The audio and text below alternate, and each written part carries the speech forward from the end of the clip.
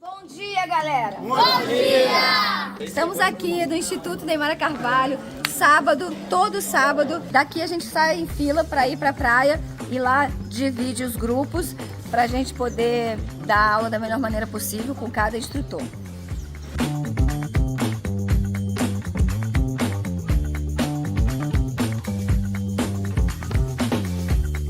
O que você aprendeu nesse tempo de 3 anos aqui?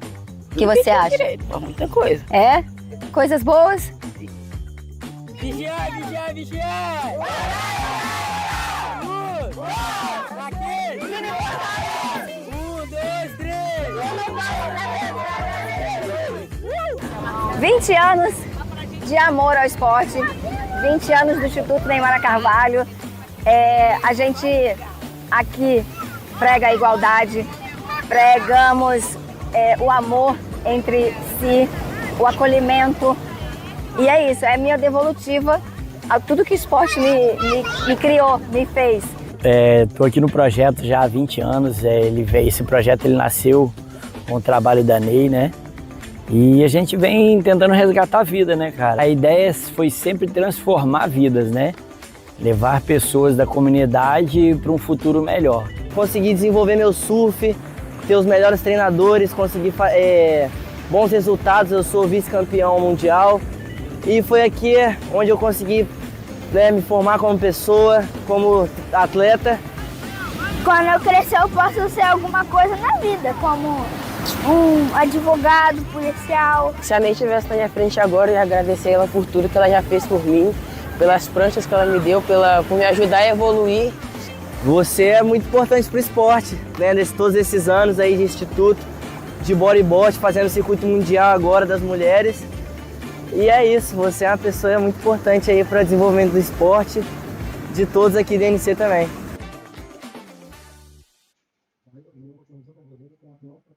Hello everyone, welcome to a very important day. We might have a champion today, Lucas. This is day number 6 right here at the 2025 ArcelorMittal Wahine Bodyboarding Pro presented by Extrabom. I'm super excited. My voice is almost gone because there's a lot of excitement and a lot of good things. How are you? Good morning. I'm pretty good. Good morning, Bego. Good morning, everyone at home. Definitely going to be an amazing day. Right in the first moments of the day, we might have a big decision. In the second quarterfinal, Namika Yamashita is going to the water, and if she loses, Alexandra will be the world champion. So looking for an amazing day for sure. That's right. And if she advances and Alexandra advances, or regardless if Alexandra advances or not, Namika needs to make it to the final. So there's still some more things, but definitely the heaviest burden is on Namika's shoulder. So we'll see how that goes.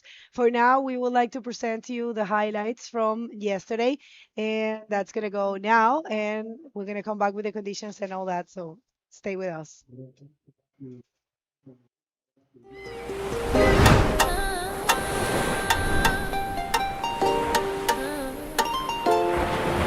Onda vem, eu sigo na fé, sal na pele e fé na maré, olho no vento, alma, coração, força da água, sentimento, emoção. Sou mar, sou raiz, na corrente, contra a luz, sou mulher, sou poder, nada pode me deter.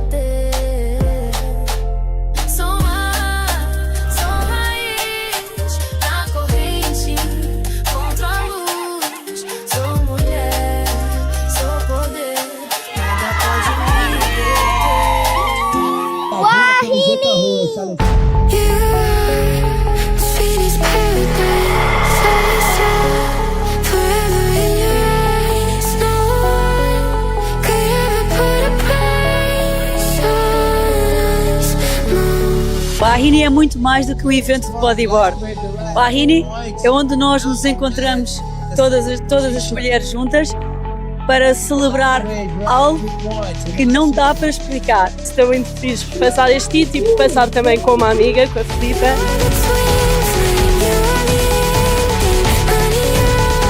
Estou muito contente por ter passado. É a minha primeira vez nos quartos finais do Mundial Pro Júnior, por isso estou muito feliz.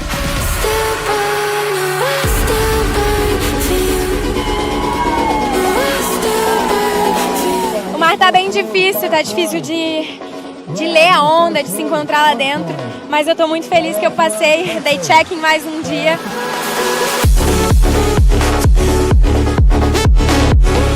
Só alegrias, então, terminei o dia classificada, agora eu vou descansar. Amanhã espero poder estar com todo o gás de novo para competir aí, que tá bem difícil. Tem altas ondas, eu tava super feliz, entrei agradecendo a Deus, sabe, pela oportunidade da gente ter onda. Jacaraípe é isso aí, é preparação física e tem que estar conectado com o mar para entrar na vala certa e graças a Deus deu certo. Ih, valeu, né?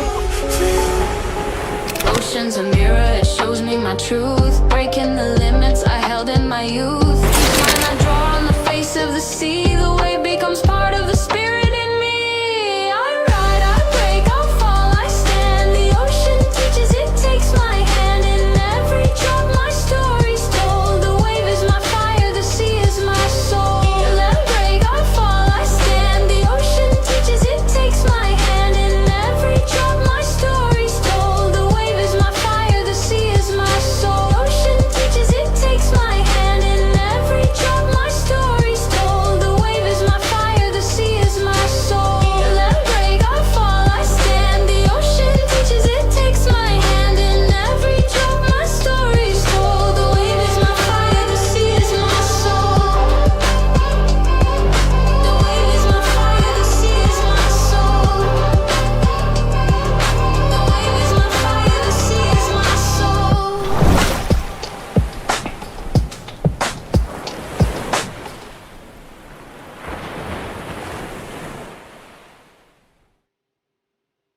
Well, what an amazing day it was yesterday, the fifth day of competition. We had so many action from the Masters, from the Open, from the women division as well. So yeah, looking for a very good day today as well, guys. We are starting the woman-on-woman format as well, and we have a world champion in the water in the first heat.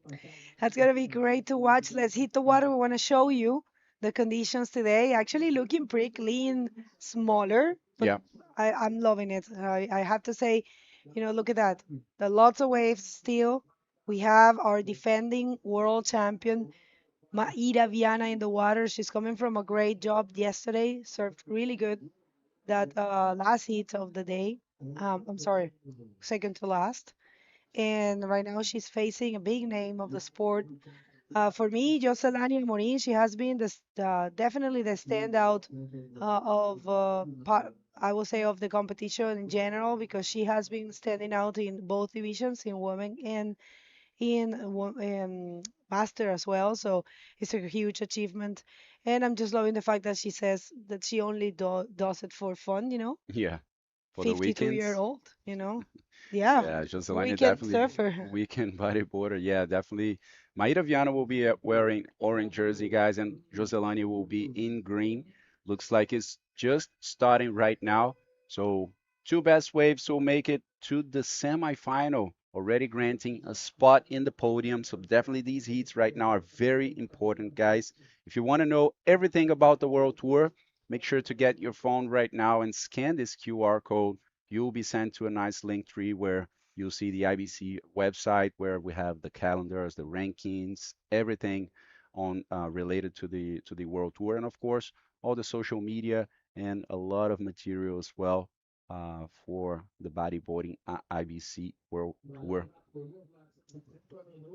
That's right, everyone. Thank you for tuning in. We are very happy to be here, day number 6, and we might not come tomorrow. We're gonna wait for the official confirmation from our judges, and we might not come.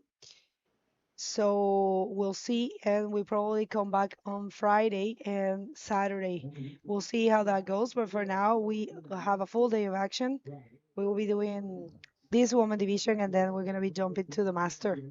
So yeah, master for 8 hits. We're gonna have a couple guests as well in the master division. A lot of people wants to come and commentate, so that's gonna be great. Quarterfinal number 1 here, the woman division, 30-minute hits. Great day. Então, cumprimentando nosso público português, brasileiro que está assistindo de casa aí, um bom dia a todos, ótimo dia. Esse é o 6º dia de competição aqui no ArcelorMittal Wahine Bodyboarding Pro. Começamos com as quartas de final da categoria Woman e temos cenário importante, pessoal. Na próxima bateria, nós já temos Namika Yamashita, que está na luta pelo título desse circuito de 2025. Ela vai estar enfrentando Neymara Carvalho, pentacampeã mundial. E se Namika perde essa próxima bateria, Alexandra Rinder se torna automaticamente a campeã mundial categoria feminina de 2025. Então, sintonizem aí com a gente, acompanhem, compartilhem essa live com quem ainda não abriu e não está aqui junto, porque são momentos importantíssimos, o ano inteiro de trabalho que vai ser decidido, talvez, no dia de hoje. Se Namika avança essa bateria, aí a decisão do título vai ser adiada para os próximos dias de competição. Possivelmente amanhã não teremos competição, ainda está para ser confirmado um dia off. Ao fim do dia, né, provavelmente a gente já vai ter essa notícia para vocês. E vamos ver, Joselani vem abrindo a bateria, ó, parece que vai para uma esquerda, a onda enche um pouco na primeira parte, ela vai fazendo aquela conexão, Joselani desenhando linhas, né, vai lá em cima fazer um 360, a onda acaba enchendo e ela fica por ali. Uma onda bem curta para Joselani, certamente não era o que ela estava buscando. Enquanto isso, agora a Maíra fica com a prioridade 1, vai esperando por outra oportunidade. Olha essa direitinha aí quebrando e ela vem nessa. All right, a wave here for Maíra Viana. We'll see. It starts with the roll, probably not the most projected, but it is a complete move, and she will go for the reverse. And right now, we'll see. All right, so that will be pretty much it for Maíra Viana. So we have 2 waves. We wait to see. I mean, probably Maíra is going to get a little bit more. Yeah, Maíra managed to do a little roll in that first part of the wave. So first wave for Joselani, very quick one, just that first section, nice cutback, just stalling, goes up for this 360, and the wave just fades away. And Maíra's first wave, on the other hand, was a bit better because she managed to do this roll, not projected at all for sure, but you know it counts as a maneuver. Now one more reverse. So combining 2 maneuvers in relation with Joselani's wave with just one spin, you know, probably going to get a bit more. So 4 points for Maíra's wave, and we're still waiting to see what's gonna come out for Josie. Interesting hit here. You know, we have our defending world champion, and we have getting a 3.75. And right now, waiting for the last wave of Joselani. This is only starting. Things are just setting up here. People, the first hit of the day. Judges are assessing the conditions, assessing what can be done. So, the first wave for Joselani was a 4, and she's first right now, but this is only starting, right? Yeah, that's it. A 4-point ride for Joselani. Então saiu 4 pontos aqui para a onda da Joselani e 3,5 para a onda da Maíra. E olha aí, já tem ação na tela. Joselani vai olhando para a direita, mas decide ir para a esquerda. Ela que é mestra nas conexões aqui em Jacaraípe, em performar muito bem, ler essa onda como ninguém. Ó. Consegue passar para a próxima sessão, empareda ali para ela vai para a junção agora, encaixa um rolo, consegue projetar legal ali para aterrissar na frente, e acho que vai buscar alguma coisa a mais nessa onda. Ó. Agora sim, Joselani que vem trabalhando as ondas até o final, agora ela enche, ela joga as 2 mãos no bico ali para poder distribuir bem o peso, né? Manter aquela velocidade, ó, de novo. Tá complicado, parece que tá complicado para conectar agora, Bego. Mesmo Faz um assim, ela tá 360 e conseguindo, fica para né? trás. Dá para ver que tá bem difícil. E olha aí Maíra na ação. That's right, Maíra starting also with a spin there. Let's see if she continues. I believe she is doing the same. You know, it's been a tendency to use both hands and push your nose so you generate more speed and try to pass the sections. But yeah, not able to do much. And that will be, I think, last wave will be best of Joselani for sure. This is the replay, and it's going to be interesting to see it from this angle. Joselani Amorim, not even, you know, actually using both hands through half of the wave actually. And first maneuver right there, spin, and then a roll. which is very well done for what the wave can offer.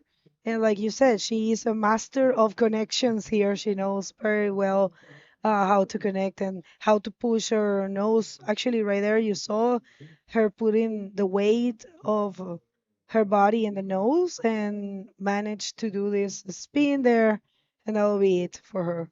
And this was the last of Maíra.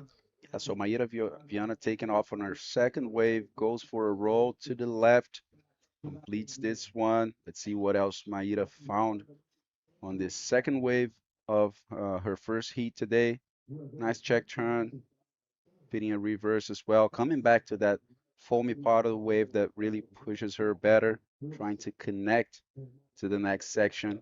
You see, she wants to do a spin, but it's very tough. It's a very tough decision point there because if you do a spin and you rush to do it too quickly, then you don't get enough speed to connect to the next section, which might hold a good ramp or a good moment for a few more maneuvers. So very tough decision-making process over here in Jacaraípe that really requires the athlete to, assess everything on that wave really quickly. And check this out. Namika Yamashita getting ready to go to the water right next. She will be facing a tough opponent, Neymara Carvalho, but Namika has been impressing a lot in this event, especially in the last heat where she took a lot of time in the third position and in the last minutes managed to get a very good wave and jump straight to first position, Bego.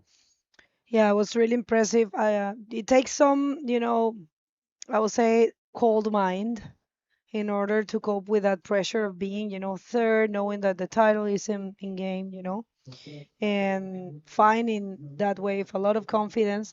That's what I mean, if you are confident on your surfing and you know that if you get the wave, you're gonna completely destroy it, everything is gonna be good, And I think that's the case of her. I noticed that she's a bit nervous. I mean, who wouldn't be, of course? Yeah. But I think she's doing great. And, a lot on her shoulders, people. Right now, we need to see what's going to happen. She's coming up on the next heat facing Neymara Carvalho, people. And if Neymara Carvalho beats her, which is, a very possible thing here, um, she will be handing the title to Alexandra Rinder. So next heat is key. And if she advances, nothing's going to happen today, regardless if Alexandra advances or not. If Namika keep advancing, she has to make it to the finals. We'll see. And depending, I mean, how, yeah, I think what with the only fight of her getting to the final, she could get the title if Alexandra loses today. But we don't want to get too ahead of things, For now, we are just taking it heat by heat as well as the ladies. For now, we're just thinking that if Namika loses, Alexandra becomes a world champion for the third time, 10 years after.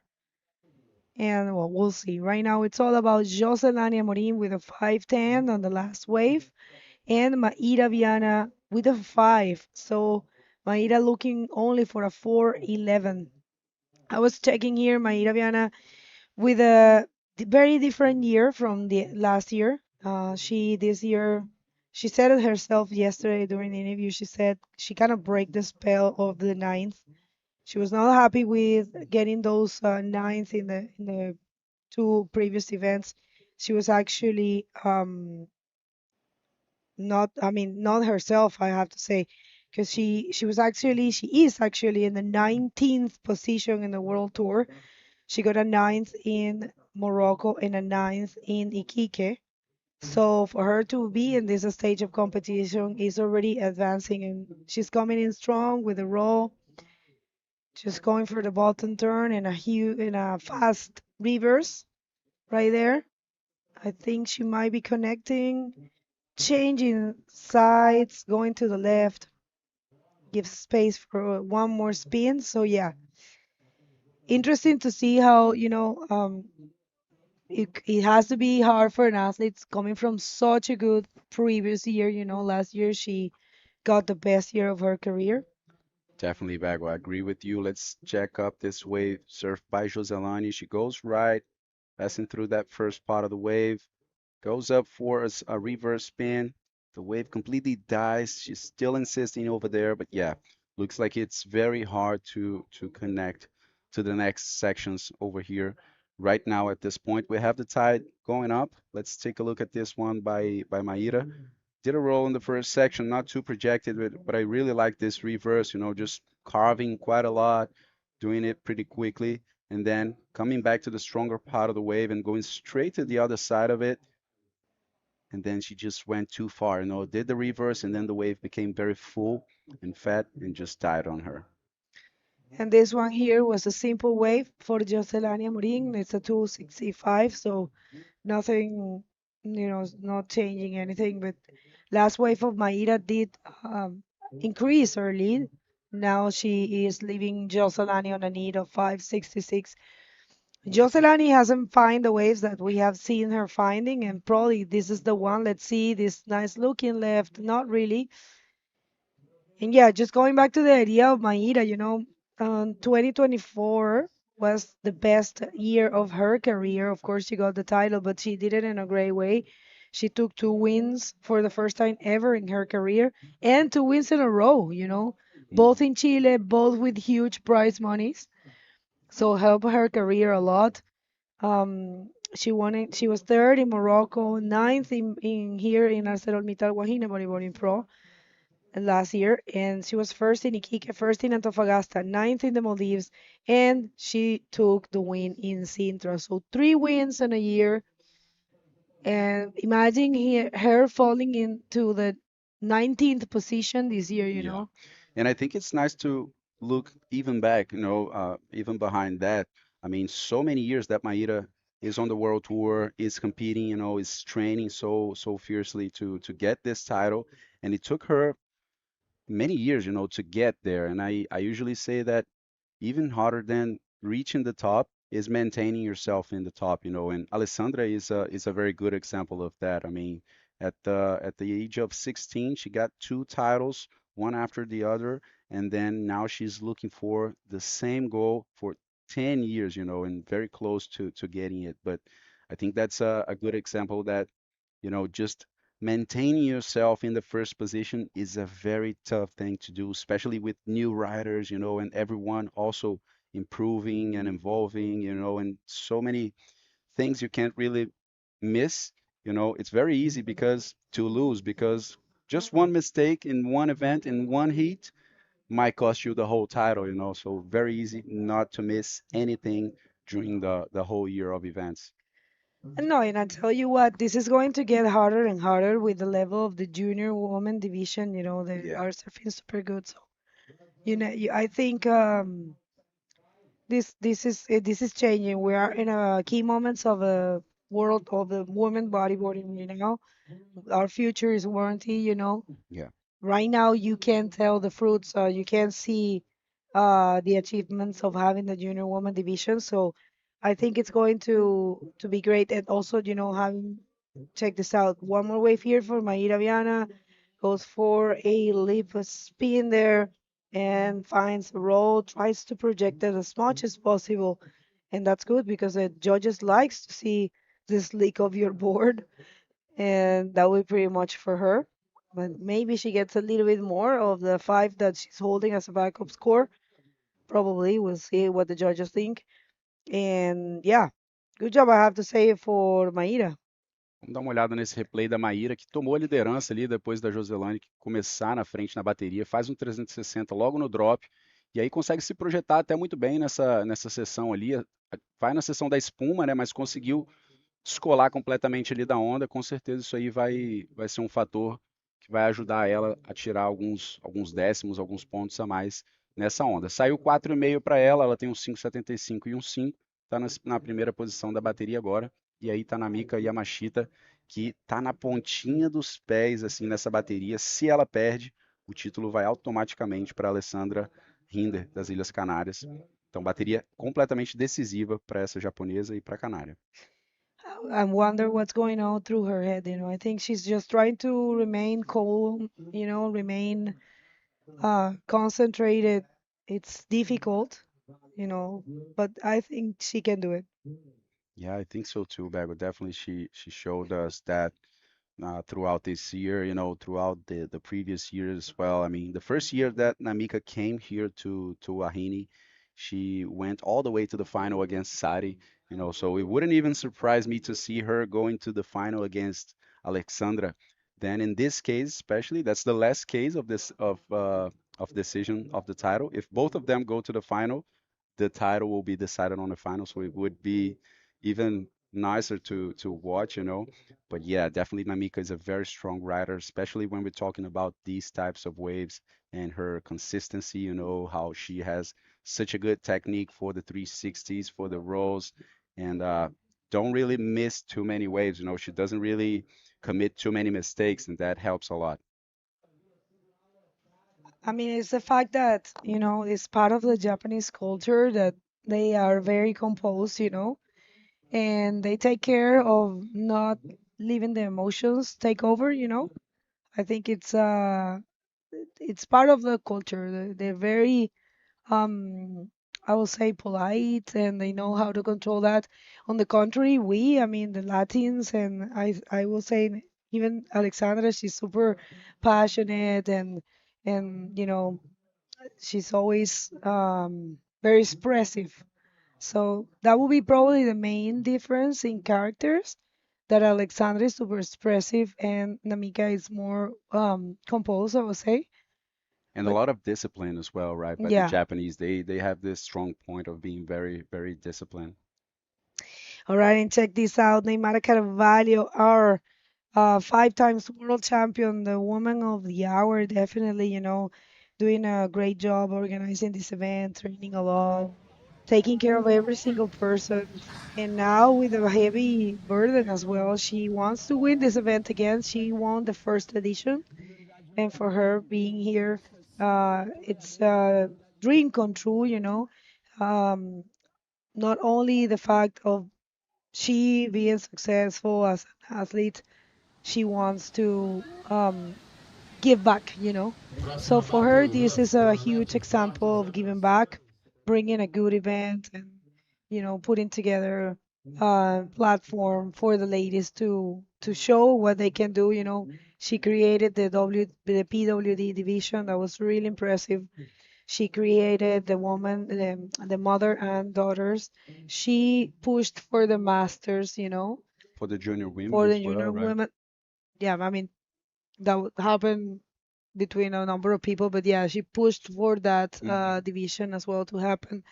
So it's really beautiful, Yeah, I mean, Neymara is a iconic bodyboarder, and we got to say in this contest, especially, she's being super sharp. We're seeing that classic Neymar style, carving very strongly before doing the reverses, double spins.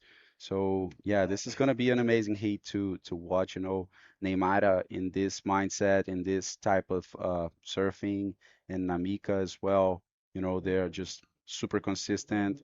A lot of pressure in this heat, guys. Gonna be a very decisive one. And yeah, I mean, just the show is on over here in Jacaraípe. And Lucas, I was thinking, Neymar and Gordinho, cara. How many times that image has been repeated? Oh, For how many years? yeah. She's celebrating 20 years of career as well as the Instituto Neymar Carvalho. And Gordinho has been there through the whole time, Yeah. 20 years. I remember Neymar in Arica, 2013, Gordinho was with her, and she was attacking sections, man, that I was so impressed in El Flopos, it's the most difficult wave for me, the most dangerous wave. I even think it's even worse than fronton. Some people might think I'm wrong, but Namika left the water to, I think, shake hands with Neymar, and this is where you can tell that they're very polite. You see, Yeah, let's see. Let's Maíra Viana, I believe, going right. Nice reverse. This wave is setting up. Good looking for her. She works the 360s.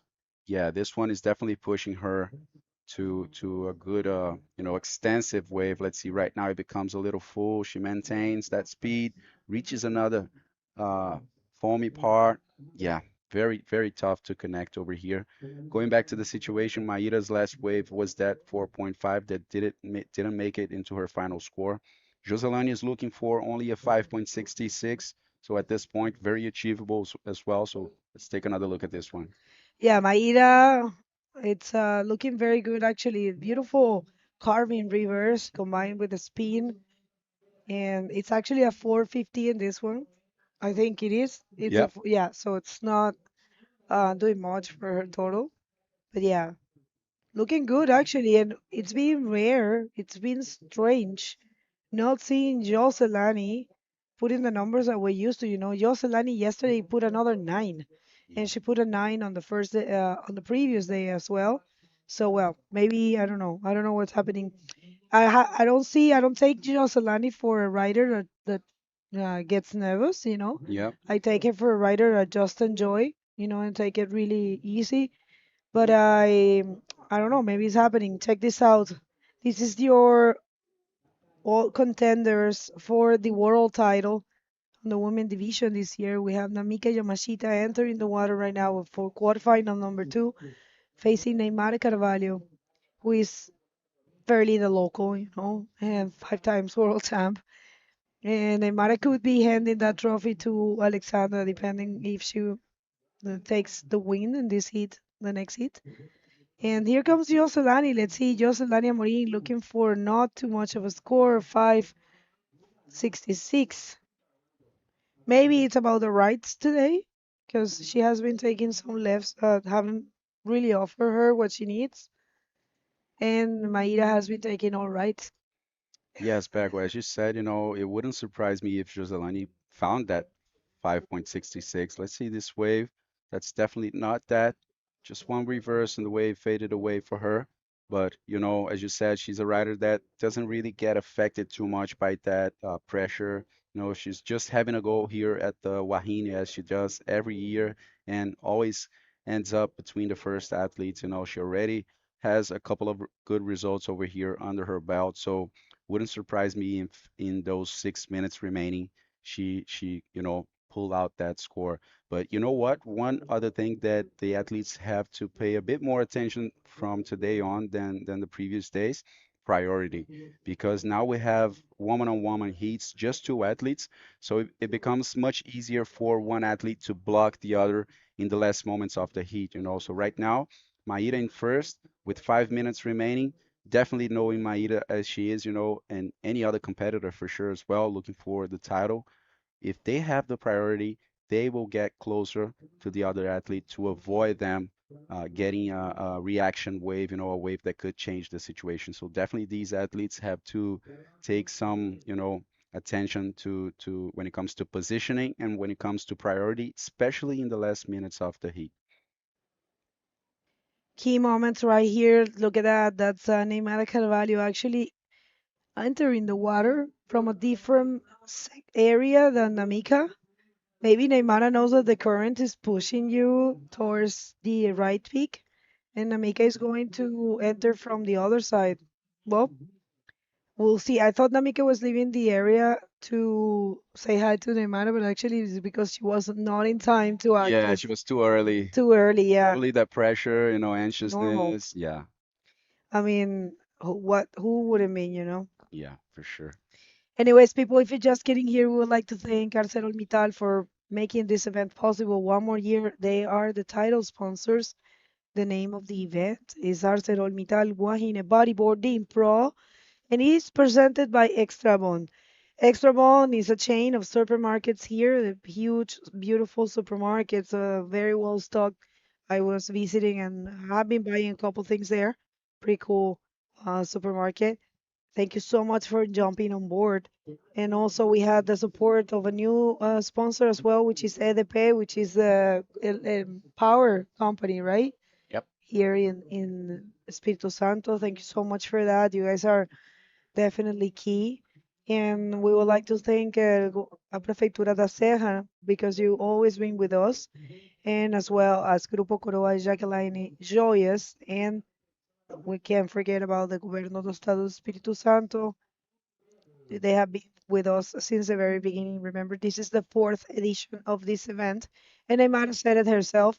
Her intention is to bring this event for many years, and we're happy to have it and grateful. Thank you so much to everyone. And I would like to say thanks. Oh, check this out. I believe putting some pressure there, Maida, even though she doesn't have the priority, she was putting pressure on Joselani. And Joselani kind of bought it, but not. She keeps going. Let's see, maybe she finds something good in this wave. Right there. This is the second spin. I think she might be connected. And, dangerous moments right here. Maida knows that. And that's a good roll for Joselani. And she's switching sides. And I think that's going to be the money. Yes, that is a good maneuver for her. I'm seeing a lot of excitement I'm hearing from the beach.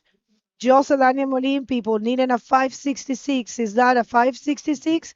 These are the dying minutes. She might get it. I think so, Bago. I think so. She came up with a couple of rolls over there. I think Maida might have pushed Joselani into some problems for her own self. Let's see this one more time. So a check turn right over the lip. She goes for a reverse and then manages to come back, build that speed, coming back to the stronger part of the wave. And right now, using it to do one more spin. And she came connecting quite a few good maneuvers, Bago. I believe that can be the score Josie is looking for. Now, she did the first roll after a few spins already. Then she turns left. The wave comes up with another section for a roll as well. And it's a 6.75 right now. So definitely the pressure is all on Maida's shoulder. With 2 minutes remaining, she is looking for a 6.11. Not a huge score. It's an achievable score for sure. Just a matter of one wave, but not much time for Maida to react. Maida knew exactly how dangerous Joselani was, and even though she was not holding the priority, she tried to put some pressure on her on that last wave, and Joselani didn't buy it. She went straight, and this is the experience. She's 52 years of age, people, super experienced, super in love with bodyboarding, passionate about this sport, and she didn't buy it. That pressure took the best wave of the heat so far. Actually, it was really well worked and really well served. And right now, we'll see if Maida Viana, along in the peak with priority, can find a 611 for herself. Like you said, she can do it. For sure, she can. Yep.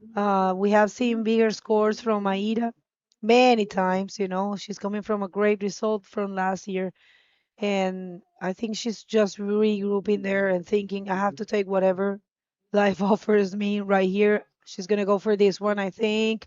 And it's not looking bad. It's actually looking good for her. Let's see if she can do it. 611 is what our defending world champion, Maida Viana, it's looking for. She's paddling and not able to take this wave. Let's see if she can find something else. 30 seconds. Wow, this is crazy. And Joselani also coming on another wave, trying to improve that 5.10. She knows Maida's pure danger in these last dying seconds. Let's see what Josie's going to come up with. Not really anything. And let's check Maida to see if she's going to be able to react right now with 10 seconds, or will we have Joselani going to the podium and securing a semifinal and the third position? I believe that's what happened in Bago. Oh, my. All right. So it's been decided. I have to say huge applauses to Maida Viana because she was dominating the heat at the beginning, and Joselani taking this wave just for the sake of it. She does it. This one's not counting. So, okay, people, it's been decided. Joselani Amorim advances to the semifinals. She will get a podium in this event, this division. Don't go anywhere. We will come back with the key heat right after this.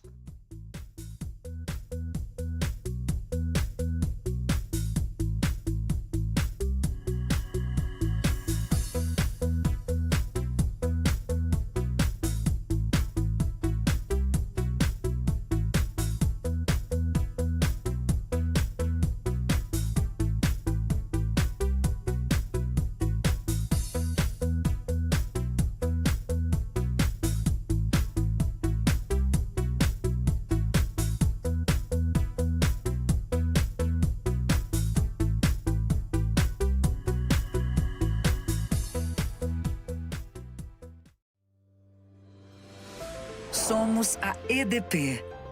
A nossa energia é global. Estamos presentes na América do Sul, América do Norte, Europa e Ásia-Pacífico. Operamos em toda a cadeia de energia: geração, transmissão, distribuição, comercialização, solar, eólica e mercado livre. Nossa energia é inovadora. Desenvolvemos hoje as soluções que vão mudar o amanhã. Nossa energia é social. Por meio de nossas ações, já beneficiamos mais de 4 milhões de pessoas. Nossa energia é verde. Somos pioneiros e um dos maiores produtores mundiais de energia renovável. Queremos liderar a transição energética. Isso é mais que um compromisso. É uma escolha. EDP. Nós escolhemos a terra.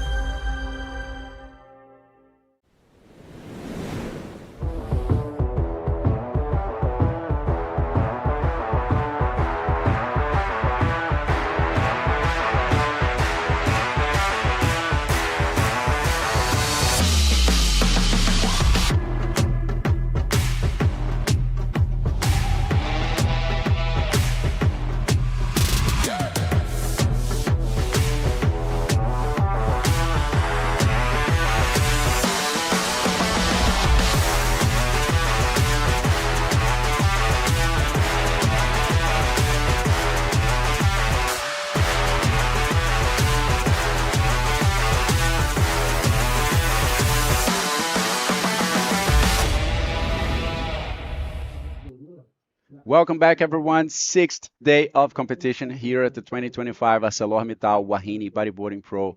And now we have a key heat, a key moment for the whole 2025 season, guys. Namika is going to be facing Neymara Carvalho on this quarterfinal right now, and she is on her toes. If Namika loses this heat, this one over here is going straight to Alexandra Rinder. So guys, make sure to tune in with us here in these next 30 minutes, because these are going to be very important for this year's World Tour.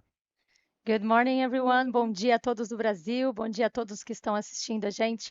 Bateria muito importante na água agora com Namika Yamashita contra Neymara Carvalho. Namika que tem agora a chance de passar essa bateria e continuar buscando o título mundial.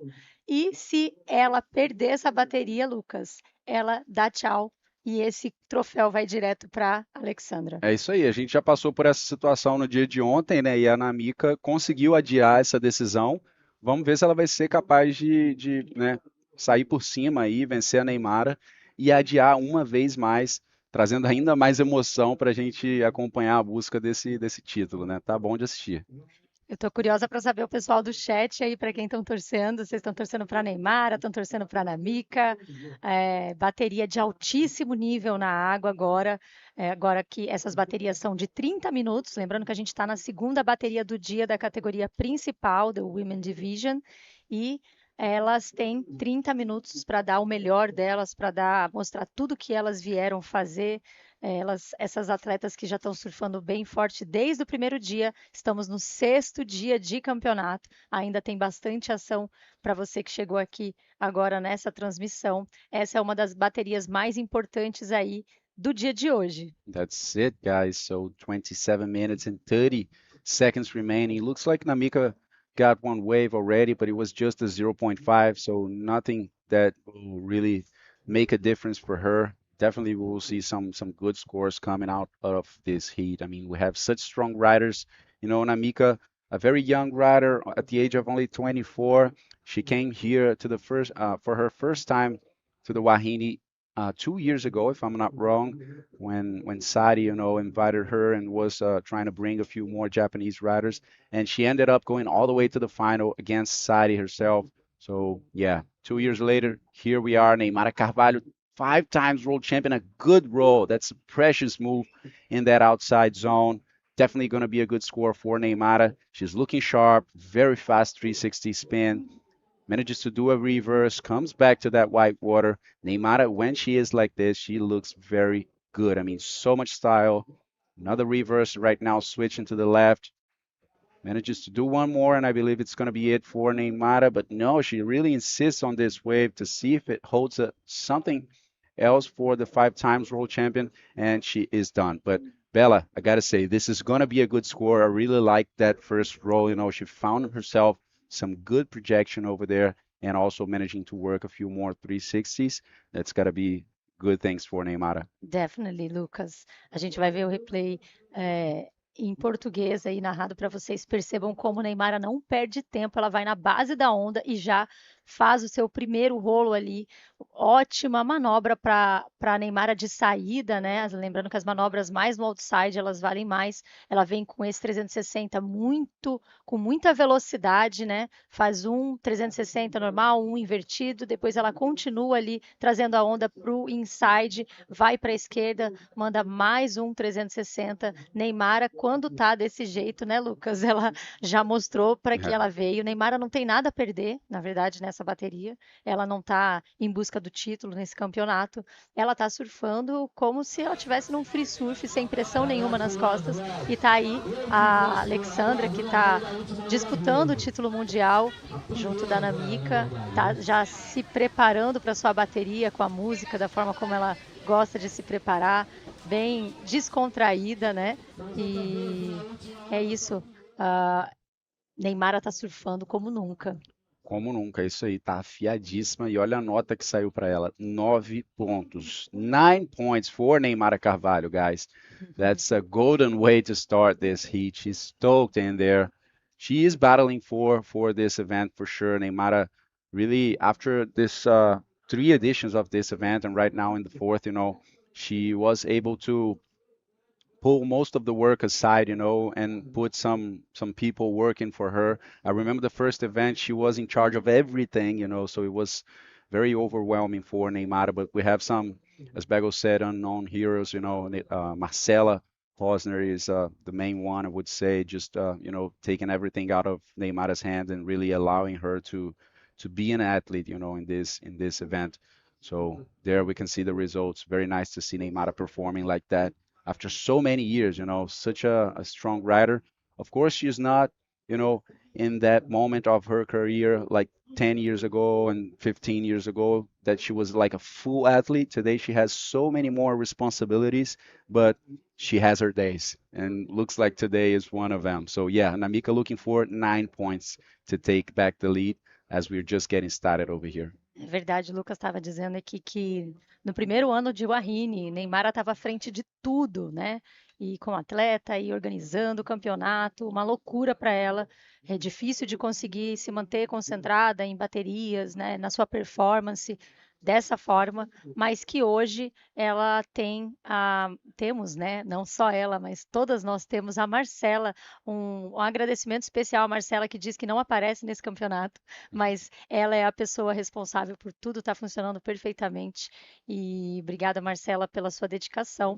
Enquanto isso, a gente vai lá para a praia com a Bego, que está com a entrevista pronta com a ganhadora da última bateria. Com você, Bego.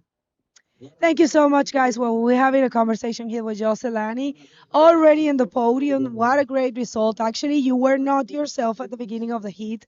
And then that wave, we all thought Maíra was putting pressure on you, but you didn't follow that. You had the priority and you took it. So how was it? Então, o mar estava muito difícil, porque no começo estava entrando umas ondas e depois deu uma parada. Eu boiei quase toda a bateria. Mas, graças a Deus, ali no finalzinho veio essa onda, eu estava com a prioridade, usei a prioridade para pegar ela e consegui conectar e deu tudo certo.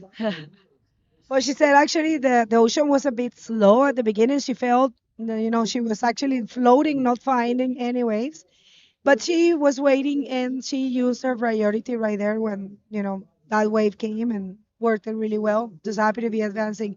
One more podium. Last year we didn't have you here, but you have been having podiums every time you're here.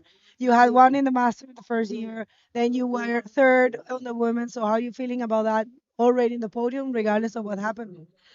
Eu me sinto muito bem de poder estar fazendo outro pódio, porque, enfim, eu estou com 52 anos, né? Não é fácil se manter sempre ativo assim. E é isso aí. Não dá para ficar parado, tem que estar se mexendo e ainda mais quando a gente gosta de uma coisa. Então, aproveitar todo mundo aí que que já está mais velho, não pare de fazer seus esportes, porque a gente se mantém vivo, né? E aí eu estou conseguindo mostrar que eu estou ainda podendo competir de igual para igual aí com as atletas super boas, né?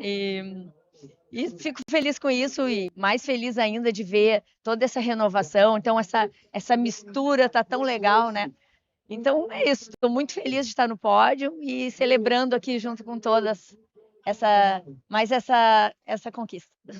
Oh, for her, it's she's very proud and happy to, of herself because she's 52 years of age and she keeps battling and she's demonstrating that she has the skills. And also, she's very happy to be part of this event because she's seeing the new generation, she's seeing the future, and she's proving that you can keep going and you can achieve big things no matter what how old you are or whatever. So this is the big message that this event has been sending. You want to say anything else to anyone at this point? Sim, eu quero deixar uma mensagem, então, para todos os meus amigos, agradecer mais uma vez a torcida, que está muito forte, o pessoal da praia, pessoal de casa. Estou muito, muito animada com todas as mensagens que eu estou recebendo e que eu vou dar o meu melhor agora, daqui para frente. E vamos lá, vamos para cima. Parabéns and best of luck in the Master because you're competing today again. So do it. All right, so back to you guys. Thank you, Bego. Jo doing nothing different than what she has been doing these 6 days, guys. Just completely destroying the waves. I mean, beautifully, with beautiful lines and a very nice style, so much flow, really, putting a clinic and giving some classes for us here, of old school style bodyboarding, guys. And check this out. Is Namika coming on this one? She has been floating for 10 minutes right now. Neymara already with the 9-point ride. So things are not going to be, easy for Namika to try and postpone this title decision one more time as she did yesterday. This time things are looking a bit tougher, for her. And Neymara is looking very sharp, looking for another wave. She attempted on another one, got just 3.25, but definitely she'll be back there trying to get something else. And in the meantime, Namika just with a 0.5, basically looking for her first wave and looking to start her campaign in this heat.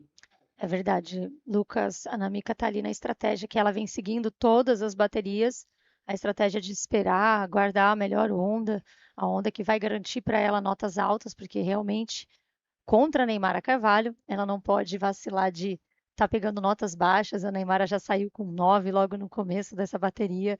Durante a entrevista a gente teve uma nota 3,25 para Neymara, ou seja, Neymara já tem 2 notas, Namika dá para considerar que ela não tem nenhuma nota, né? Uma nota meio ali, é praticamente uma tentativa de uma onda, ela não fez nada, não performou nada na onda. Então, Namika está precisando de 2 notas para conseguir bater de frente com a Neymara. Neymara que está hoje, né, nessa condição sem pressão nenhuma para surfar no dia de hoje. As condições um pouquinho diferentes dos outros dias, né, Lucas? O mar baixou um pouco, perdeu um pouco a energia, a potência desse swell, mas temos boas ondas ainda no dia de hoje. A gente viu a onda da Neymara já colocando um rolo logo no início da onda, né? Mostrando que a onda está emparedada, que tem parede de onda para manobrar.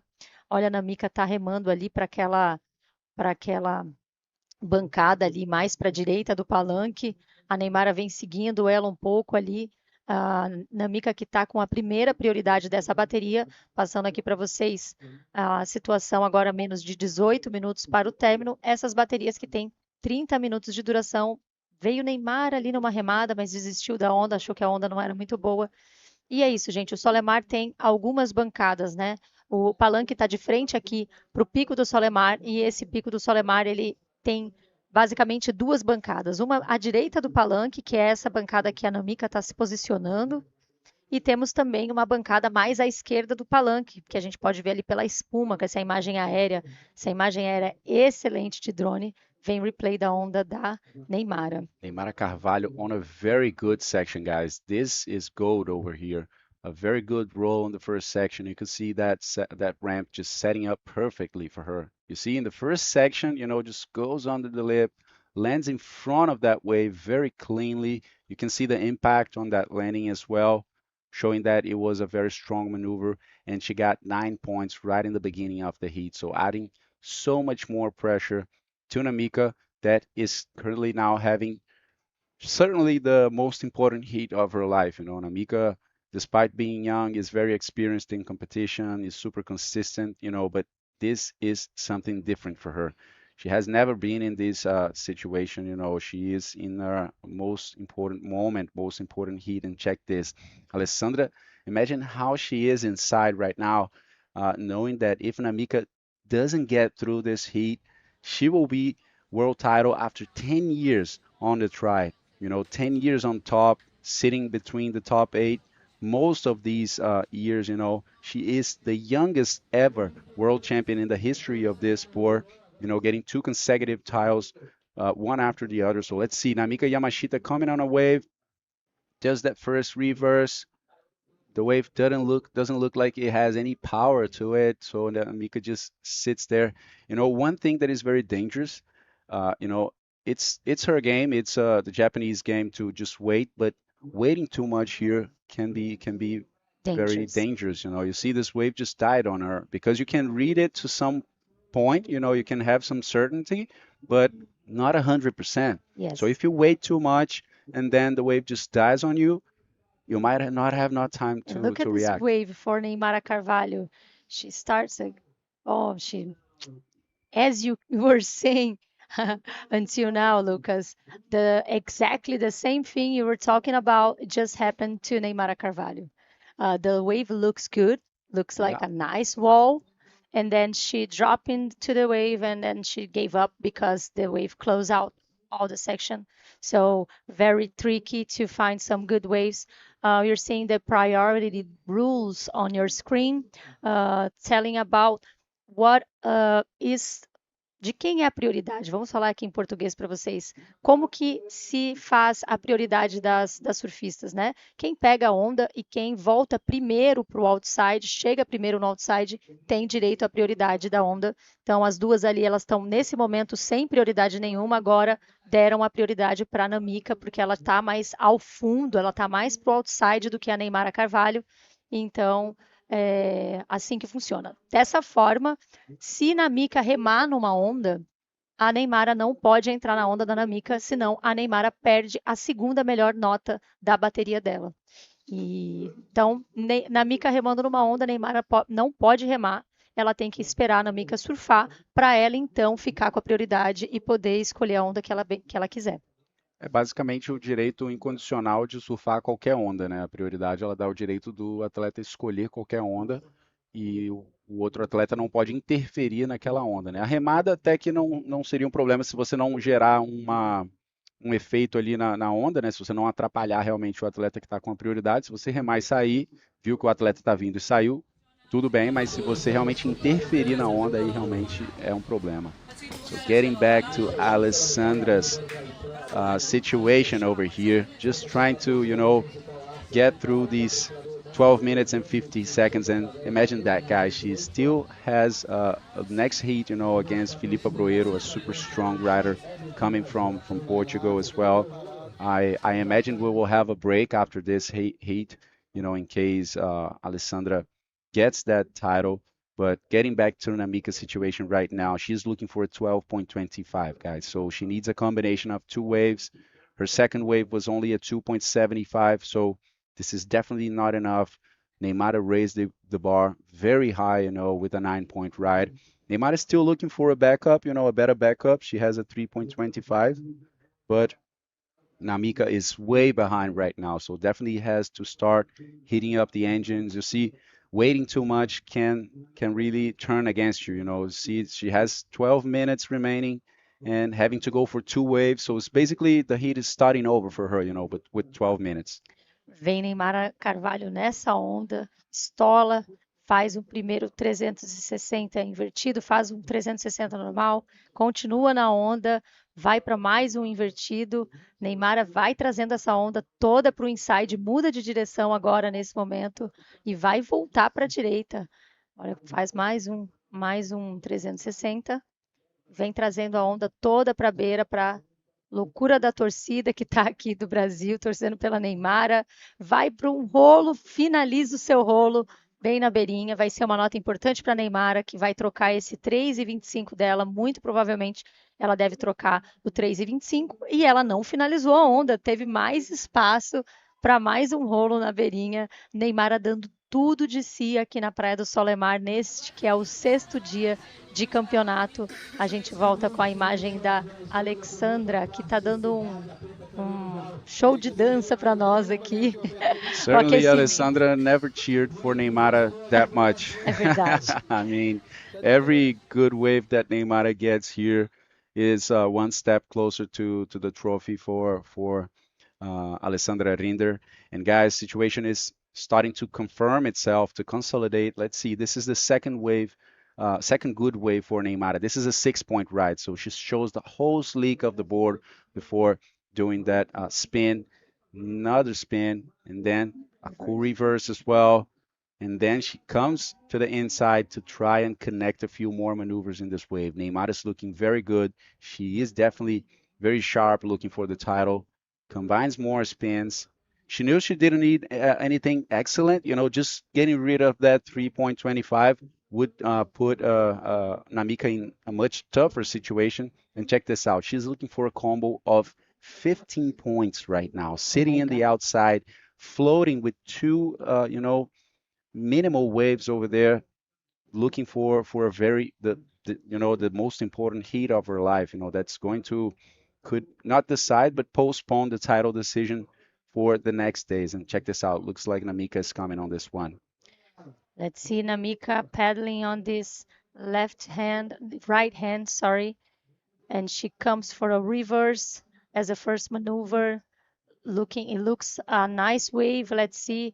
She puts another spin and then goes for another reverse. Oh, it's going to be an important score for Namika and goes for a roll. She completes the roll. Nice wave for Namika. Let's see. And then another roll. Really good wave for Namika.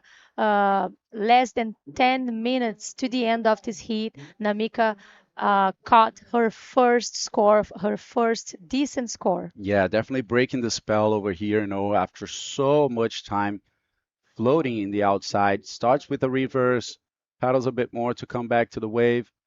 Then now fitting a nice 360 on the line. And it's impressive, the projection that she builds on that roll, reverse. And right now you can see the kick, and then she projects herself completely out of that wave and managing to do so even in this foamy section.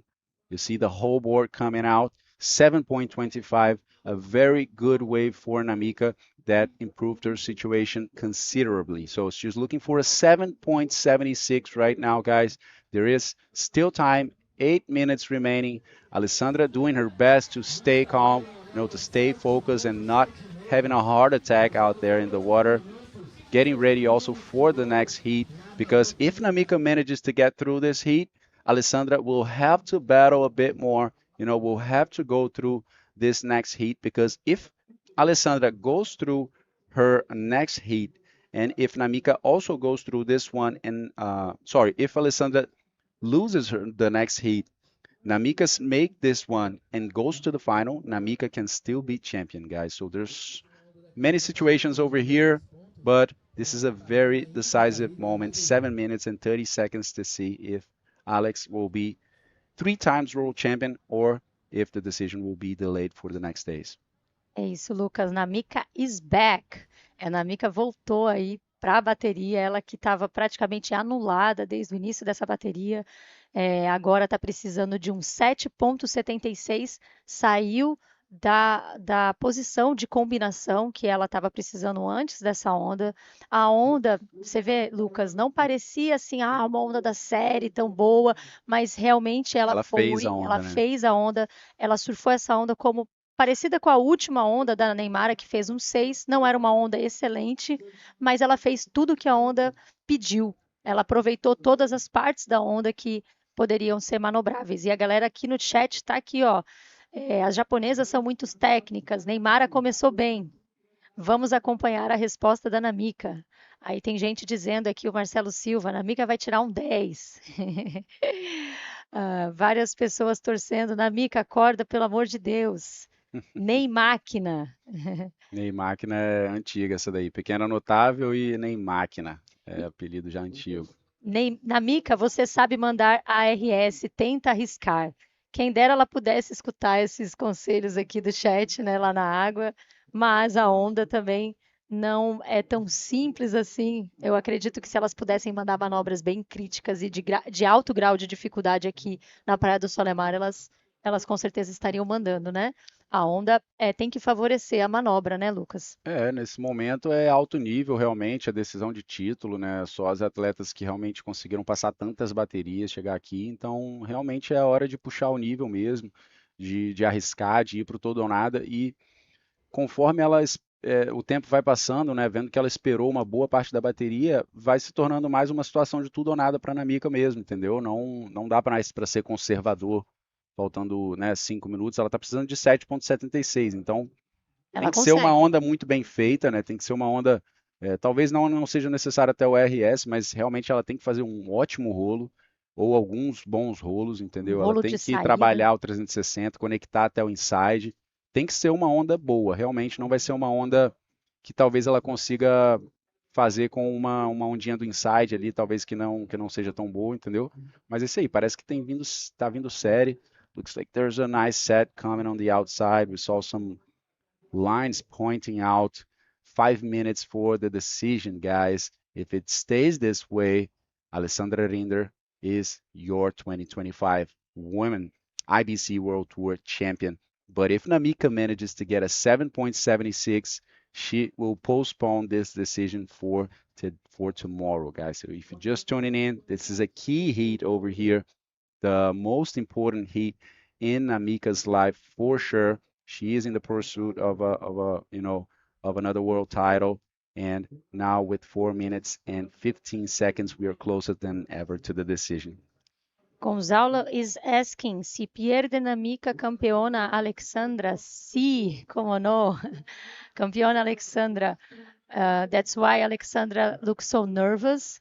It's trying to focus on her next heat, but at the same time, cheering to Neymara Carvalho to win this heat so she can become a world title after 10 years of training, after 10 years trying to become a world title.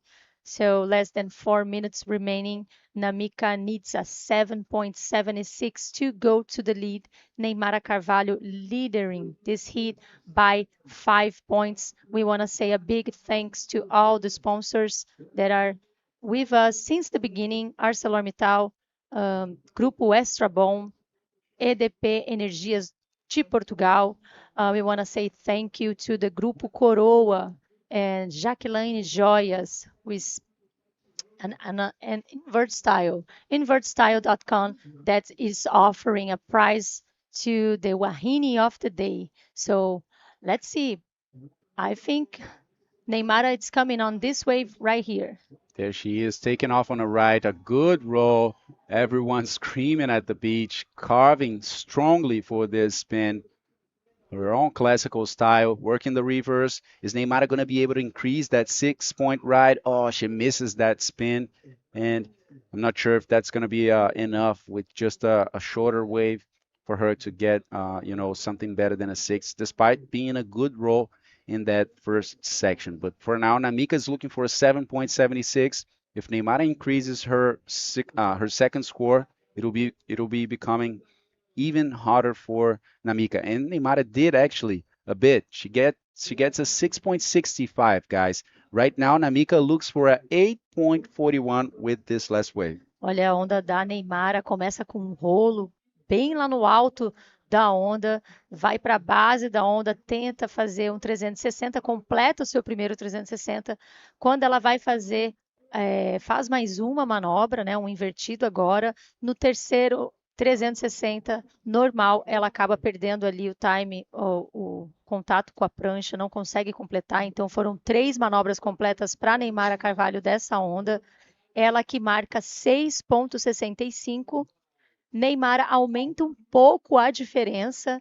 ela estava ali com uma nota 6 e uma nota 9, agora a Neymara está com 15,65, o que estava já um pouco difícil para a Namika de conseguir uma nota 7, vai para 8,41. Agora a Namika está precisando de uma onda excelente, faltando 1 minuto para o término dessa bateria. Se ainda falta 10 segundos, ainda tem uma chance. Está cada vez mais difícil para a Namika conseguir essa nota, mas eu não duvido de nada. A gente vê de tudo em campeonato acontecer, né, Lucas? That's it, guys. One less minute before we see this decision. Will Namika be able to get a 8.41? Alexandra's already looking at that trophy. You know, she wants to put her hand on it. She is expecting for this moment for the whole year. And it's a matter of 40 seconds right now. And the big score for the Japanese rider, Namika Yamashita, looking for 8.41. Will Namika surprise us out of the nowhere? Or will Alexandra become 3 times world champion and take it back to Tenerife?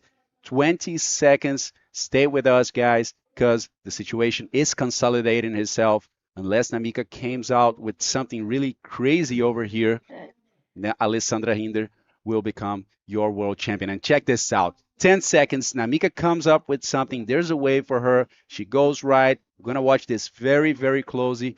Starts with a reverse. A beautiful line for Namika. Goes for the reverse. Everyone's screaming down at the beach, but we got to watch this one because it can make a chance. Working it all the way to the inside. Looks like there's a section coming up and ramping for Namika. Works another spin. And wow, she's over with that. No rolls. I believe that it can be tough for her, but we're going to wait on this score, guys. There's no projective maneuvers on that wave. So I believe Alexandra is feeling that title come in her direction. And 4.5 for Namika Yamashita. Guys, Alexandra Rinder is your 2025 Women IBC World Champion, getting this title after 10 years in the battle after she became your first and younger bodyboarder to get a world title ever. She got the first title at the age of 16, then she got a consecutive 2 times world champion, now with one more under her belt, taking it back to Tenerife, guys. This is it. Alexandra Rinder, your 2025 Women IBC World Tour Champion, being handled by Neymara, that really put a grain of sand in that heat, and helped Alexandra with the cherry on top, getting that title. Congratulations to these amazing riders. Congratulations to Namika Yamashita as well, for getting that runner-up second position and losing here in the quarterfinals. That's it, guys. What an amazing day. The 6th day here at the 2025 ArcelorMittal Wahine Bodyboarding Pro. Delivering the first title of a total of 3. We still have the junior division and the master division to be decided. What do you think of this performance, Bella? Muitas emoções aqui na Praia do Solemar, tá todo mundo gritando aqui. A Alexandra muito feliz, né? Depois de 10 anos aí de luta para conquistar esse campeonato mundial, ela tá ali, alucinada na praia. Contou com Neymara Carvalho, que levantou ela ali. Todo mundo muito feliz. Ela tá super emocionada, como a gente pode ver. E muito merecido também. A Alexandra fez uma boa campanha esse ano aí no Tour. Ela treinou forte, né? Fez várias baterias aí importantes para ela. Infelizmente, Namika deixa aí o campeonato. Neymara Carvalho passa para a próxima fase desse campeonato. E parabéns, Alexandra. That's it. Congratulations to Alexandra. Congratulations to Namika as well. It was a long year. Namika, won the first event of the World Tour back in Morocco in the beginning of the year. Alexandra came up with a victory more recently in Iquique, in a very strong type of wave. And now, just showing how complete she is of a rider, working a lot on her weaknesses, to surf here in Jacaraípe and becoming your 2025 Women IBC World Tour Champion, guys.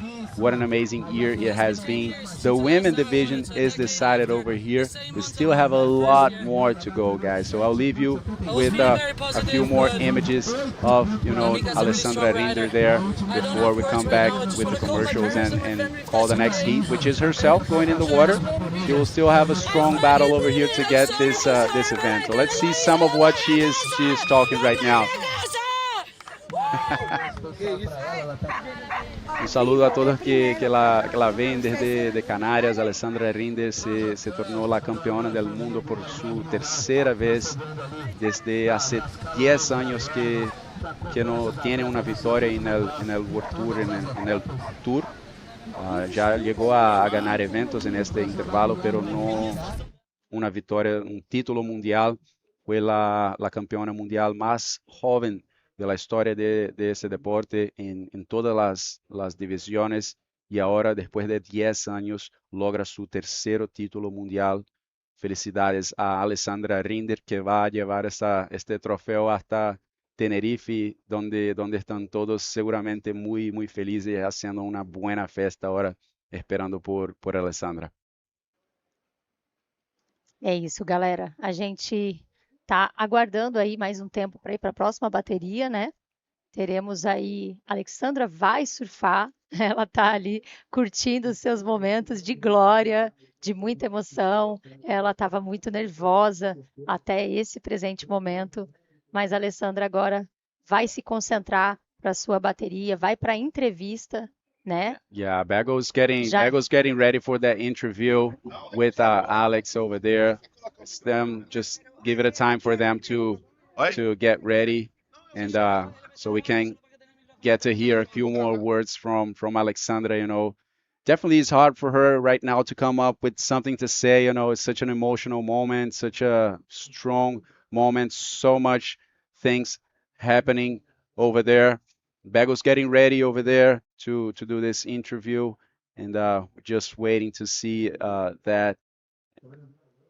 And Bago, just waiting to see whenever you're ready. Take your time over there. Take your time over there to get ready with Alex.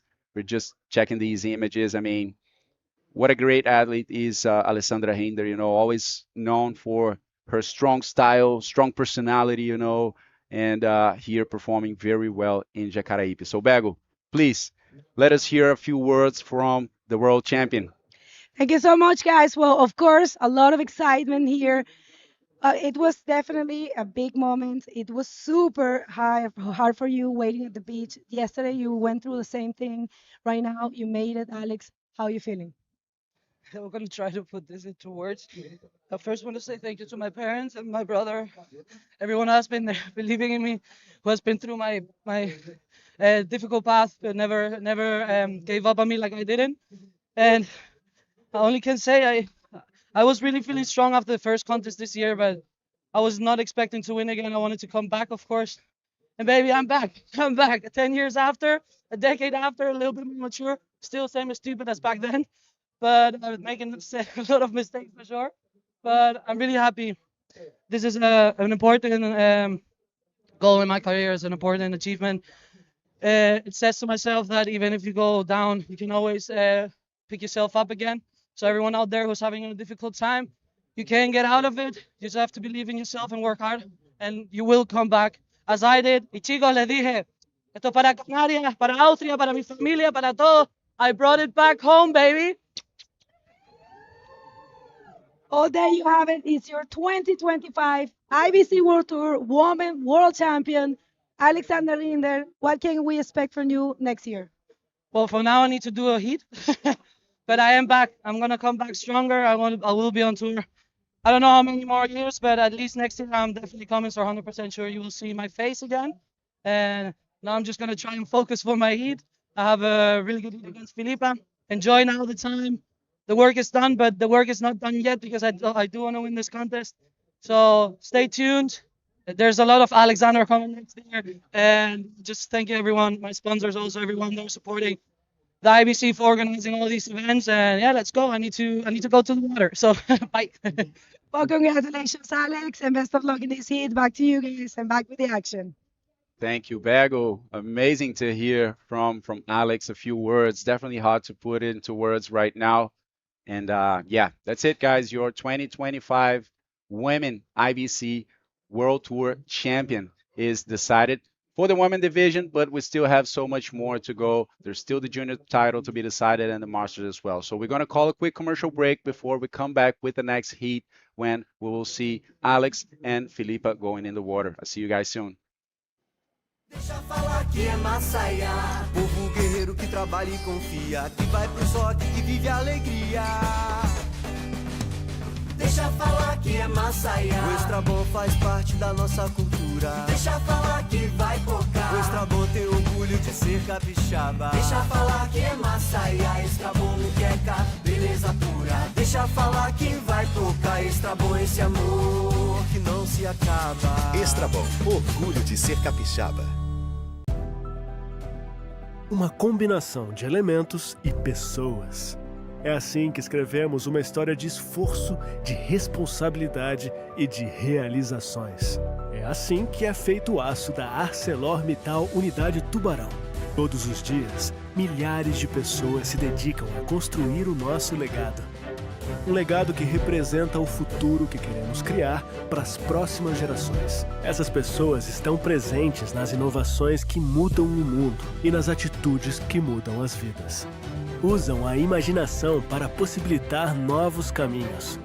Essas pessoas ultrapassam limites, conquistam reconhecimento, idealizam, criam e realizam. E é exatamente da história de cada uma dessas milhares de pessoas que é feita a nossa história. ArcelorMittal, aços inteligentes para as pessoas e o planeta. Wahine é força, é oceano, é o poder da mulher nas ondas. Com o Invert Style, leve esse empoderamento para o seu dia a dia no bodyboarding. Use o cupom WAHINE-IS e conquiste benefícios exclusivos. Wahine-se em invertstyle.com.br. Somos a EDP. A nossa energia é global. Estamos presentes na América do Sul, América do Norte, Europa e Ásia-Pacífico. Operamos em toda a cadeia de energia: geração, transmissão, distribuição, comercialização, solar, eólica e mercado livre. Nossa energia é inovadora. Desenvolvemos hoje as soluções que vão mudar o amanhã. Nossa energia é social. Por meio de nossas ações, já beneficiamos mais de 4 milhões de pessoas. Nossa energia é verde. Somos pioneiros e um dos maiores produtores mundiais de energia renovável. Queremos liderar a transição energética. Isso é mais que um compromisso. É uma escolha. EDP. Nós escolhemos a terra.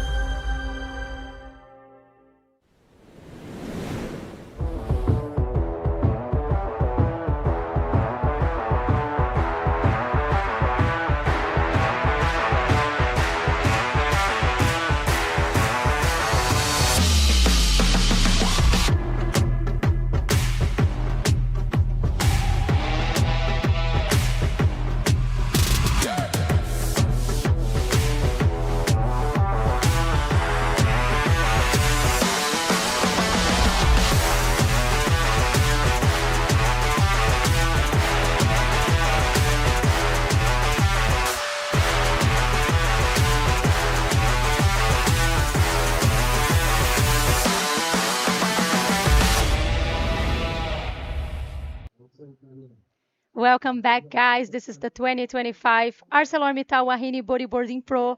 What a big emotions on this day. We just saw Alexandra Rinder being the world champion on the last heat.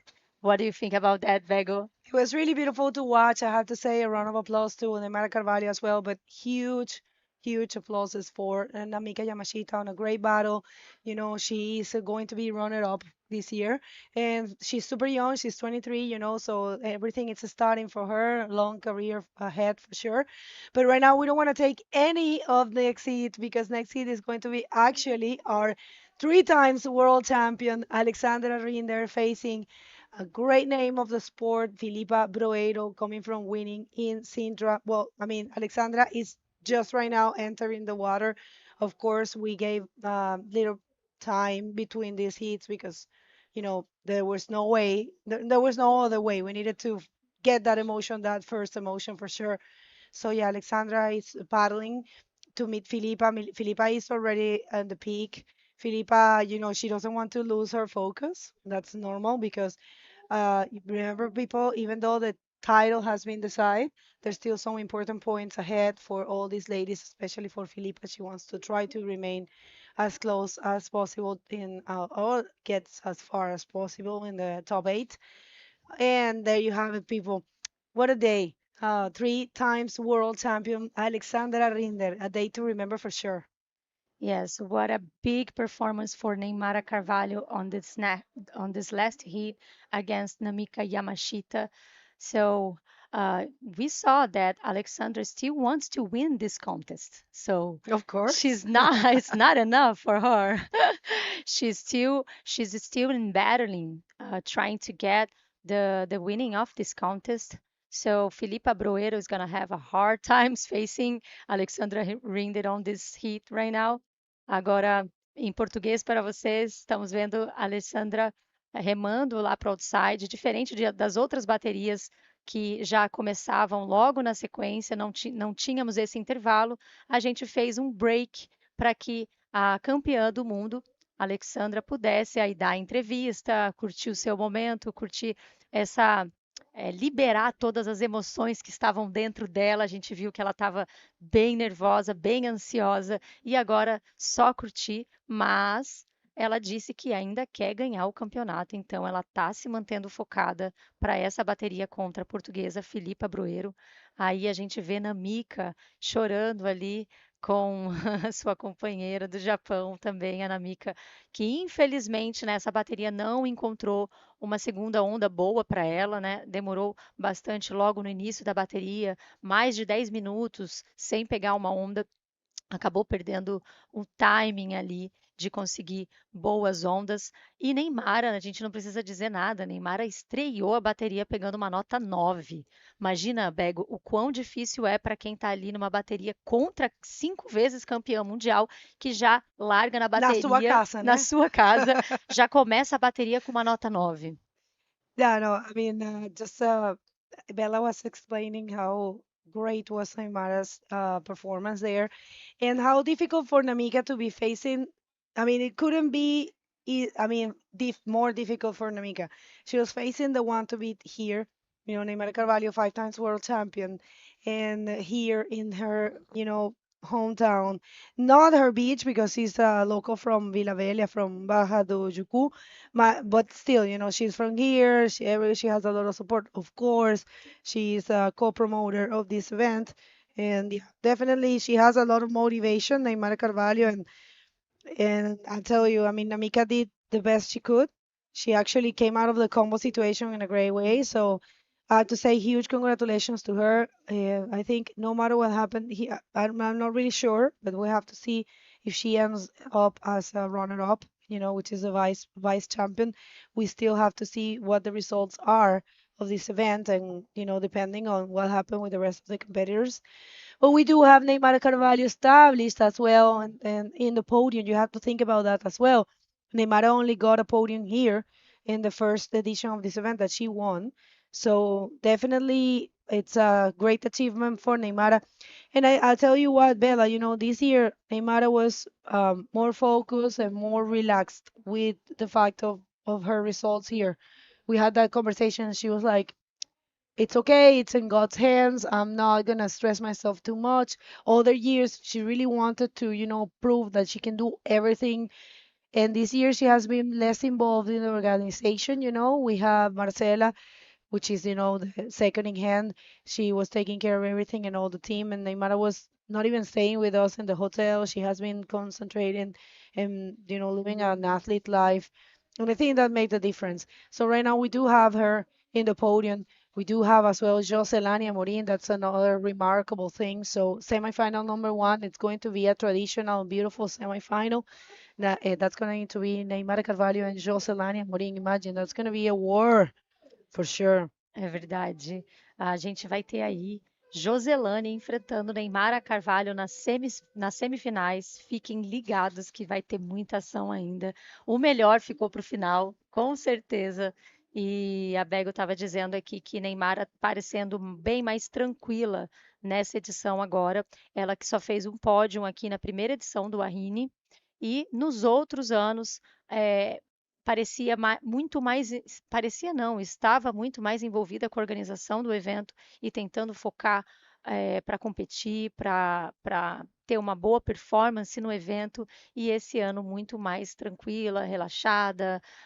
Temos a Marcela, que está cuidando de tudo aqui no campeonato, e é isso, está vindo Filipa Broeiro na onda, surfando essa onda para a esquerda, manda já um primeiro 360, a portuguesa, que vai lutar também por esse campeonato, faz mais um 360, agora no invertido ela acaba ficando por ali, não consegue passar a sessão e vai voltando para o outside. All right, so a good way to start. Remember, these are 30-minute heats, and check this out. Filipa looking very strong as well, very prepared for this event with the reverse spin. Losing a little bit the tail right there, but still managed to keep going and try to do another spin, but not able to complete. This is only starting, and I tell you what, Alexandra is going to serve like if she was alone in the water. I think this is her victory serve. 3 times world champion, people, after 10 years. It's such a remarkable thing for Alexandra Rinder, you know. She had a couple of bad years, although she, for so many years, kept herself between among the top 8. But she had a couple of bad years. She said it herself. She even went through some depression and things that it's okay to speak about. You know, it's actually good to speak about that. She said it in the interview now. And there she comes. Let's see. She said it, you know, in the interview. She said, you can overcome whatever you want, you know, you even if it's psychological or even if it's um whatever, you know. Even we have seen here many challenges broken. We had the PWD division, which is the proof that you can overcome physical impairments, and you definitely can overcome psychical impairments. And Alexandra Rinder right here. Let's see Alexandra on this first roll. She complete that roll, trying to put another maneuver and not completing this one. Yes, Bego, vou traduzir o que as palavras da Bego para o pessoal aqui de casa no Brasil, que a Alexandra falou que passou por tempos difíceis aí de depressão e que ela conseguiu se recuperar. Let's just see this one. I'm loving that she's surfing to the right, you know, which is her not strong side. She might call her weak side. What does she have in? Is that her hair? It is her hair. Oh, I thought she was surfing with a hat. Why not? But yeah, definitely she has been working a lot that right. And yeah, it's a 350 for Alexandra, and the first for Filipa is a 375. And you know what? Wait a second, because we have probably a wave here, but we have Lucas ready to interview Neymara, and we really want to hear from Neymara Carvalho, you know, with such a big achievement. 1 second. You know, Neymara coming back to the podium after, you know, 3 years. So take it away, please, Lucas.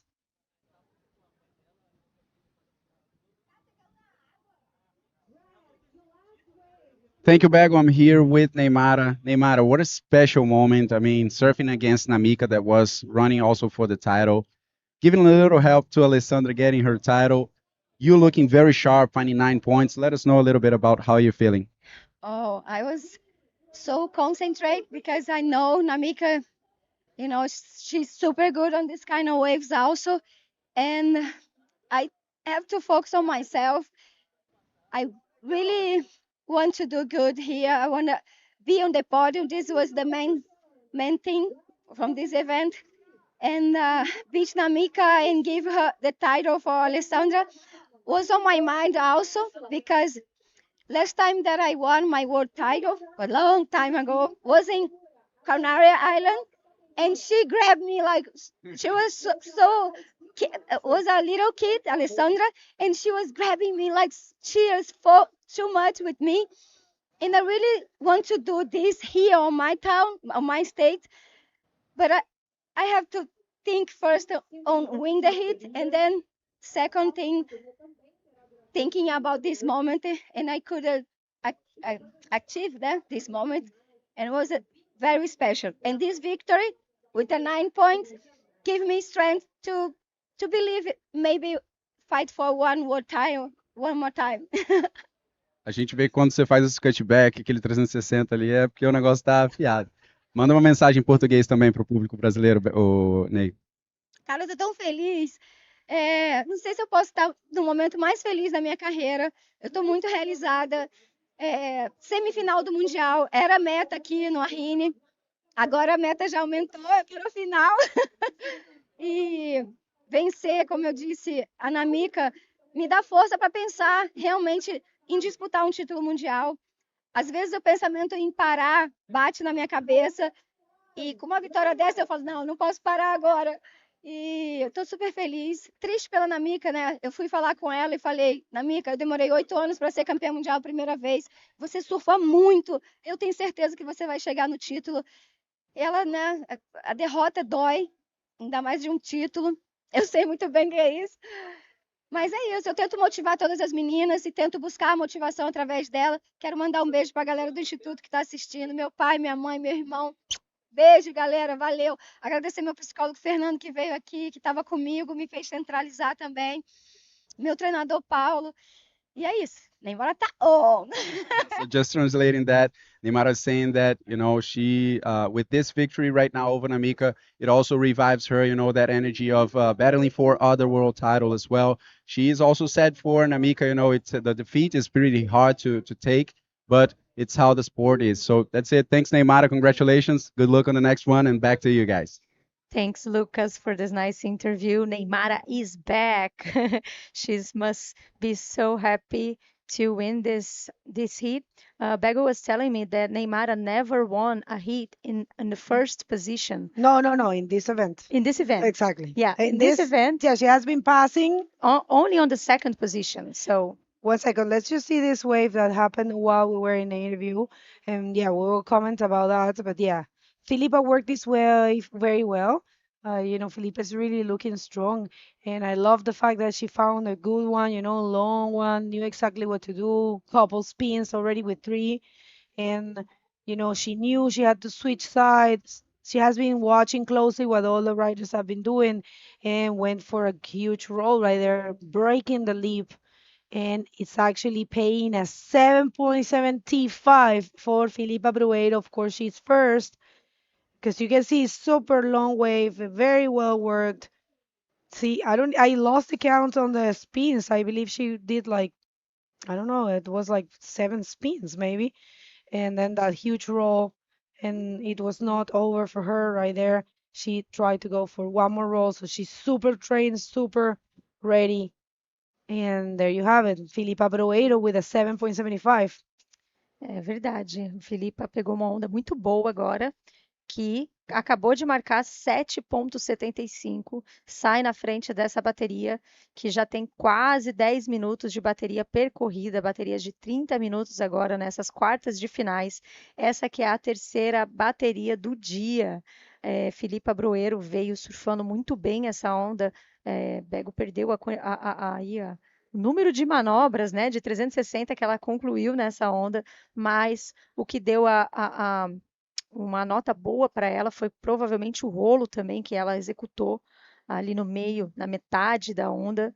E temos agora a Alexandra, a atual campeã mundial, precisando de 8 pontos para tomar a liderança da Filipa Broeiro. Essa que a quartas de final só passa uma pessoa, temos a bateria mulher a mulher, apenas uma passa, e já temos a primeira semifinal dessa categoria definida. Joselani Amorim vai encarar a Neymara Carvalho, que acabou de dizer na bateria, na entrevista, que está on.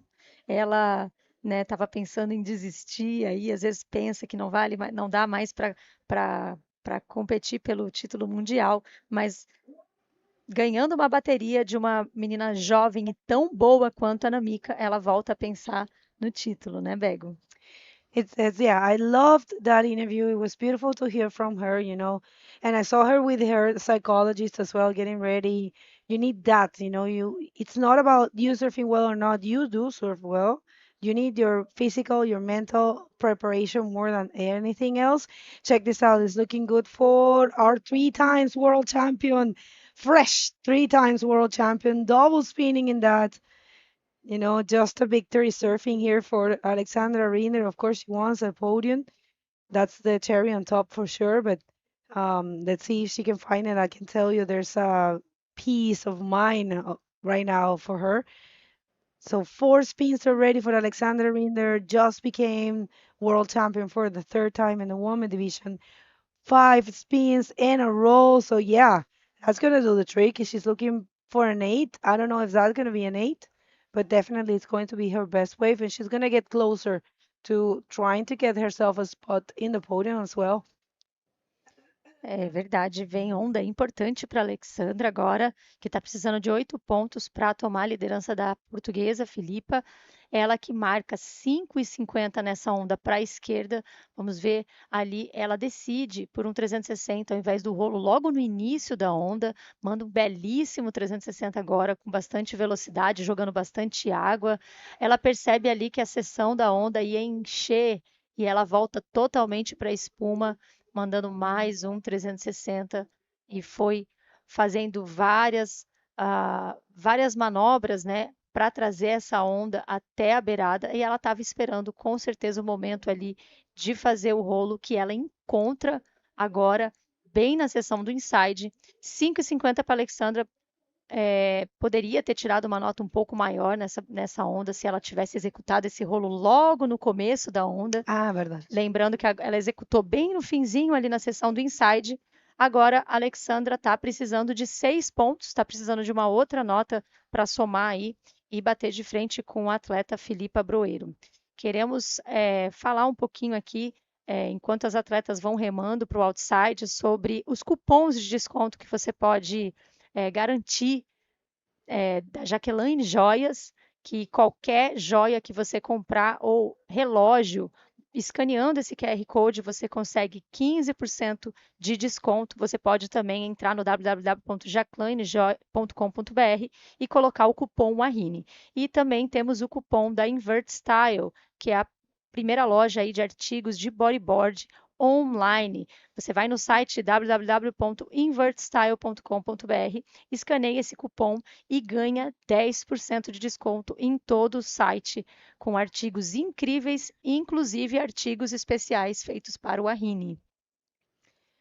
And we also have another coupon there, which is for Invert Style. But check this out. We have Luna Hardman facing Yuka Nishimura on quarterfinal, last quarterfinal, the quarterfinal number 4.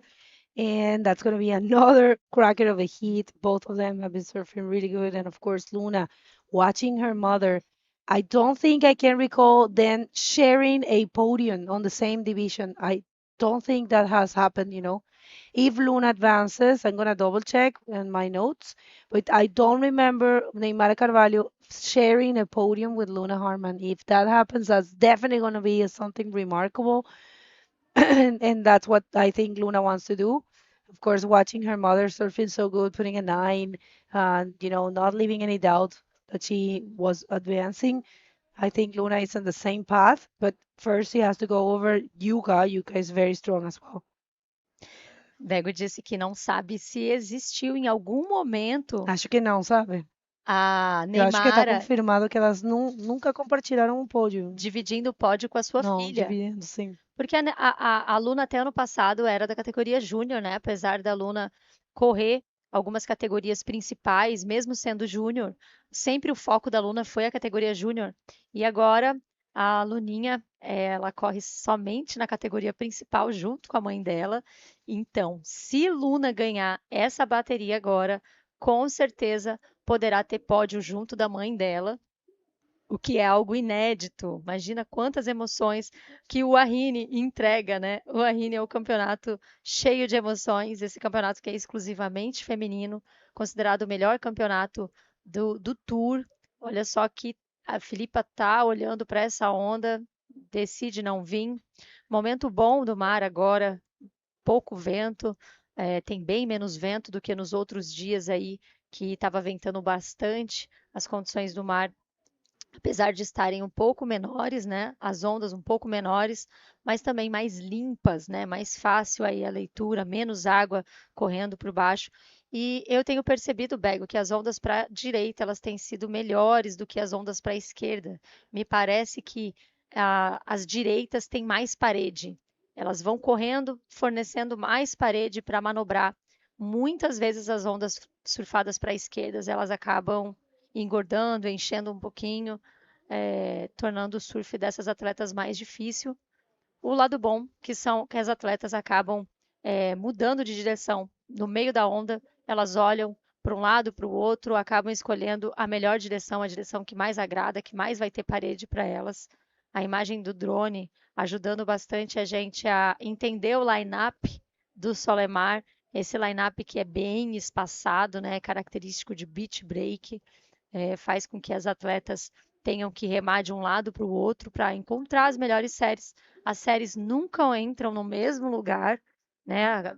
Tem momentos que a série entra um pouco mais para a direita e momentos que ela entra um pouco mais para a esquerda. Característico de beach break, diferentemente de outras praias, outros locais de competição, até do World Tour, onde rolam ondas em point breaks. E é isso, gente. Menos de 14 minutos para o término dessa bateria. A situação segue com 2 ondas surfadas de cada uma delas. A Filipa Broeiro liderando essa bateria com uma onda 7,75, uma onda 3,75 e Alexandra Rinder na segunda colocação com uma onda 5,50 e uma onda 3,5, precisando de uma nota 6 para vencer essa bateria, Bego. That's right. Thank you for that update in Portuguese. Look at that. We have a wide angle from the drone of what's happening here at Solemar. We have some waves still. Very contestable. Lots of good waves still. Different waves, people. We know that. Remember, bodyboarding can be performed in different conditions. Don't take for granted the fact that we have a very beautiful venue in a place that offers these kind of events that's not happening all over the world. So we have to be thankful for having this event here. We are in Solemar in Jacaraípe. This is Serra from Espírito Santo. And you know that I believe the beach is really beautiful. You know that orange sand is super special. It's got Restinga, which is, the green areas. And, this event takes very good care of all the ladies. And we understand some people might have opinions about the wave, but the wave is very contestable. And you have to think of, the big picture. And people, we have a pretty cool campaign put together by this event to help Stephanie Pedersen. She is the 4 times world champion. So can you please bring it back? All right, so we have a rider there. That's Alexandra Rinder. Let's see. Okay, Alexandra was taking that wave. Look, we'll see how much she got. We're gonna see that replay because we were on the drone. Vamos ver o replay da onda da Alexandra Rinder, que pegou essa onda enquanto estávamos na imagem do drone. O Bego estava falando da campanha da Stephanie Pedersen. E vamos lá agora para o replay da onda da Alexandra. Ela que começa com o rolo na parte crítica da onda, mandou o rolo ali no lip da onda, completa com tranquilidade esse rolo. Ela vem acelerando, tentando trazer essa onda um pouquinho mais para o inside. Infelizmente, ela não consegue. Mais 6,50. Olha só, tem onda da Filipa Broeiro agora. Filipa coloca um rolo belíssimo agora. Começa essa onda muito bem surfada pela Filipa. Vai trazendo aí a onda para o inside. Manda um 360. Filipa ainda está procurando. Olha como o retrocesso faz ela pular, né, uns degraus ali na praia, aqui na praia do Solemar, e ela continua buscando trazer essa onda toda para o inside. Vamos ver, não tem mais nenhuma oportunidade para ela de manobra. Então a Alessandra toma a liderança da bateria com aquela onda 6,50 e a gente temos os juízes computando ainda as notas dessa onda da Filipa Broeiro. All right, let's wait for Filipa. Looking actually very good, Filipa, with that classic huge roll on closeout sections. You know, she's coming from doing many of those on Sintra. So, yeah, that actually gave her 6 points, and she's back in first position. Let's see if Filipa Broeiro, after this very good wave, can take that dream of Alexandra joining the podium of this event and probably taking the win. But the rest of the competitors are super hungry, and she's one of them. She's coming for an amazing result, and she's focused on her own game. She's not thinking about Alexandra being 3 times world champion. That's okay. She's happy for her, but she's doing her own thing. Quer falar disso em português? Sim, esse é o QR Code da Stephanie Peterson, da Peterson, que está precisando da tua ajuda nesse momento. Ela está com uma campanha de arrecadação de fundos para o combate ao câncer que ela vem enfrentando já há algum tempo, e estamos aqui no Wahine oferecendo essa ajuda, esse suporte para essa atleta, para que a gente possa doar um pouco da nossa, não só de ajuda financeira, né? A ajuda financeira, ela demonstra que a gente se importa, que a gente está fazendo a nossa parte, mas com certeza precisa de muita oração e muita suporte emocional nesse momento. Você pode escanear o QR Code, que ela está com uma vaquinha online e precisando arrecadar aí fundos para o tratamento contra o câncer. Olha que bonita essa imagem aérea agora ali da estrutura, hoje que não está um dia ensolarado, né? Hoje o vento está de quadrante norte, é um vento lateral, diria side shore, aqui na praia do Solemar. Tá ventando bastante, mas esse vento ele não atrapalha tanto a formação das ondas como o vento sul. O vento sul que a gente teve logo nos primeiros dias de campeonato. O vento sul ele atrapalha um pouco mais, né? Que é o vento que vem do mar quebrando ali o lip da onda. Esse vento lateral, que é o vento norte, ele segura um pouquinho as ondas para a direita. Por isso eu estava falando aqui, comentando com vocês que as direitas estão melhores. Realmente, o vento ele dá uma segurada na parede da onda para a direita, porque ele vem dessa direção. Então, queremos agradecer aqui, enquanto as meninas não pegam suas ondas, a Prefeitura Municipal da Serra, o governo do Estado do Espírito Santo, que através da Lei de Incentivo ao Esporte faz com que esse campeonato possa arrecadar, receber fundos diretamente de empresas como a ArcelorMittal, que é o patrocinador principal dessa etapa, o grupo Extrabom, que está apresentando esse evento, a EDP, que tem a maior cobertura de energia elétrica aqui do Estado do Espírito Santo, e também a Invert Style e a Jaklayne Joias, que estão apoiando esse evento, oferecendo vários artigos lindos. E também, não menos importante, ao grupo Coroa, que hidrata a todos aqui do campeonato com água, com bebidas, energético. Aqui ninguém fica parado, aqui ninguém perde as energias por conta do Grupo Coroa. Muito obrigado a todos os apoiadores. Temos também o ônibus do juizado especial, que está parado aqui desde o primeiro dia de evento, à disposição de toda e qualquer mulher que sente que está sofrendo de violência doméstica, violência física, violência emocional. Lembrando que violência, quando a gente fala de violência, não diz respeito apenas à violência física, é violência psicológica, violência emocional. Todos esses são tipos de violência. Esse ônibus está oferecendo serviços gratuitos à população. Não deixe, não fique de fora. Se você está passando por uma situação delicada, venha até aqui, é tudo anônimo. We are seeing right now Yuka Nishimura getting ready for the next heat. This is going to be the last heat of the women division, the quarterfinals of the human division. Yuka Nishimura that just won her last heat yesterday, and she's very focused to face Luna Hardman. It's going to be a tough decision here, this next heat, a lot of emotions. So we're just very excited to see who gonna win Wahine 2025. Yeah, we still have the champions in all the divisions of the event. Don't forget, and we still have to crown the Master Woman World Champion and the Junior Woman World Champion. And there's big names coming up. Please don't forget, we will have the master division coming up, the round of 16, which is going to be woman heats, 25-minute heats, two ladies in the water, and those are 8 heats. So yeah, a lot more to come on this day number 6 of the ArcelorMittal Wahine Bodyboarding Pro presented by Extrabom.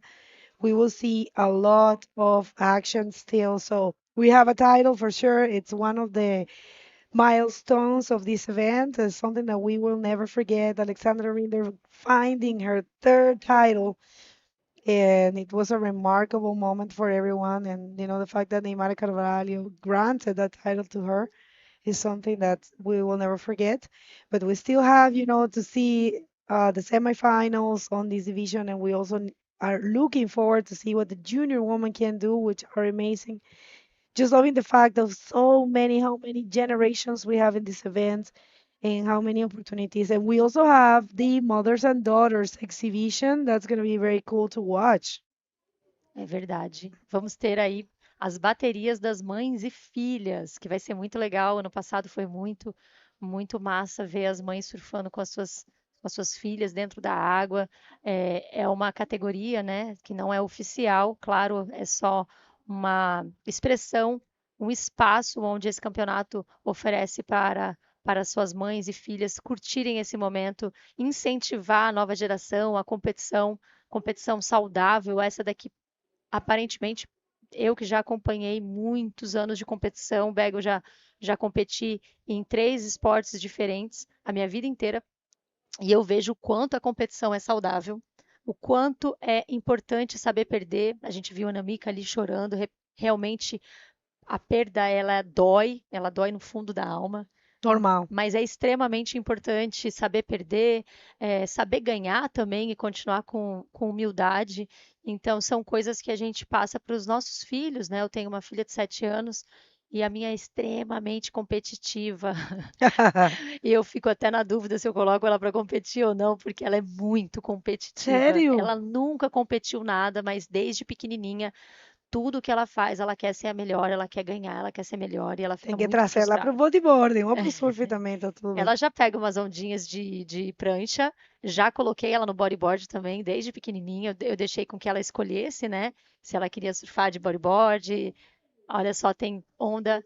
We're seeing Alexandra Rinder on this wave here. She goes for an invert 360 and looking for another section to make a maneuver. Let's see. She gets a lot of spin, a lot of speed, and put another spin as a repertoire of maneuvers, and that's it for her. The wave didn't give her any other opportunity. So yes, Bego, I put her on bodyboard and surf, and she pick surfs, the stand-up surf. All right, so going back to the action here, Alexandra trying to find herself a spot in the podium with this last wave here. And yeah, I think Alexandra is super relaxed and there's so many things going through her head.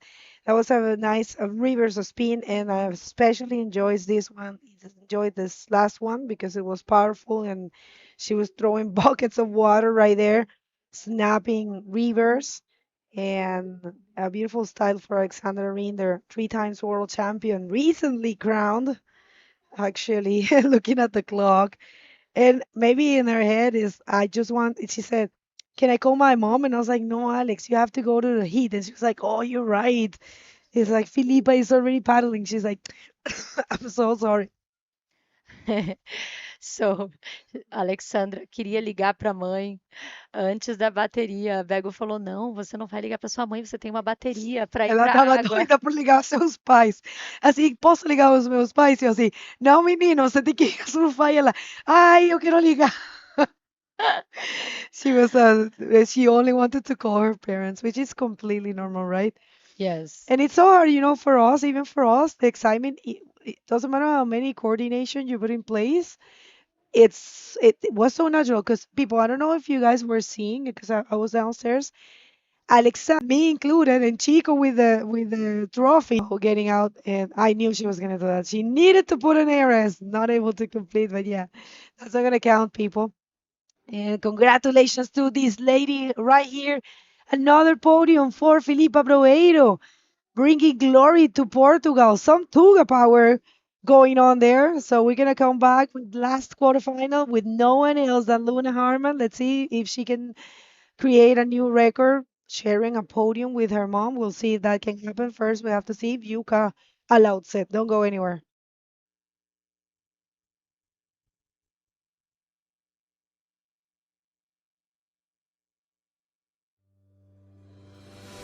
Somos a EDP. A nossa energia é global. Estamos presentes na América do Sul, América do Norte, Europa e Ásia Pacífico. Operamos em toda a cadeia de energia: geração, transmissão, distribuição, comercialização, solar, eólica e mercado livre. Nossa energia é inovadora. Desenvolvemos hoje as soluções que vão mudar o amanhã. Nossa energia é social. Por meio de nossas ações, já beneficiamos mais de 4 milhões de pessoas. Nossa energia é verde. Somos pioneiros e um dos maiores produtores mundiais de energia renovável. Queremos liderar a transição energética. Isso é mais que um compromisso. É uma escolha. EDP. Nós escolhemos a Terra.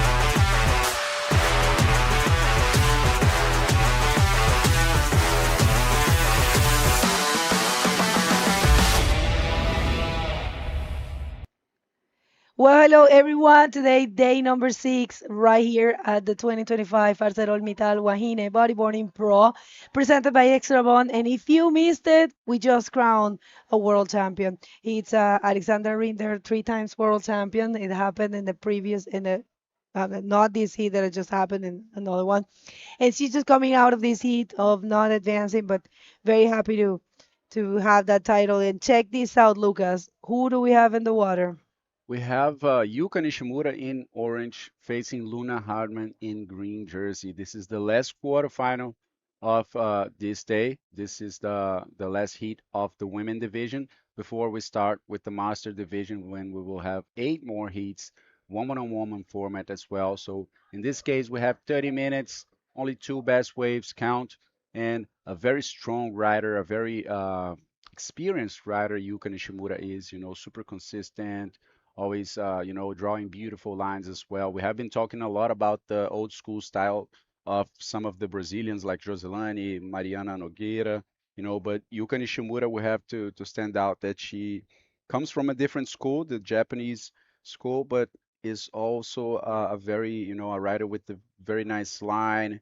And check this out, the result from last heat, Alessandra stoked. She didn't get through, but anyway, she got the main goal of every athlete, which is becoming the world title, the world champion.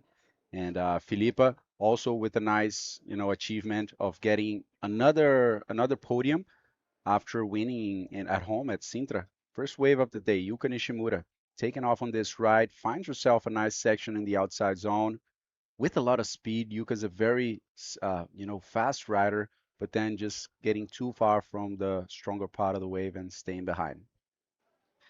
It's same with Isabella that I am like 99% sure that Luna and Neymara have never shared a podium. And it will be a remarkable thing, definitely a thing to add to the history books of bodyboarding. But first, they have to, Luna has to beat Yuka Yeah.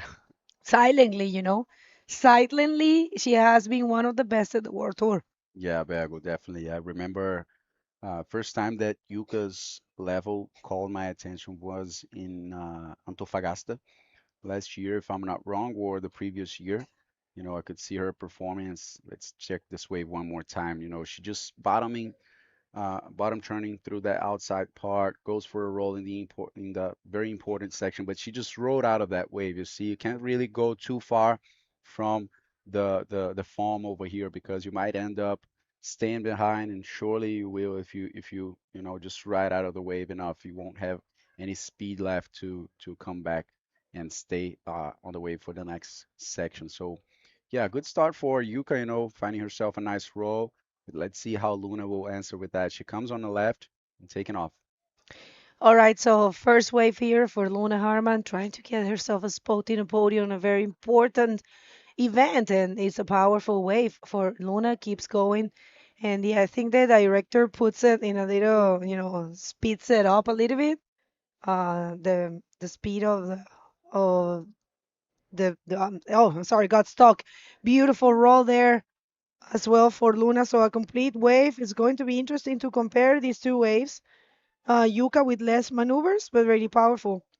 Luna taking off, throwing some water, very sharp spins, quick ones, very tight stance in the bodyboard. Luna's better than ever for sure, coming back from an injury, manages to do a roll. This is going to be a good score for her, managing to do one more spin. So Luna has found herself very high scores in this contest already, and the score just came out. Let's finish seeing this one, managing to do one more roll. Very smart move for Luna Hardman, getting 7 points for this first wave. Yuka's first wave was a 5.5, so we have Luna taking the lead so far in the heat. Just 6 minutes gone, and looks like we have Filipa Broeiro down at the beach with Bella ready for the interview. So take us through this one, Bella. Thank you, guys. Congratulations, Filipa, for winning this heat. So you took the win in Sintra, right? And then you stayed in the third position in Morocco. So how important for you is to win from Alexandra on this heat, and you're chasing the title this contest? I'm really so happy. I knew it was gonna be a hard hit, so I just managed to stay calm, and I'm super happy for Alexander to win the world title. But I really want to be on the podium and win, so I will give my best and stay calm, stay focused till the end, and yeah. Tell me a little bit more about how can you manage the emotions, Before your heat, Alexandra just won the world title, and then you went into the water against the world title competitor. So how do you manage the Tuga power helps you in the water? I just wanted to stay calm and be somewhere where the people wasn't there. So I went to that way and just sit down and focused. And yeah, I just give my all, and it happened. So yeah, I'm really happy. Quer dizer algumas palavras em português para quem está em casa? Olá, olá malta, estou no pódio, estou muito feliz. Queria agradecer aos meus treinadores, à minha família pelo apoio, ao meu namorado, aos meus patrocinadores. Estou mesmo muito feliz. É gratidão estar aqui no Brasil, estar neste evento, experienciar isto tudo. E pronto, vamos com tudo. Obrigada. Thank you so much, Filipa. Good luck for the next heat, and back to you guys. Yeah, Felipa has the magic twins as coaches. She actually, I had a conversation with her in Iquique. She was with one of the twins, and I think that's her boyfriend. But yeah, she is working in different areas, and she's got, I think, more than 3 different coaches.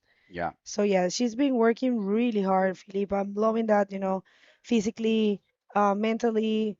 See, she told me, Nikike, that she has been training a lot out of the water. Actually, she trains 9 times per week. 7 days she surf and 2 in the gym. Yeah, you can see 4 different coaches. You can see on her social media she shares a lot of that back, or actually, physical training. You can see she's very fit, and how much this makes a difference in some types of conditions like heavy Sintra, for example, like surfing so many heats over here in Solimar without, losing performance levels. So yeah, definitely Filipa is a very dedicated rider and is also pushing the level technically, she's always trying to do those ARSs as well. On the free surfing, she shares a lot of that, just like Luana is doing.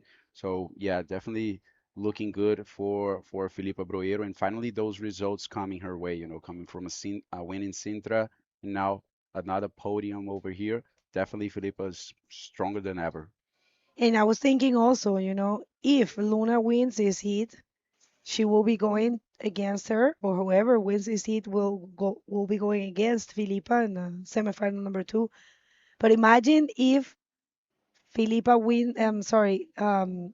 wins here and wins the semifinal, and Neymara also wins the semifinal, and we have a mother and daughter final. Yeah, that would be crazy. That will be That would that be will be crazy. against all odds, and breaking all the records in the world. There's a possibility because they're in separate Sides of the yeah. chain. Yeah. Yeah. I don't think in English. I was gonna say that because it's chave, né? Yeah. É chave em português. Mas, pessoal, isso vai ser muito bom. Yeah. Pego tá falando aqui que existe uma chance, né? Se a Luna ganhar essa bateria, ela avança para a semifinal. A Neymara também avançou para a semifinal já, né? Venceu a primeira bateria com a Namika, a segunda bateria, na verdade, do dia com a Namika. E se elas duas avançam na semifinal depois, tem uma chance aí de as duas se enfrentarem numa final, que seria uma final de mãe e filha. Acho que com certeza elas nunca passaram por isso, né? Na categoria profissional feminina, nunca aconteceu Não, isso, seria inédito e nunca. Porque eu seria. tava aqui olhando que a Luna só começou a pegar pódio na Woman, na profissional. Lembra quando ela pegou No pódio em Marrocos foi a Marrocos primeira em vez. 2024? Aham, verdade. Antes disso, ela só fazia, tipo, ela ia bem, né? Mas ela só avançava e pegava pódio na Júnior. Sim, ela avançava até algumas baterias na Woman, mas nunca tinha chegado no pódio, né? O primeiro dela foi Marrocos Verdade. 2024. Que foi numa final, acho que contra a Sari, né? Acho que ela ficou em Foi. segundo Ela ficou e a segunda, Sari em sim. primeiro. E aí a Luninha começou a ver, né? Descobrir o potencial dela ali na categoria feminina. É sempre uma barreira psicológica também para as atletas, né? Vindo da categoria júnior e você passando para a categoria, né, principal.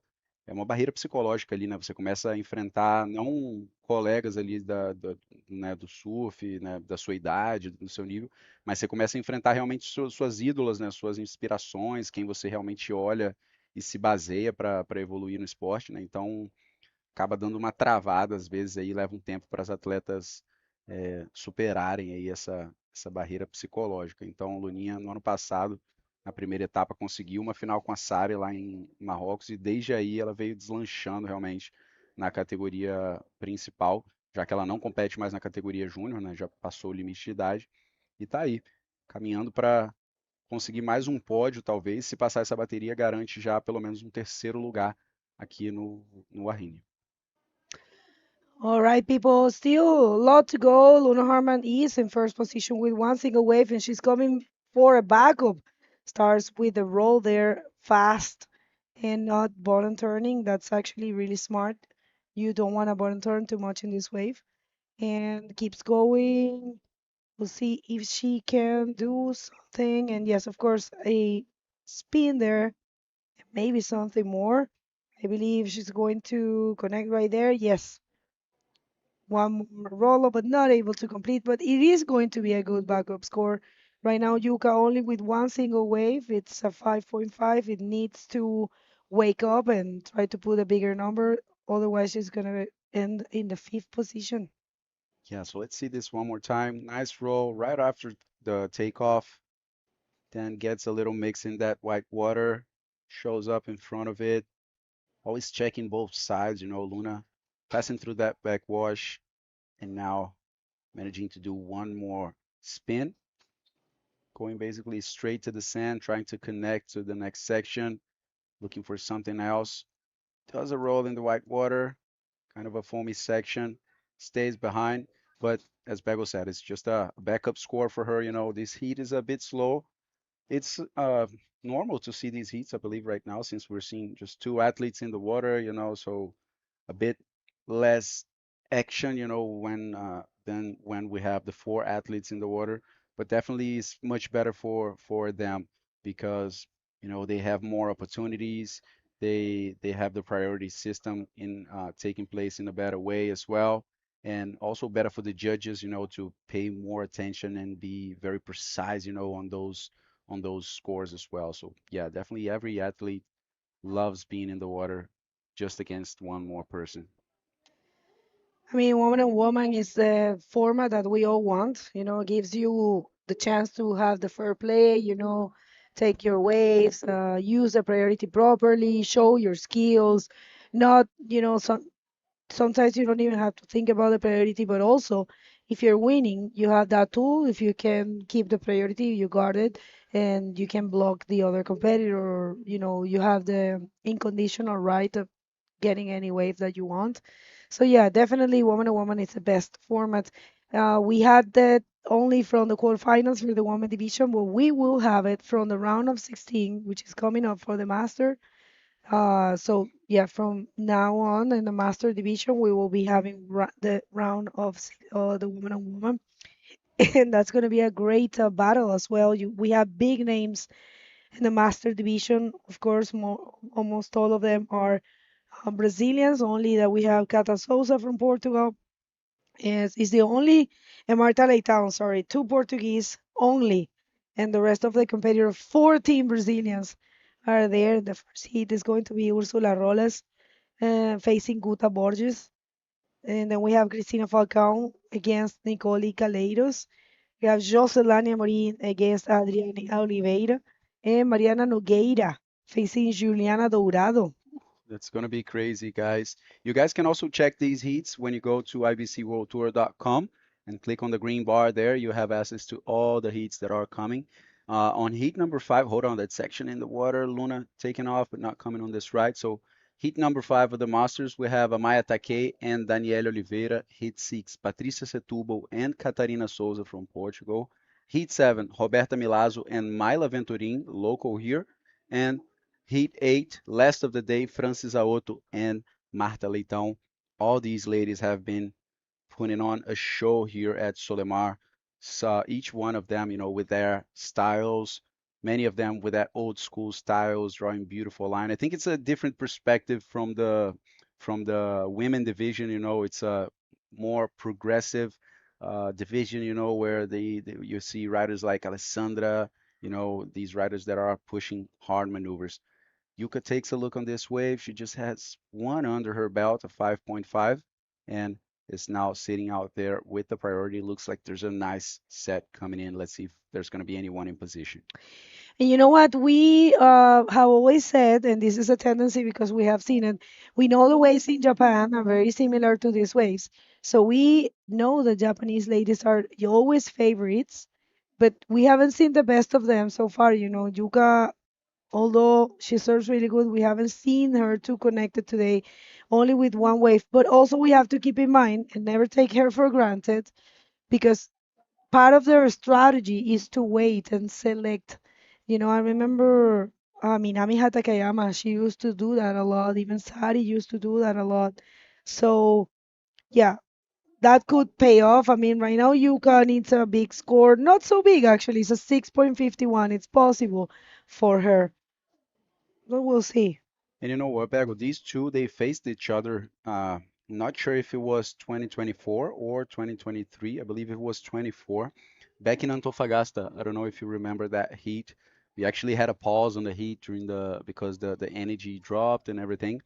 But on that occasion, Luna came out in the first position. So I believe they never matched each other, at least on a woman-on-woman heat, since that last heat in Antofagasta. So definitely there's a rematch feeling for Yuka right now, trying to give it back to Luna, especially in her state. So let's see how that's gonna unfold. Definitely, as you said, Yuka is very dangerous. Very dangerous indeed. 11 minutes to go, people. What a great day for the history of bodyboarding. We have our 3 times world champion. It's been a while, man, because we didn't have one of the oldest champions getting a title, right? The last to gather second was Sari.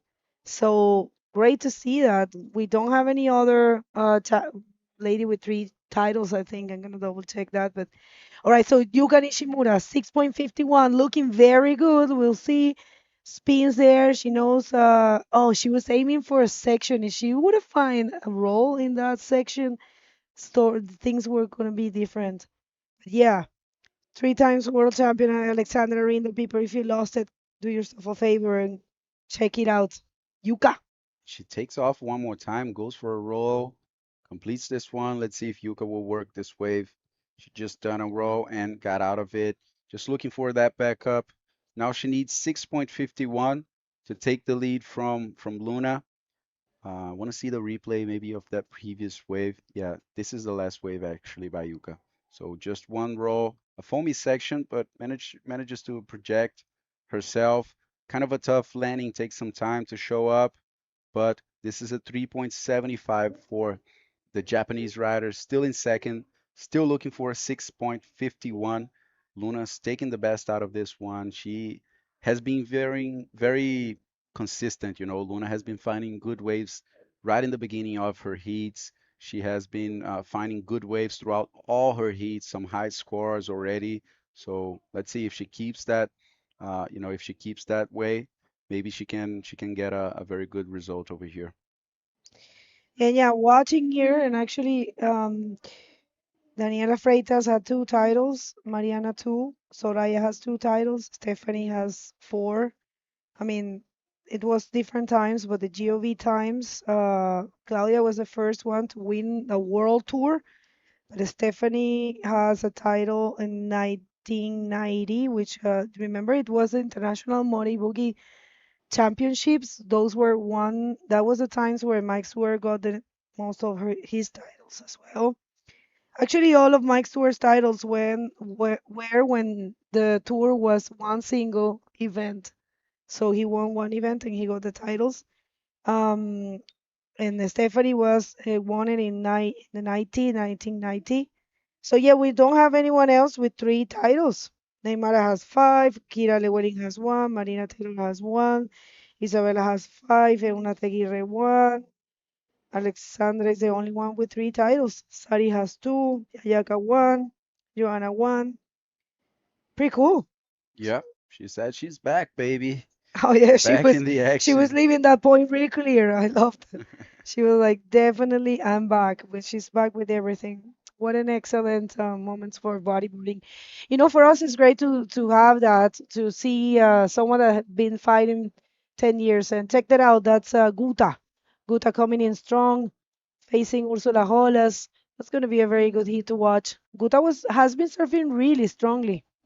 Yeah, Beco. Guta is a very strong rider uh, from South Brazil. She will be facing, I'm sorry, Ursula Rolas, another good rider as well from Rio de Janeiro. Ursula also worked with us in the live streaming in the previous days. Let's see Luna taking off on this ride. Nice roll, kind of a extended bottom turn, but the section didn't offer too much projection for her. But completes this one. She is still working there, looking at 2 sides. She wants to go for the roles. She knows very well the criteria, and these roles have been very rewarding for her. So trying to get rid of that 5 point ride that is her current backup, and trying to increase it a little bit because Yuka can come and then take that she needs. Yeah, I mean, Luna is in shape. She wants it a lot. And also, of course, she serves really good. I mean, it's well known that Luna Harman is one of the best in the world this moment. So, yeah, Luna Harman, and we taking this wave. It is a 5.5 for her and a very complete wave as well. Is that a 5.5? But I think the score hasn't dropped. It is. Yeah. And people, we will have the pleasure of having once again Claudia Ferrari commentating for 2 heats of the Master Division. Very glad that Claudia, she was actually aiming to leave, but I'm happy that she stayed. And yeah, Master Division coming up, people, the round of 16, where we're going to see 16 amazing athletes, all of them above 35 years of age, battling for the title. Remember, we still have 2 more titles to grant in this event. This is an event that it's crowning 3 champions. We have already our 3 times world champion, Alexandra Rinder, and we will see who's going to take that. And thinking about the 3 titles, we do have someone that has 3 titles, but in the Master Division, which is Mariana Nogueira. So, yeah, what a great year we had. We have a lot of events We're gonna show you our calendar, as you can see there. Not many events this year, but precise. And we had the Prime Series and the Rising Series this year, starting with a great event, right? Yeah, I mean, the Morocco Pro Tagazupe is an amazing event that happened for its second edition. That's where Namika took the win in the first moments of the year. Then we had the Itacoatiara Pro, which this year was epic. The last day, I mean, if you didn't watch it, guys, make sure to go back to the IBC channel and get to see that. Amori Laverne taking that event amazingly. In Iquique, after that, we had Alessandra taking the win, as well as Armides Oliveira, you know, both of them from Canary Islands, taking both divisions, one of the most special events of the tour as well in La Punta Dos, followed by the junior event in Iquique as well, the Rising Series junior event. Then we had Australia coming back to the tour after so many years without an event in that part of the world. We had Australia coming back.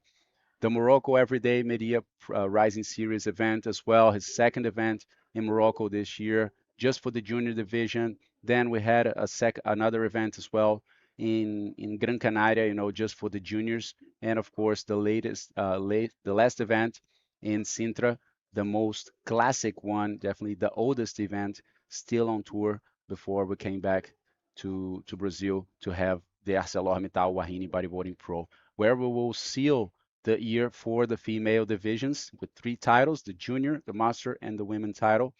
And of course, closing this year in one of the most epic waves ever in the world, Fronton, as you guys know, always holding some special moments for the last part of the year.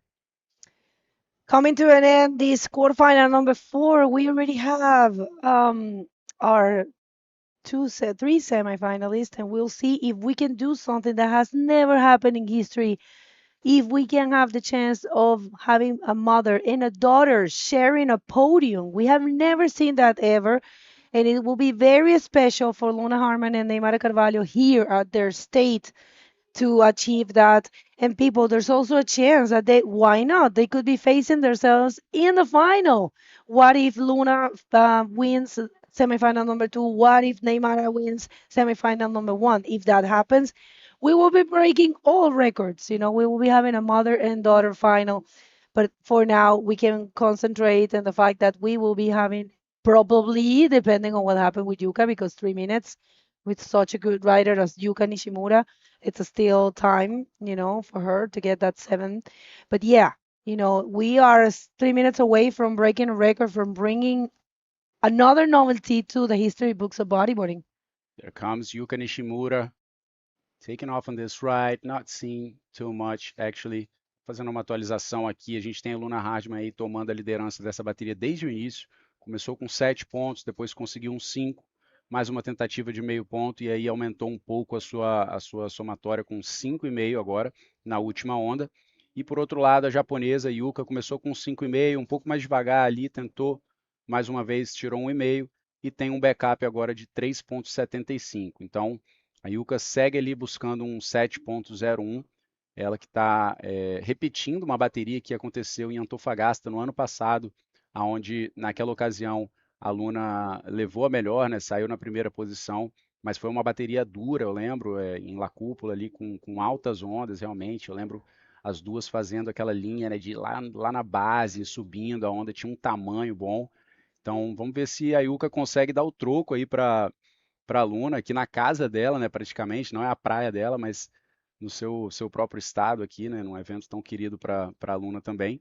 Porém, a gente vê ela aí com aquele gás que estava guardado, né? A Luna que está vindo de uma lesão nos 2 ombros, né? Teve que passar por 2 cirurgias aí, né? Um negócio profundo ali que aconteceu, mas estava sendo bem paciente, está treinando todo dia, fazendo fisioterapia, né? O auxílio também com um psicólogo, e agora finalmente voltando às competições, então dá para ver que ela tá com a bola toda ali, tá jogando tudo para dentro da água. And, you know, just adding to what you were saying, you know, she's surfing without any pressure, of course. If she gets really far away, I mean, if she wins this event, she's going to get probably a space in the top 8, depending on what happened with the rest. Because she has a 5th in Morocco this year. She went to the first event, which was also a 5,000 points event. So she has a chance which is very important, you know, in a professional athlete mind. When there's no chances for the title, you always have in your mind to try to get as many points as possible in order to finish among the top 8. Yeah. And it looks like it's happening, people. We don't see much there, but actually right now, Yuka, she doesn't have the priority, and of course, Luna is going to use it. And maybe that last wave on the back, is that going to be last chance for Yuka? We'll see. 23 seconds, people. Okay, peel your eyes. Oh, not able to get it. 17 seconds away from breaking record, from bringing a novelty to the World Tour. Luna Hardman will be sharing a podium with her mom. That's going to be something to remember. And priority rules there. Luna Hardman still with the first priority. Let's just focus on that. All right, everyone. It's a sealed deal for Luna Hardman. She's advancing to the semifinal. She's going to be meeting Filipa Broeiro, and we're going to be having a mother and a daughter in the same podium. That's going to be sick to see for sure, Bago. That's it, guys. Going to be having Claudia Ferrari here to commentate the next heat. We're starting the round 4 for the Master Division. So we're going to call a quick commercial break and watch this wave by Luna before we come back with you guys very soon.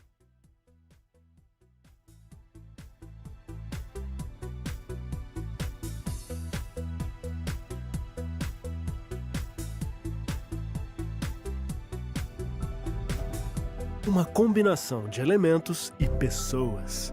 É assim que escrevemos uma história de esforço, de responsabilidade e de realizações.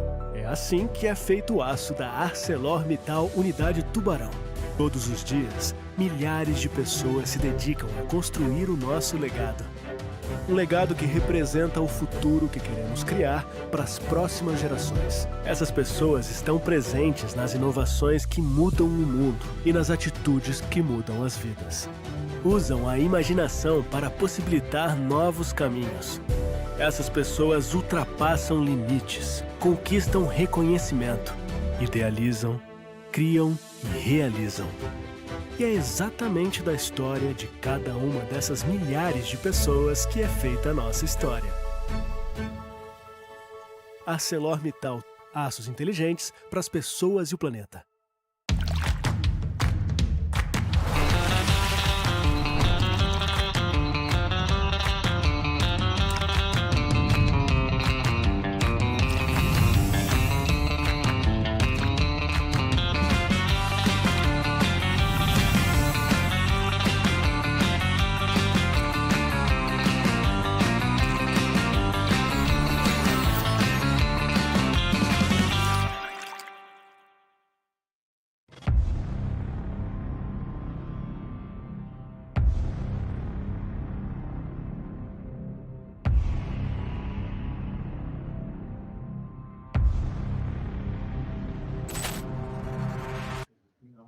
Welcome back, guys. 6th day of competition here at the 2025 ArcelorMittal Wahine Bodyboarding Pro. Let's jump straight in the water right now because I have Claudia Ferrari here to commentate the round 4 for the Master Division. Welcome, Claudinha. Pleasure is mine. That's it. Let's check some of the action right now. We have Ursula Rolas and Guta Borges, two very strong riders. Ursula very, very technical with beautiful lines as well, and Guta a very, powerful type of bodyboarding, let's say. I have to say something. Ursula had one of the best waves in the contest, as like I thought, and was on my hit. She had like a 4 You saw it pretty well. And with a finishing a roll, she had an 8-pointer. Was a very good wave, one of the best at that day, I think. Yeah, I think the waves are good today, Lucas. Yeah. A little bit of like a side offshore to the right. So we still Yeah. have some size, right? The swell is dropping, but as we have been saying, it just breaks so much further, when it's big over here. So still very nice. And Guta taking off on this first wave, a bit of a white wave, but let's see if that improves for her. She manages to do a 360, not finding anything special on this first one, just taking a first step. 25 minutes for the Masters to perform. now with just two athletes in the water, so much better, right? Yes, I love that because I really don't like the paddle battle. I think when it's and you know 3 or 4 is that priority one, priority two, priority three, priority four is very. I mean a little Overwhelming. confusing. Yeah. Yeah. So woman to woman, you know, you can find your own peak over there and focus on your own riding. You know, you don't need to worry about 2 or 3 more. I like that. And a replay of that first wave for Guta. She tried to find the pocket and a little forward. Unfortunately, this wave wasn't very um, good, but she at least she started. And how was the whole thing on the world? I mean, the championship, Alessandra down there. You were at the beach, right? Oh my goodness, Lucas, I feel for her, you know. I had the how I say I been through one of them, but oh my goodness, I see Alexandra for like days rolling on the Yeah. beach and like super concentrated. She's like, oh my god, if you touch her, you get a You're gonna shock. get a shock. She was so intense, like more intense, more I don't know, more intense than me. She was like, oh, and today she like released everything. It was so beautiful. And how is the cherry on the top that Neymara, Yeah. the lady that is making all this possible to us, Yeah. being the decision pretty much of the world title, right? Because Yeah. like we say, Alessandra got the title sitting on the bench. Yeah, that's true. That's true. I I mean, love so that. much, so much stress right during that heat, right in the beginning of the day. And Neymar was actually saying, and you made a couple interviews yourself as well, right?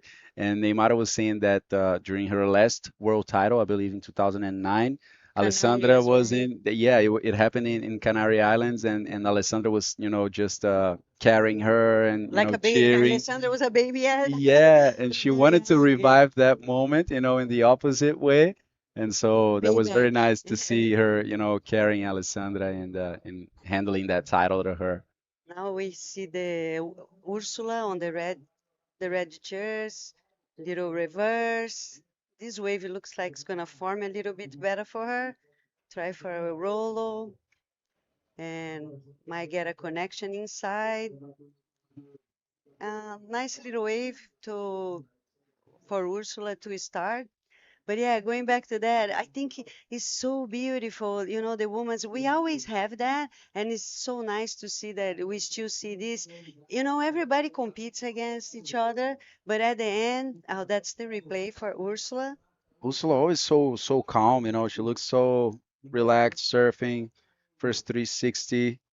Let's see that roll. She manages to complete this one. So 4.5 for her. Not an amazing wave, but definitely a good way to start the heat already, putting something in the board. When Guta only found herself 2.75. So let's see how these 19 minutes will unfold. But yeah, And then Ursula got a 4.5 for this wave.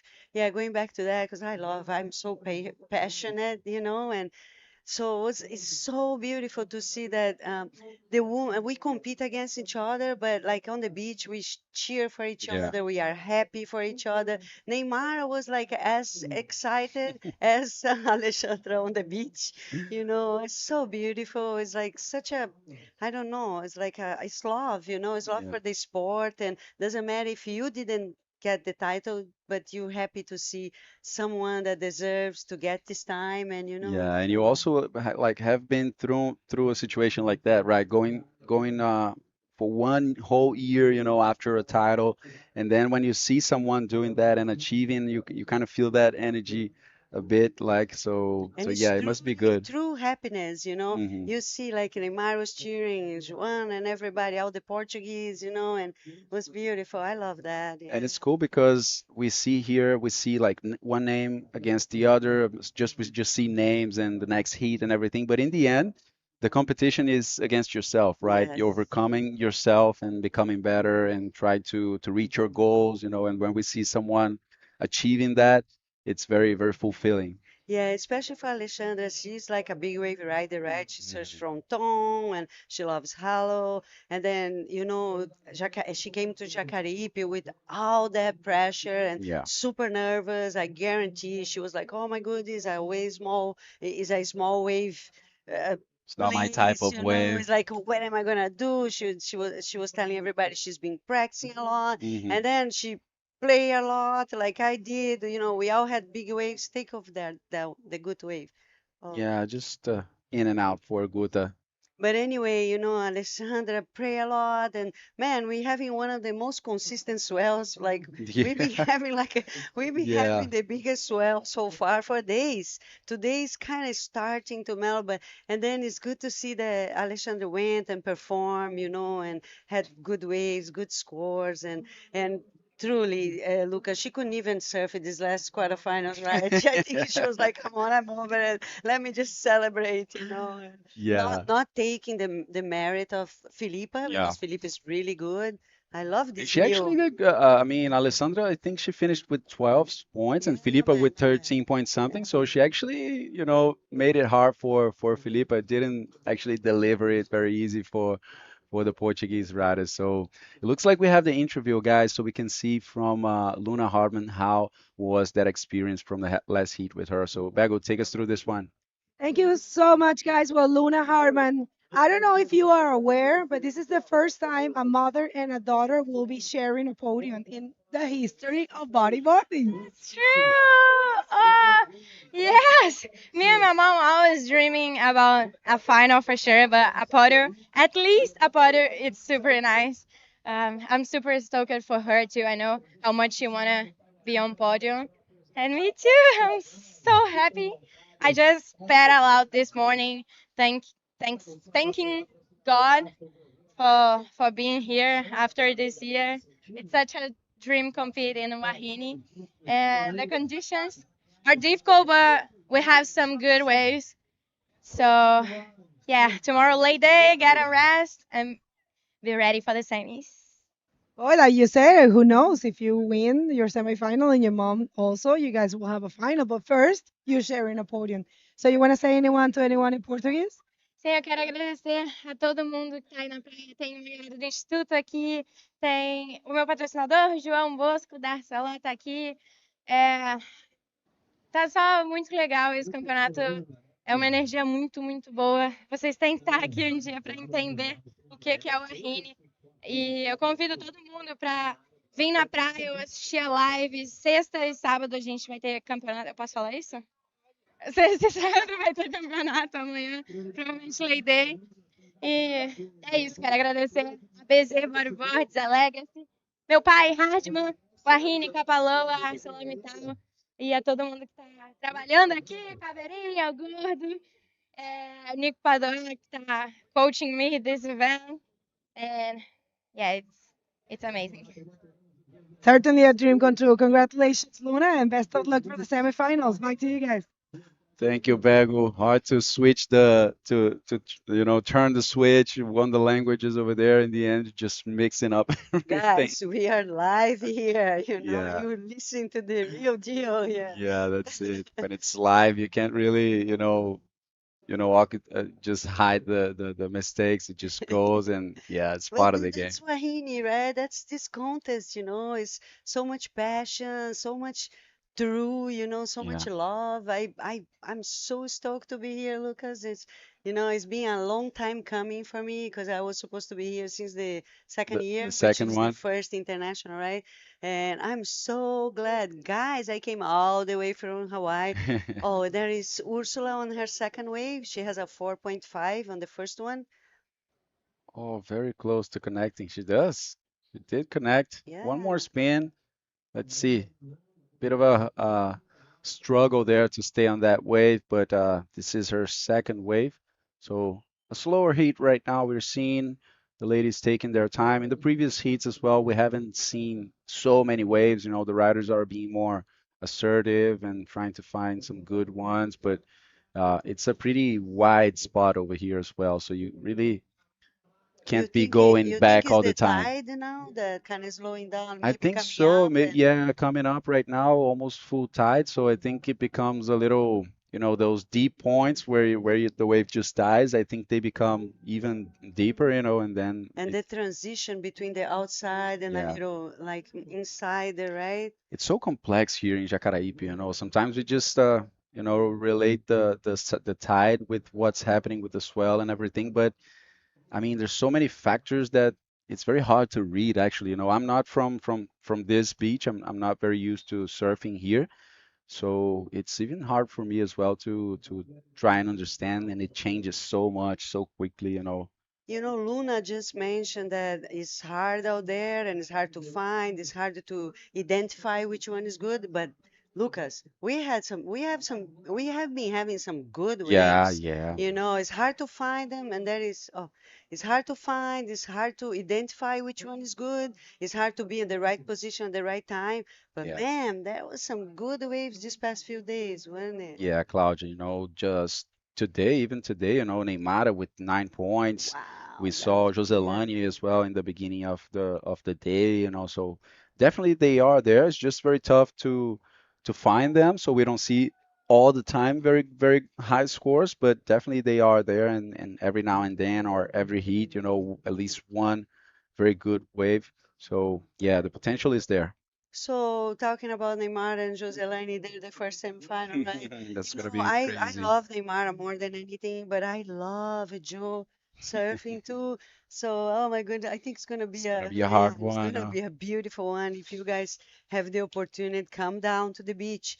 The first semifinal on Friday or Saturday. Yeah, I mean, I'm not sure. I'm not sure if didn't get the confirmation yet, but looks like tomorrow will be a lay day, possibly Friday as well. I wouldn't miss it, guys, because Yeah, already from the get-go, Neymar against Joselani could be a yeah. final easy. These two semi is gonna be crazy. I mean, the first one, Joselani and Neymar, two very experienced riders, with so much experience. And then on the second one, two very young riders, Filipa from Portugal, that is definitely pushing the level so much, one of the best Portuguese riders. She is the winner of the previous event in Sintra, which is, one of the most classic events. Sintra has been happening for 20 plus years right now.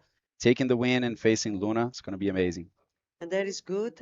She went for a couple of spins already, one more forward, another reverse. Oh, she found a nice little wave. Oh, Oh, that was looking good for her, huh? Connecting so many maneuvers. A closing roll there would be pressures for getting a high score. Let's see this one more time. A reverse, getting back to that wide part of the wave. Another one. She was just feeling this wave completely with maneuvers. And then on this one, right now, she just went too far. She just rode far out of that wave and then wasn't able to carry on. You can't really rush too much and get too much speed. You really gotta do that cut back and carve back to the wave and get some more speed to execute the next maneuver. that's what I see on Neymara and Joselani and Myla and Maíra, and a bunch of the ones that if I keep going here, I'm gonna spend the whole life. But anyway, they have the reading, Yeah. no rush, just read and go with the flow. And always my favorite, bottom lip, bottom lip, I Mhm. love that. But yeah, going back to the semifinals for the Woman Open Pro or the old generation, I guess the Yeah. new generation on the final is gonna be so Definitely, exciting the final is gonna be old generation against versus the new new generation. So that's generation. confirmed for sure. Yeah, It's so gonna be sick to nice. watch. Pessoal, vamos fazer uma atualização aqui. A gente está fazendo principalmente em inglês, né? Mas a Guta vai levando a melhor ali por enquanto, né? A última onda dela foi uma onda boa ali no finalzinho. Ela acabou pecando um pouquinho no último 360, que ela saiu muito para frente ali da onda. E como a gente estava falando, né? É uma onda aqui em Jacaraípe que você tem que retornar ali para a parte forte, onde está a energia da onda, porque senão você fica para trás. Ela não vai te empurrar para frente para a próxima sessão. A Guta acabou passando um pouquinho, mas fez bons 360 ali até aquela parte onde ela foi. E tem um 4,75 junto com o 2,75 que ela teve no início da bateria, vai seguindo na liderança. Porém, a Úrsula precisa de uma nota baixa também, né? Só 3,01, Claudinha, para ela poder tomar a liderança nessa bateria que só vai passar uma, né? Na verdade, eu acho que a Guta está em primeiro só porque ela tem a maior onda da bateria, mas o somatório está igual, né? É, Então, é exato. 4,5 e 3 para a Úrsula e 4,75 e 2,75 para a Guta. Mas eu Exato. acho que nessa O critério de desempate ali é a nota nota mais maior. alta, exato. Então, quer dizer, ainda essa bateria é para qualquer uma. Está entrando uma série boa ali no fundo. Vamos ver se vai formar aqui para elas. E, nossa, eu gosto de direita, né? Eu tô adorando esse terralzinho Tá um meio pra direita terralzinho ali, hoje. né? Meio de lado, meio terral para direita. Tem altas ondas. Eu tô gostando de Jacaraípe. Vou voltar, hein, Lucas? Volta, Vou claro, voltar tem que e ter vou você aqui. treinar para Ó, essas você depois que você saiu do campeonato, você já tá de repórter oficial do evento, já tá comentando aqui com a gente, então tá valendo muito sua presença porque aqui. eu sei tanto, quer dizer, eu continuo seguindo, né, essa nova IBC, esse novo tour, sempre segui porque eu amo muito, mas eu sei muita história, né? Claro, Então claro. é legal que a gente não combina as perguntas, eu penso assim na hora Claro. e sai assim. E essa história ela é passada de boca a boca, né? A gente vai compartilhando ali, porque, por exemplo, eu comecei a surfar em 2007. Nossa. Então, assim, a gente escuta as histórias, né, daquela época com as pessoas que até onde a gente tem acesso ali, né? Por exemplo, para mim, Neymara sempre foi uma pessoa que, né, da geração mais velha e tal. Mas, assim, existem muitas gerações antes ali ainda que a gente não tem acesso, né? E o Wahine é muito legal por causa disso, porque a gente traz tudo aqui para o presente. Tudo mais um É a pouco, Bíblia né, do bodyboard, o Wahine, né? Agora Traz. precisava ter um livro, né? O Exato. Wahine, ArcelorMittal, fazer um Organizar livro isso aí aí. do bodyboard feminino. Tem tanta história para contar, É gente. verdade, é verdade. O Wahine eu acho que está sendo fundamental nisso aí, né? Trazer essa história toda, trazer inclusive muitas das mulheres que escreveram a história de volta para a água para escrever mais um pouquinho, né? E Lucas, e trazendo mulheres que ainda vão escrever uma história, e uma história que maravilhosa o PCD, Exato. né? Não, Nossa, aí eu tive a é um novo oportunidade de capítulo, né? conhecer, sabe, a Vivi, a Carlinha, nossa, umas mulheres fortes, Muito umas mulheres fortes. bonitas, umas mulheres, como fala, decididas e dedicadas, e acho que a Úrsula, não, a Guta tem a prioridade, é isso? Não, a A prioridade Úrsula era está com a da prioridade, Úrsula, ela está fazendo uma força ali para entrar, consegue entrar. A onda vai montando um pouquinho ali para ela. Agora sim, parece que vem uma parede. Ela vai para o lip, mas acaba quebrando bem em cima dela, ali na hora que ela estava subindo, né? Acabou ficando um pouquinho atrasada para subir para o lip, sem muita velocidade. Então, só uma tentativa para ela. Acredito que venha o 3.01, não. Isso é o que eu vejo aqui também em Jacaraípe, nas ondas daqui. Às vezes a gente fala, uma onda gorda, não sei o quê, mas às vezes ela empareda de uma maneira, É. sabe? Se pega ali o terral na hora certa e a bancada, ela é rápida, então você tem que, sabe, ainda como balança um pouquinho, olha lá, essa onda parecia muito boa para a Úrsula, deu uma balançada ali, ela ficou um pouquinho para trás, mas valeu a tentativa. Ontem, né, no dia de ontem, teve um momento muito bom do mar, né, que ontem o vento estava um pouquinho, não se decidia, né, começou o dia ventando, aí depois teve um momento que o vento parou, e aí durante o início da tarde, acho que foi assim, teve um momento muito bom ali, as atletas estavam achando esse rolo ali de maneira muito mais fácil, então todas as baterias a gente via ali notão saindo, né, elas achando aquelas manobras de fechamento muito bem ali, com projeção legal, então tem os seus momentos aqui em Jacaraípe, né? Tem que sempre ficar na busca ali, mas uma hora ou outra Sem fica mais pressa, né, presente. Lucas? Exato. Tem que ter muita paciência aqui. Eu não sei, quando eu cheguei aí, eu preciso lembrar, quem que falou isso para mim? Alguém chegou para mim e falou, tenha paciência, porque, sabe, foi uma coisa muito importante. Olha, Fundamental, né? quem é que você seja, obrigado, valeu, estou passando aqui para a galera, porque eu acho que é uma coisa realmente muito importante nessa onda de Jacaraípe. Paciência, a leitura, né? Eu falei, naquele primeiro dia que você estava aqui, a gente comentou sobre isso, né? Você falou essa questão né, de não se apressar ali na onda e tal. E depois eu comentei isso com algumas pessoas também. Eu estava comentando com o Arturo, que é o pai da Constanza Soto. E falei, olha, isso aí, essa questão, né, de dar uma esperada. Ele falou, realmente, prestando atenção nisso daí. Dá uma olhada, só a Guta vindo no invertido, acabou não achando nada. Enfim, comentei com algumas pessoas e elas realmente confirmaram, né? Falaram assim, isso daí percebi também, foi um fator chave ali para poder melhorar bastante, né? Porque quando você tem essa paciência aqui, acaba que você consegue conectar melhor para a próxima sessão. A onda é super extensa, mas e quando você consegue conectar, você desbloqueia ali mais um arsenal, né, de manobras, de notas, né, mais E eu para acho que frente. porque a onda balança tanto, se você não lê ela com paciência e você tenta dar um 300, alguma coisa ali, você está fora do timing, né? Você está Exato. fora do tempo.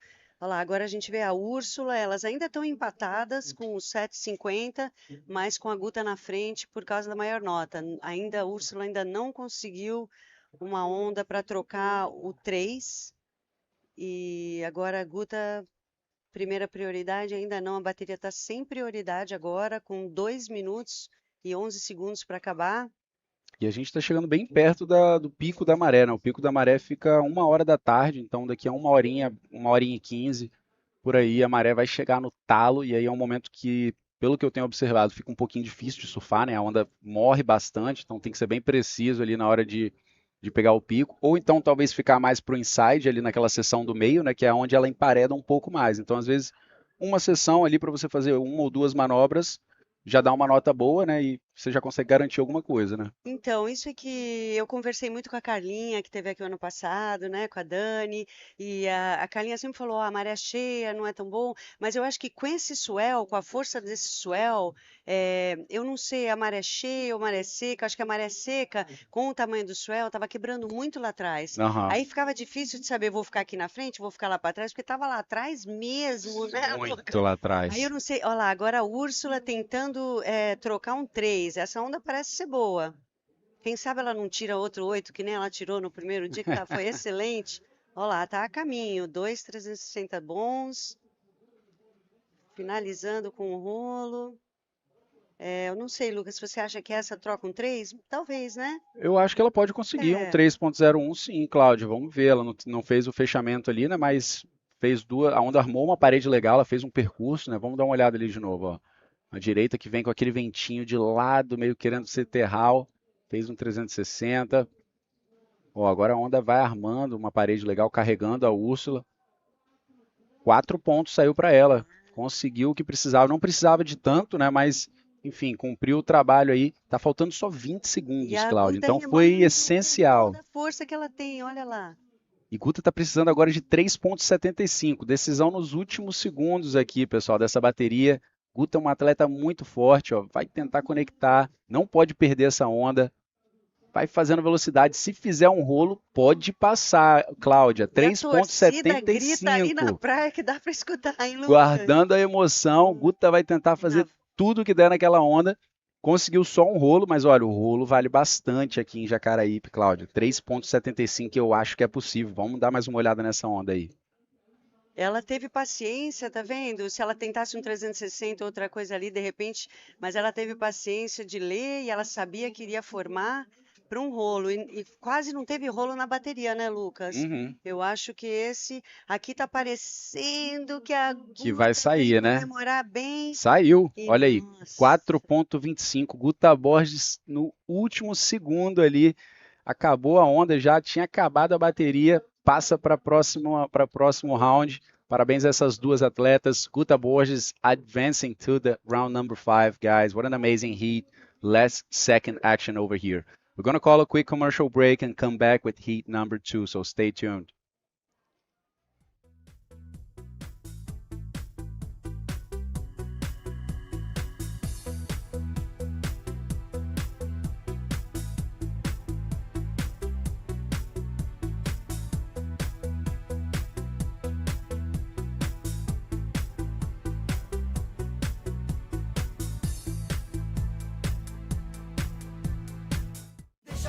Que é Massaia, povo guerreiro que trabalha e confia, que vai pro rock e vive a alegria.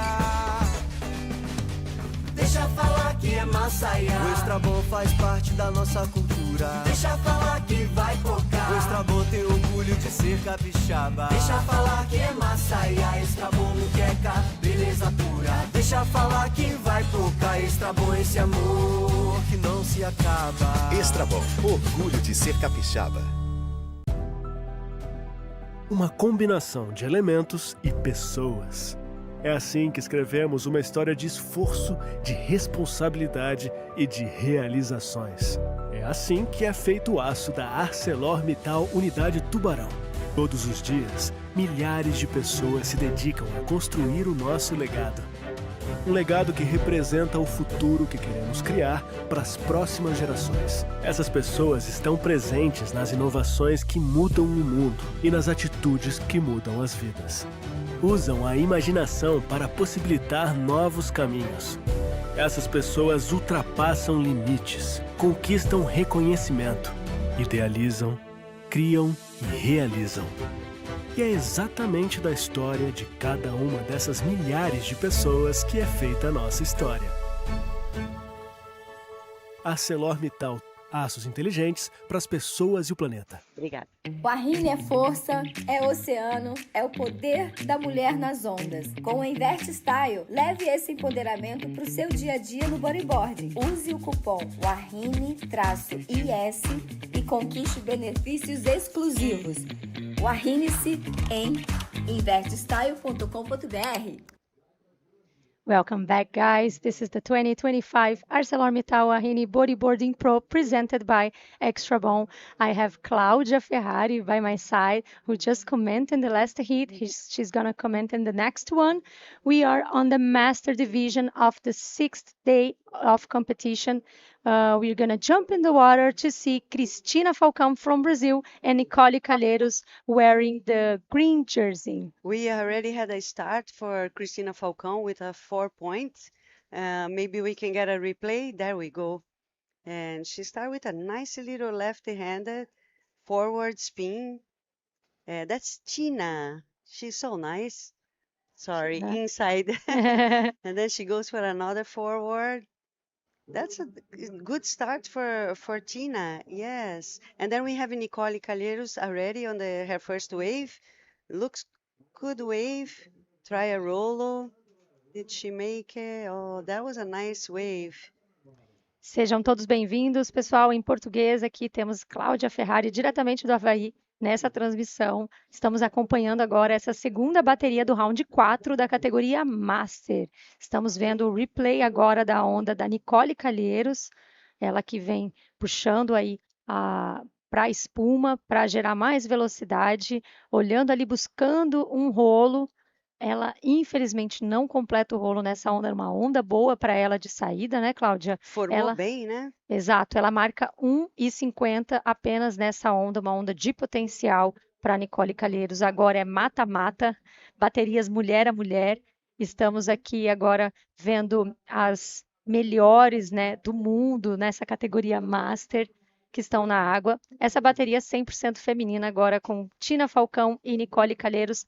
Cláudia, fala um pouquinho do estilo de cada uma delas. A Tina, né? Eu chamo ela de Tina, ela é do Nordeste. Eu não tenho muita certeza de onde ela vem, desculpa, é uma nova geração que eu ainda não estou muito update nisso, mas ela, pelo que eu vi, ela tem um surf muito clean. E a Nicole carioca, atleta de ponta, e também a nossa vice-presidente da Associação Brasileira de Bodyboard. Né? A Nicole trabalha em vários campeonatos no Rio de Janeiro, fez aí, eu não tenho certeza se é o Campiogatas, mas ela fez assim já um monte de campeonato. Campiogatas? Eu acho que é isso. Eu preciso pesquisar um pouquinho mais.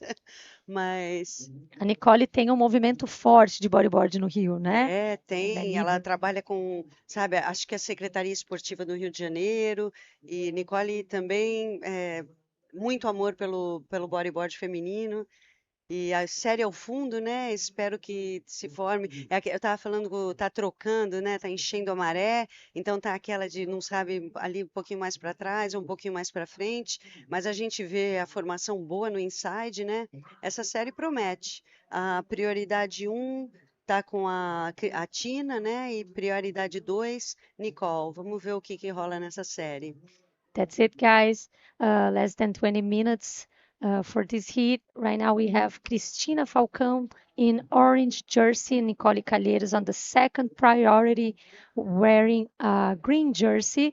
Cristina is leading this heat with a wave that she scores 4 points and Nicole Calheiros just scored 1.5. The heat just started, so we still have plenty time for these two ladies to perform good waves. Right now, the tide is kind of, we don't really know if the wave is pushing all the way to the inside or not.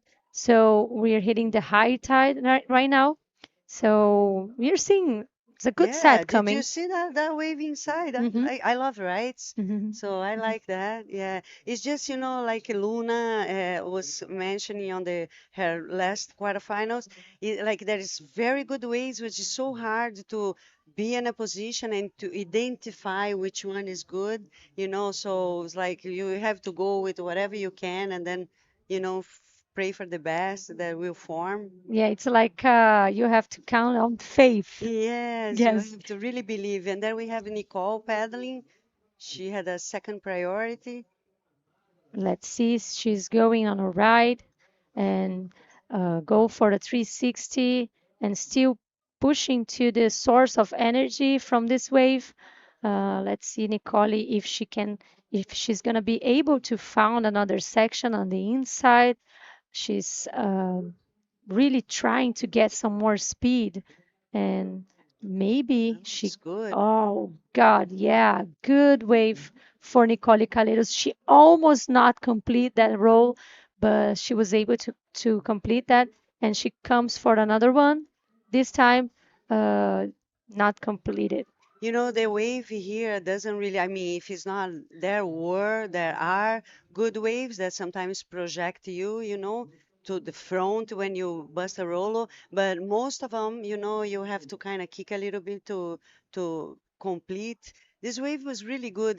Nicole is like I'm not sure if she's from Ipanema or Copacabana, but she really like hollow waves, and so she's just trying to get to the most energy part of the wave. You see, she's been reading, is that going to form for me? And then I see a good inside coming, and she had an eye on the pocket. Look at that, the eye on the pocket, and bottom turn and go. That was a really good roll. Oh, yeah, she had to couple kicks, but that's pretty much, Jacaraípe for you if you don't get the best wave at the right time. And exactly that should be a good score. And we have a 5.75 average for that wave. And Nicole takes the first place with 7 points and 25.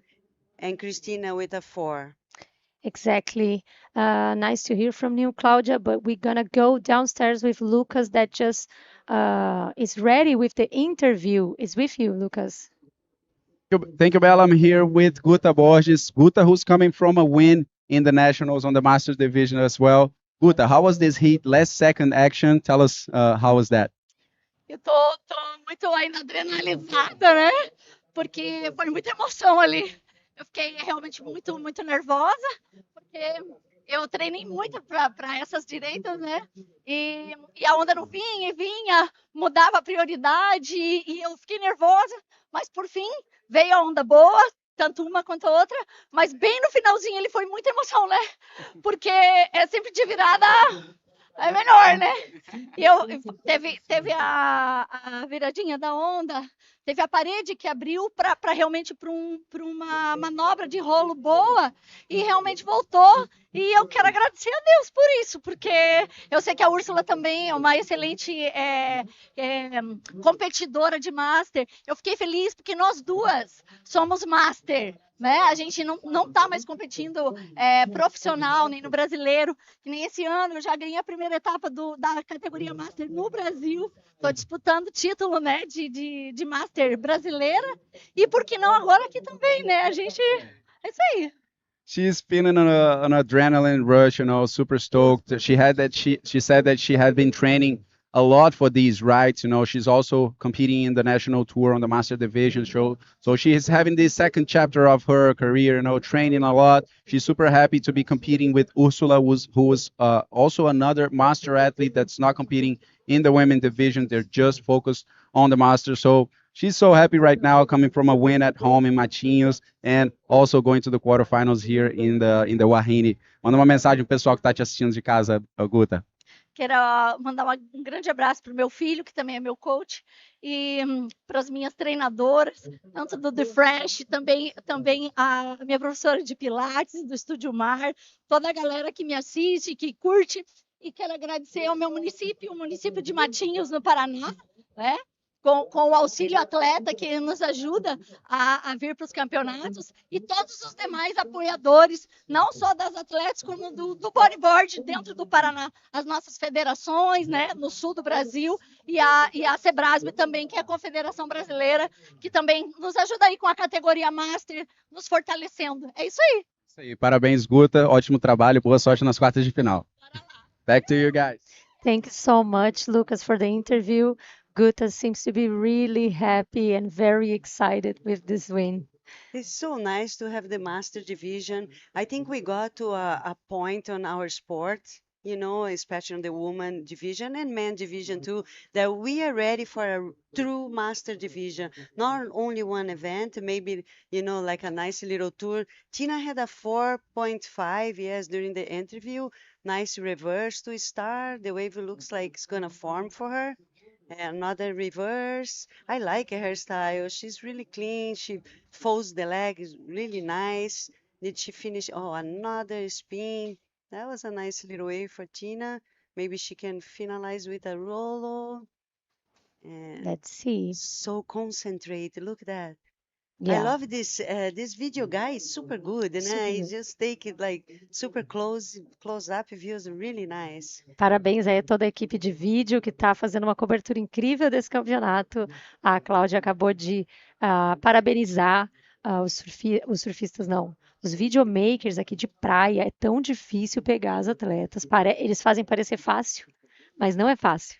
Até mesmo porque atleta, ele nunca sabe se a atleta vai para a direita, vai para a esquerda, e ele não pode perder a ação, né? E é legal ver assim o close-up, né, de perto, porque você vê a expressão das atletas, né, toda a força, a energia, né, o trabalho duro ali, né, o hard work que elas estão fazendo, muito legal, eu gosto dos close-ups. E a Tina naquela onda teve um 4,5, ela está com uma somatória em duas ondas de 8,50. A Nicole tem a maior onda da bateria com 5,75 com aquele rolo, mas tem uma nota muito baixa para ser trocada de 1,5 com um total de 7,25. Eu acho que é ela agora que está remando. Nicole na onda. Nicole Calheiros riding this and going for a 360 right in the beginning of the wave, but she missed it. The wave just passed by her and then she stays behind. So she's pedaling back. Right now, Tina Falcão must has priority on this time.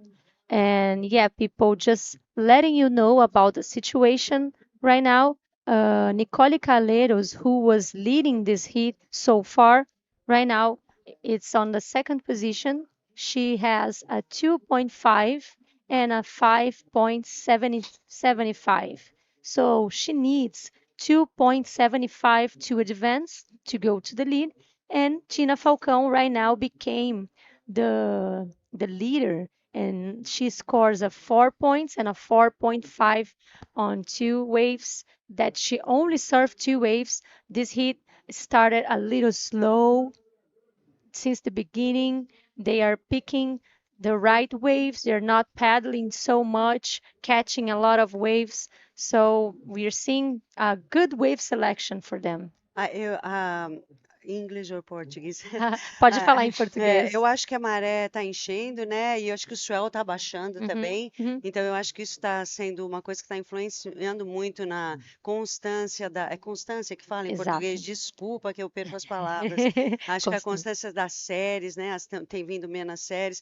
Quero pedir desculpa aqui também para Nicole. Eu chamo ela de Nicole porque é meio que o jeito de falar em inglês, mas é Nicole, gente. Nicole. E agora você vê, a gente está aí 100 séries no horizonte e estamos com 10 minutos e 11 de bateria. A Cristina ainda não tem a segunda prioridade, a prioridade número 1 está para Nicole. Nicole ali, achei que ia de repente nessa esquerda. Você viu, acho que o swell está baixando e agora finalmente está baixando, né? Porque nós temos ondas grandes aí, o quê? 4, 5 dias já. Exato. A remada da Tina. Let's see Tina Falcão riding on this right hand here.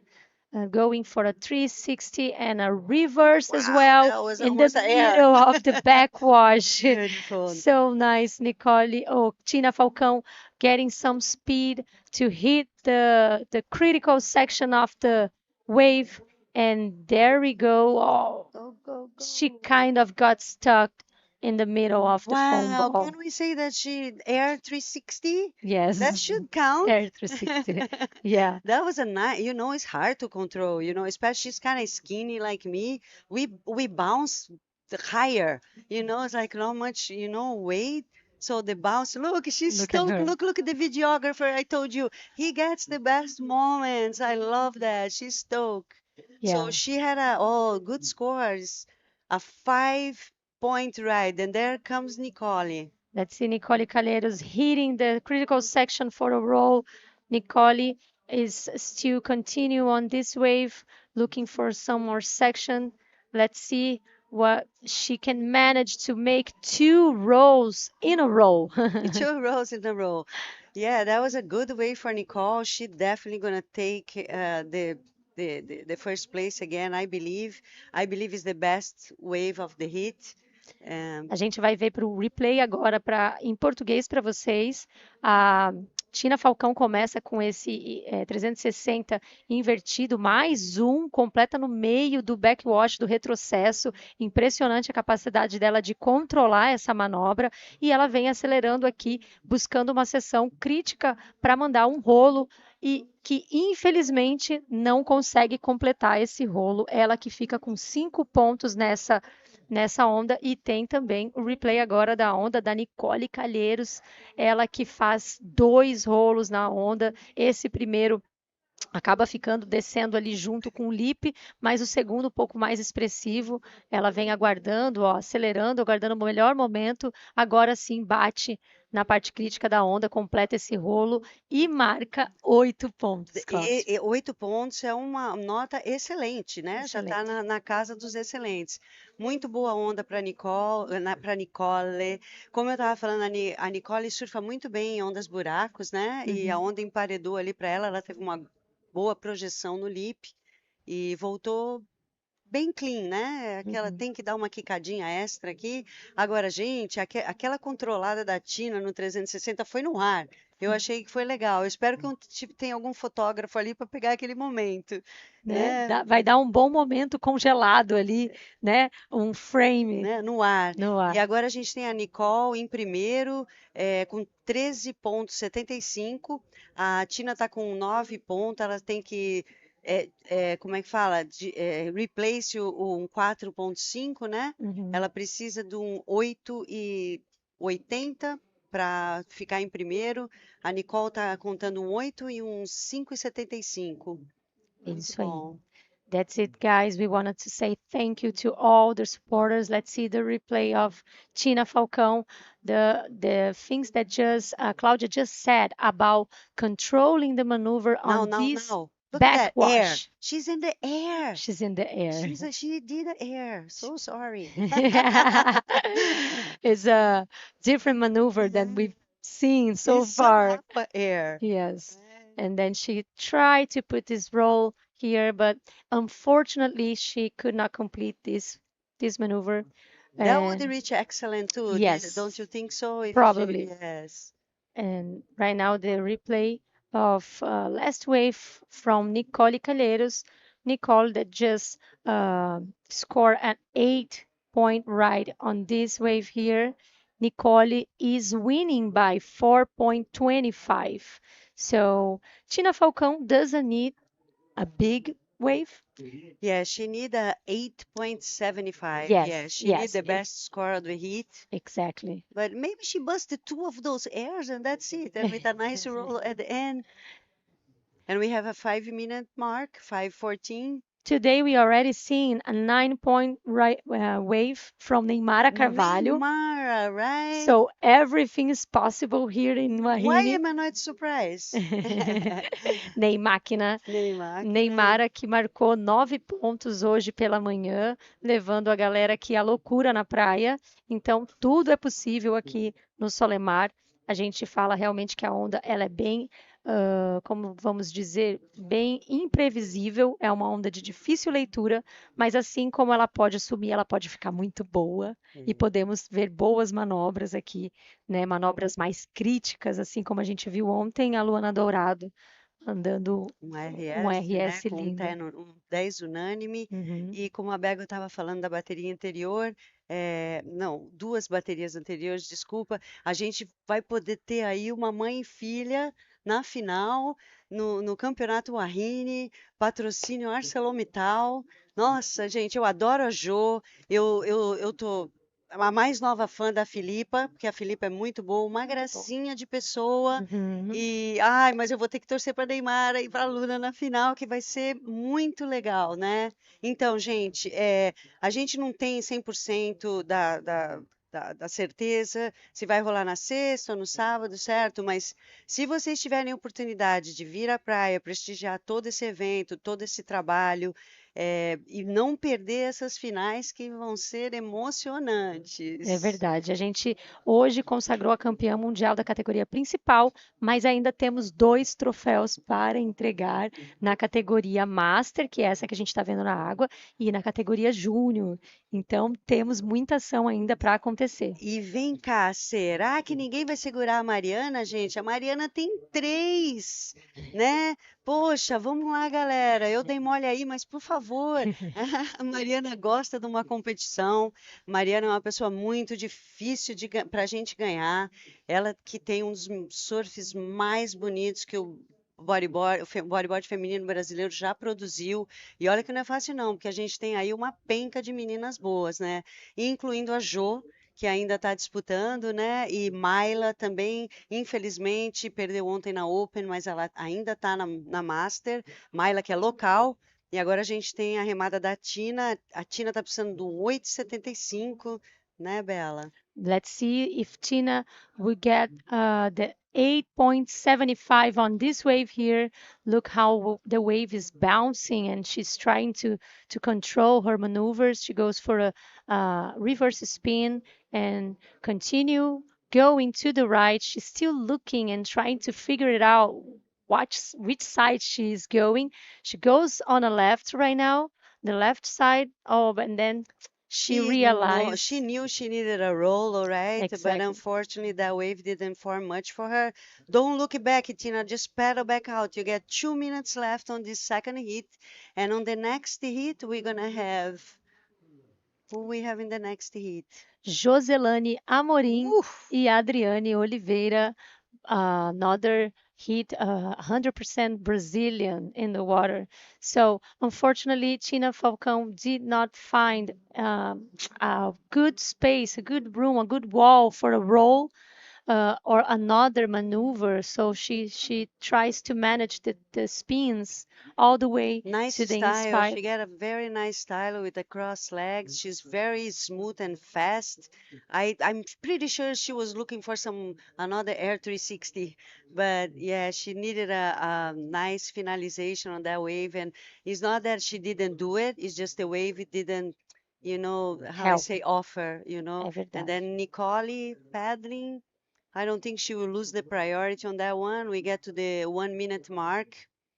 And we have a little bit of set coming. I don't know, the kind of shade and sun over there is kind of definitely the swell is dropping. And I'm not sure if it's, I don't really know Jacaraípe, but definitely the swell is dropping. I don't know if the high tide is kind of influencing with the slow, the slow sets.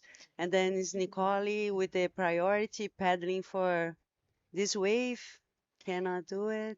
Só para passar para vocês em português, antes da gente finalizar essa bateria, faltando 30 segundos para o término, a Cristina Falcão não teve nenhuma mudança no cenário, ela tira uma outra nota 4, então ela não trocou nota, continua com 8,75 para liderar essa bateria. E Nicole Calheiros, que a gente vê remando ali, segue liderando essa bateria agora. Less than 10 seconds remaining, we're seeing Nicole Calheiros paddling and all the other ladies are already in the water, and that's it. Nicole Calheiros advances to the next heat, and Tina Falcão says goodbye to this contest. And Please don't go anywhere because the next lady sitting here on my seat will be no less than the 2025 Women's World Champion, Alexandra Rinder. Congratulations, lady. Congratulations, Don't go Alexandra. anywhere. Don't go anywhere. We're going to go to the quick commercials break and then stay tuned with us.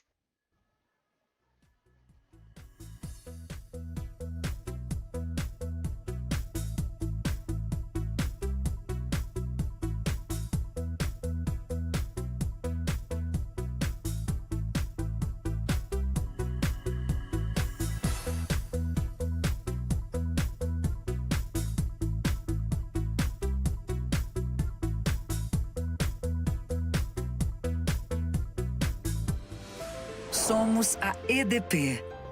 A nossa energia é global. Estamos presentes na América do Sul, América do Norte, Europa e Ásia Pacífico. Operamos em toda a cadeia de energia: geração, transmissão, distribuição, comercialização, solar, eólica e mercado livre. Nossa energia é inovadora. Desenvolvemos hoje as soluções que vão mudar o amanhã. Nossa energia é social. Por meio de nossas ações, já beneficiamos mais de 4 milhões de pessoas. Nossa energia é verde. Somos pioneiros e um dos maiores produtores mundiais de energia renovável. Queremos liderar a transição energética. Isso é mais que um compromisso. É uma escolha. EDP. Nós escolhemos a Terra.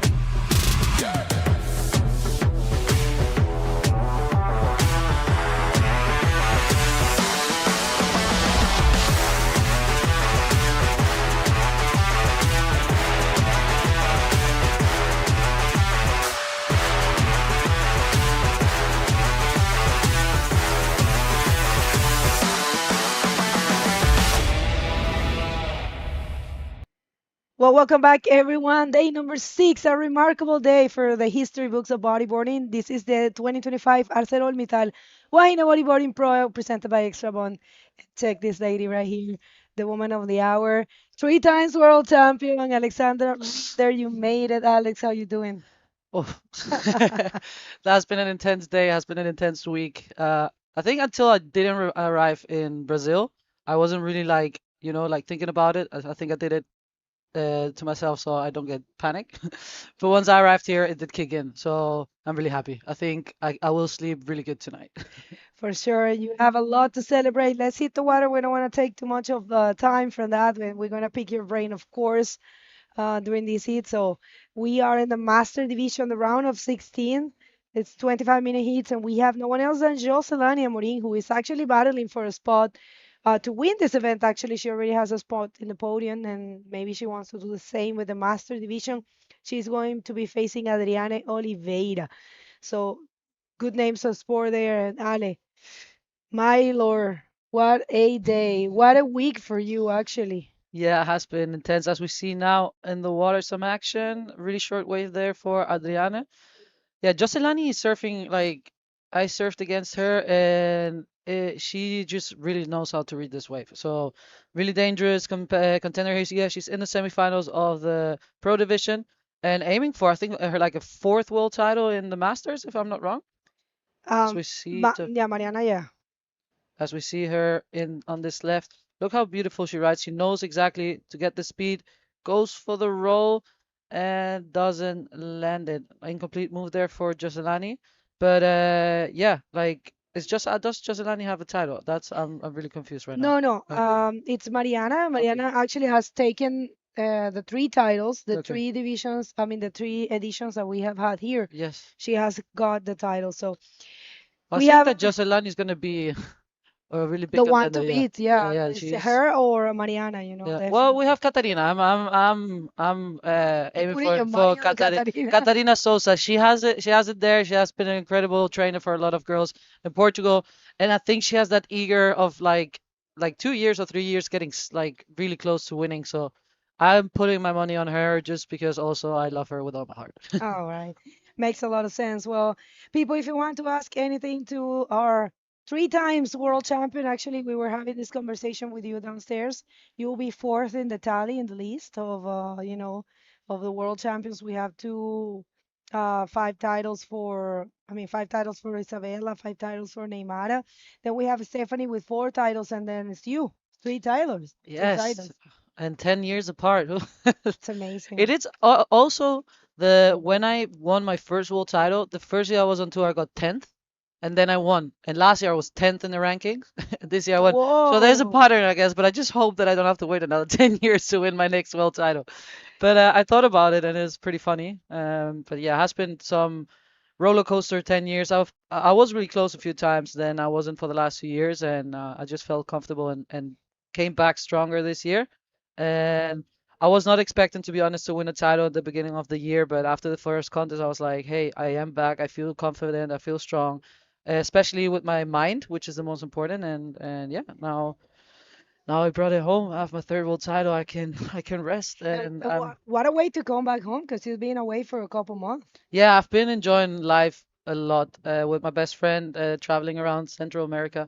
Um, I told her if I would get into the final in Iquique, I will travel with her because I haven't seen her for 4 years, and I did win Iquique. So I had the time of my life. Those two and a half months with her passed really fast, but I have so many memories, a lot of videos that I only can be seen by us, I guess, but a really fun time. And yeah, I'm already missing her, but I'm also looking forward to get home and hug my parents and my brother that I haven't seen for my brother I haven't seen me for like 4 months. So I'm Well, if happy you're for it. around, swing by the last event of the year so we can have you in the streaming at least for a couple hits. Yeah, definitely I will come to the fronton. All No right. doubt, no doubt. Let's just go for free surf. Mm. All right. So while we wait for more waves, and we have our world champion, the recently crowned here today, Alexandra Rinder, we're going to throw it to the interview with the winner of last heat. And Bella, please take it away. Thank you, guys. I have Nicole here by my side. Congratulations. First of all, you went out of the water very exhausted. How are the conditions outside? You find a wave that you just score a high score with 2 rolls. Tell me about that wave. O mar tá bem cansativo, são condições adversas, eu não treino nesse tipo de condição, né? O mar da minha casa ele é um pouquinho mais para beira, então a entrada e a saída é mais fácil. Subiu a onda, eu vi que eu precisava, de fato, fazer uma nota bem boa, assim, e eu arrisquei tudo ou nada, sabe? É a categoria que eu não estava esperando muita coisa, e agora eu estou tentando rever todos os erros que eu fiz na profissional e tentar chegar num lugar melhor agora na Master. She said that it's the conditions that's very exhausting in the water, a lot of paddling, and she right now is trying to not commit the same mistakes that she committed last events, and she goes with faith, a lot of faith on that wave. Okay, so tell me, were you focused on this division, the master divisions, or were you focused on the main division? Do you expect to get all the way here? Tell me about. Então, eu vim aqui focada para ter uma colocação melhor na profissional. E não deu. Então, eu agora vou dar tudo que eu posso dar na Master. A gente tem atletas incríveis. Eu acho que é uma das categorias mais fortes aqui do evento, né? A gente está falando de nomes que fizeram história, que surfam pra caramba. Então, assim, ao mesmo tempo que eu surfo, eu fico babando também vendo elas surfar. Eu acho que essa é a mágica desse evento. Eu me machuquei na profissional, dentro d'água, eu luxei meu dedo. Então, eu também estou surfando com um pouquinho de dor, mas eu estou aqui me divertindo também. Agora o que vier veio, sabe? So she said that she was not focused on the master division. She was trying to go forward on the main division. Sorry, guys. But she got in pain. She got hurt on the pro division, on the main division, and she's still surfing, feeling a lot of pain, but she's so happy that she made it. Congratulations. Você quer falar algumas palavras em português para quem está no Brasil? Queria mandar um alô para todo mundo, parabenizar, né, a Neymara por esse evento. Esse é um evento que simboliza muita coisa para nós, mulheres, é um divisor de águas, e eu acho que esse trabalho tem que ser feito no mundo inteiro, porque as mulheres, de fato, precisam desse palco. A gente sabe o quanto é difícil e a gente tem que se afirmar o tempo inteiro. Então, nada melhor do que um evento como esse para isso. Então, queria parabenizá-la.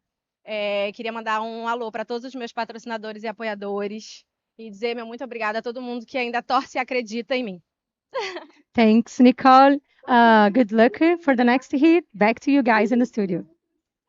Oh, congratulations. She's all smiles, of course. Yes, really good rider. I think she was just a little bit unlucky in the pro division, but always lovely to see. She's always smiling. Also, her kid is so lovely. I Like, yeah, know. muy lindo, muy lindo, Muy lindo. muy lindo. I know. And well, we had some action in the water, small scores though. How's things going there? I mean, how's the wave at the moment? I think like now it's the highest point tide, and it is the swell dropped, so I think it's pretty difficult. But as we see the replay, we see Joselani on this right, trying to look. If Joselani's not making big scores, I think we can tell. Oh, there she goes. She got a 6. Yeah. Is this So one here? then she goes for the reverse spin. Really beautiful style. She connects really good with the wave. She connects the sections really well. That 360 up there, beautiful on the lip.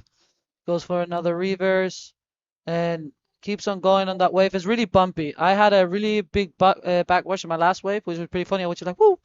She keeps on going. And I think she has a last section there on the sand. Oh, we didn't see. Maybe it wasn't. But she got a 6 for that. So she has a 6 and a 2-2-5. Puts her in the first position with 8-2-5. And now the second position needs 6.75. I tell you, like Joselani is the person to beat in this contest in both divisions. For sure. And you know, the fact that when she was here commentating, she was like, I do this only for the fun. I said she only surfed during the weekends all her life. She never lived in front of the beach. She do landscaping, and she always worked in the city. Yeah, but you can tell, like on her surfing, she's not fighting for a title. She's not like doesn't have the pressure of anything. So she's just enjoying and surfing the waves, and you can tell. But there's many other ladies in the same situation, but she is so consistent. Check this out. Look who's coming up. Yeah, now we have Mariana Nogueira, 3 times world champion of the master division, against Juliana Dorado. This is going to be a really good heat, and I think, yeah, like I'm not sure if Mariana will win this year though. Like if seeing Joselani is gonna be a good battle there. Having Katarina also, and Nicole, even though she's not doing the big scores, she's also dangerous competitor because then suddenly she has a really good heat and makes really big scores. So the master division is lovely to watch. I am really impressed. There's also a lot of idols are in that division. So surfing in the same contest as them and having those different how do you say, like decades of bodyboarding, and we have the juniors, like the generations from we have I think like from 11 to 12 years until like 50 something, I would say. So that's a lot of years in between, and seeing how beautiful, how we all share the same passion, the same sport.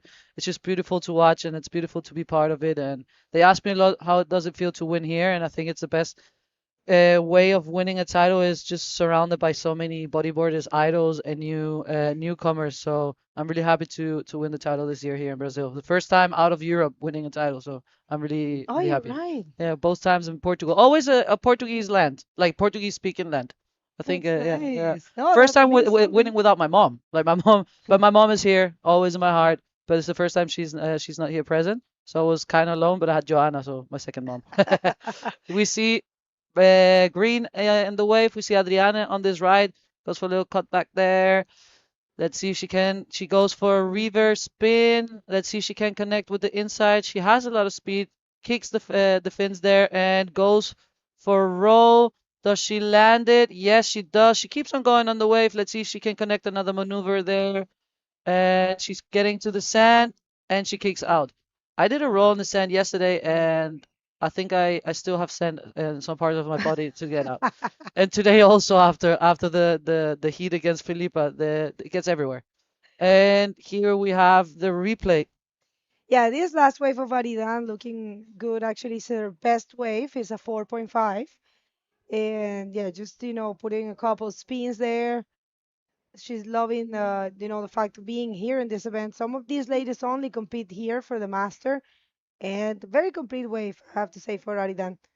Only that, remember, most of the points are right there at the outside, at the very beginning of the wave. Even if you take yourself all the way till the shore and try to put as many maneuvers as possible. The If, gold. yeah, The gold is on the outside. Yeah, always. exactly.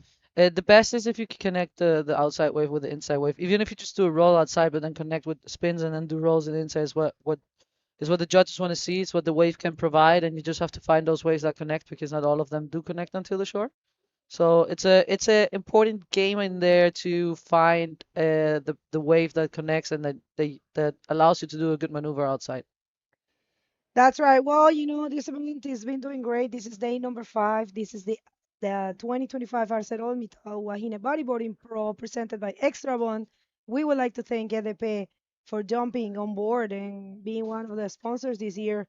Very important contribution from the main power company here. And we would like to thank, as usual, the Prefeitura da Serra for bringing us again, and Grupo Coroa. And of course, we would like to thank as well. Wait a minute, we have a wave here. Joselani Amorim, one of the ballerinas of this event, with the beautiful reverse spin. Maybe she can find a connection there. Of course, she's switching sides. It's a tendency here, huh? You've seen it. They start going to the right and then switch to the left. Is pretty Yeah, cool. because the wave just like in the middle of the section just changes. So sometimes it really closes out on the right and you just go left. As I see the replay, she goes. You can tell that the waves got smaller and it's really high tide, so it's really flat. But she goes there for a beautiful reverse spin and tries to connect. Looks left and right. Where should I go? She goes to the left. I think also it's her strong side, so she knows that if there's an option to hit the lip, she will feel stronger. At least that's what I was doing also. She ends up with a spin, not a really big wave, but she gets a 3.9 for that. Still in first position. And the last wave of Adriana Oliveira was a 4.5. Still in second, needs a 5.41. Really doable, but the conditions are not helping a lot. It's really difficult to find a wave with a section to hit, where the points are. And we see again Joselani going on this left, looking for a lip. She goes for the roll. Good roll there on the outside. Let's see if she can stick to it. No, she doesn't complete that maneuver. So a really short wave for Joselani. It looks really difficult. I think if Joselani is struggling with the wave out there, I think that the conditions are difficult for sure. For sure, but we have seen them great performances, and you yourself, you put yourself great wave yesterday. It's in the highlights. Oh my God, I can't even start to imagine how you're feeling now. You probably don't even know until you I go don't. back home and you have some alone time, to catch Yeah. up with all the messages, have a shower, and just realize everything that you're going through. Yeah, I'm still like I don't know, like flashed. It still didn't sink in. Like I know I'm world champion, but I don't know it. Like I don't feel it. Like I don't feel it. Like I think it would still. I think now I'm at the beach. Everyone is like, yeah, congratulations. Everybody wants like picture, say congratulations, a hug, which is beautiful. It's a And hit of I the try to moment. take the time for everyone, but I think the moment I get to the hotel and I sit in my room alone, I'm gonna first cry. I think for like an hour. Probably call my parents, call my brother, call my best friend. My best friend is a person that doesn't cry at all, and I made her cry twice. So I think she really loves me. I do love her a lot. So it means, like I'm an easy crier, but like there's people that are not, and when they cry, you're like, okay, it meant something. And we have here Adriana on this wave, really short wave, really difficult to connect, really flat waves out there. But yeah, I think once I'm alone and I talk to my people, to my best friends and to my family, and I'm alone with myself and digest it, that's when it's gonna kick in. Because now it's just adrenaline. And I know someone that probably wants to talk to you right now is Pierre Licoste. he's on the same battle for that third title this year, and his last title was a year before, after you, I'm sorry. Last title was in Yes. 2016, and he has been battling for that third So many title. years, yeah. And he has a chance in Gran Canaria Fronton King this year, so we'll see. And Ruth, I of really course. wish I really wish him like he has been in the last years where I've been after my two world titles, like really on the second or third position, like always having the chance. And I tell you something, and people out there, it hurts. Like you think, oh, second or third is a really good position. It hurts. It's a bit like, especially when They're you not fight. enough. Yeah, it is. Of course, it is. It's amazing because there's so many good riders and you're on the top. But like having your title get away from you so like close, it hurts. And it's a lot to process mentally. And to everyone that starts in the sport, I really recommend to work on the mental health because I wish that I would had more help in that. It looking for help is not being weak. It helps to or either have your family or your friends or really like a professional help. It does help. At least look for someone that or be aware of it and because it's not easy. And we're not a sport like a football team maybe where you have a team that is like behind you or if you lose like it's a team, you're kind of on yourself. So always take care of your mental health because it is important. It is a one-man glory and a one-man defeat. So, Yes, and it hurts. I was very glad that you came clean, I'm sorry, with in the interview and that you mentioned that, you send that message to everyone that you might be going through a difficult moment, but there's no shame on looking for help. With your permission, I spoke about you having a tough, situation, some depression and coping with some mental things because we should be able to speak openly about this. We Definitely. all have been through difficult moments. Life Yeah. is really Life is difficult. life is a roller coaster. You won't how you say it glory the good moments if you don't you haven't been in a low. Like you don't realize how important it is to have a good moment until you've been in a lower part of your life. And I have no shame. I think a lot of people that know, like they're close to me, know that I've been through a tough patch. But as I said, you can come out of it. I had my family behind me, my friends, and like really helped me. And if you need help, just look for help. There's no shame in looking for help. It's not weak looking for help. It's weak to maybe even not look for help because it's difficult. You want to do it yourself, but sometimes having your family or someone professional or whatever, the way you want to do it, but seeking for help is not for the weak. Is to be strong and come back and as you can see, it happens. It You come happens. back and you come back stronger and I'm happy and I'm gonna keep on working on myself to not get back to the point I was before. As we see, Joselani on this right, really good wave there. Look how she pushes to the front to get that speed. And it looks like it's gonna build up for her, kicking those fins and goes for the 360. Let's see, another 360. Looks like it's gonna build up a little bit. Let's hope for a good section. See how she can complete this wave. She goes for another 360. And let's see if that she can hit the lip at the end. Another 360, spinning around and goes for the roll, ends up in the sand. Really complete wave there for Joselani with 2 minutes and 15 seconds left. I think that's gonna be I'm not a judge, but I think it's a more complete wave than a 3.9. But let's see what the judge think. And we have on this ride, we have Green goes for the roll, but disappears there. I don't think she's gonna come out of there, but she still has 1 minute and 55 seconds to look for another wave. But we're looking for another score for Joselani. Let's see what the judges think. It's a 5.15. So now, Adriana on second needs a 6.65. Let's see if she has time enough in a wave to do it. She has 1.5 minutes. It's doable, but it's not easy in these conditions as we see the replay here of Joselani. Yes, Joselani, what a beautiful, pristine style, I have to tell you. It's so grateful, right? It's graceful, I'm sorry. So graceful, beautiful combination with spins there for her. Using both hands and the nose, I saw you doing that.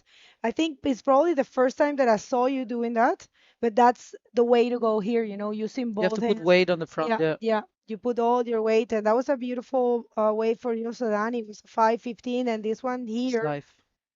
yeah, this is live action. Aridan with the reverse, and let's see, she keeps going. Maybe she finds that section on the ice. She's gonna go for it. Yeah, good job for her. But still, I love how we all end up in the sand there. It's just the same. I have the funniest sticker of myself because, of course, you have friends and landing on the sand. But that was a good wave to finish. I don't know if it's gonna be enough. She needed a 6.6. She needed a 6.65. Let's see the replay. yeah, some scores are dropping and they're coming around the 4. So we'll see 4.5, 4.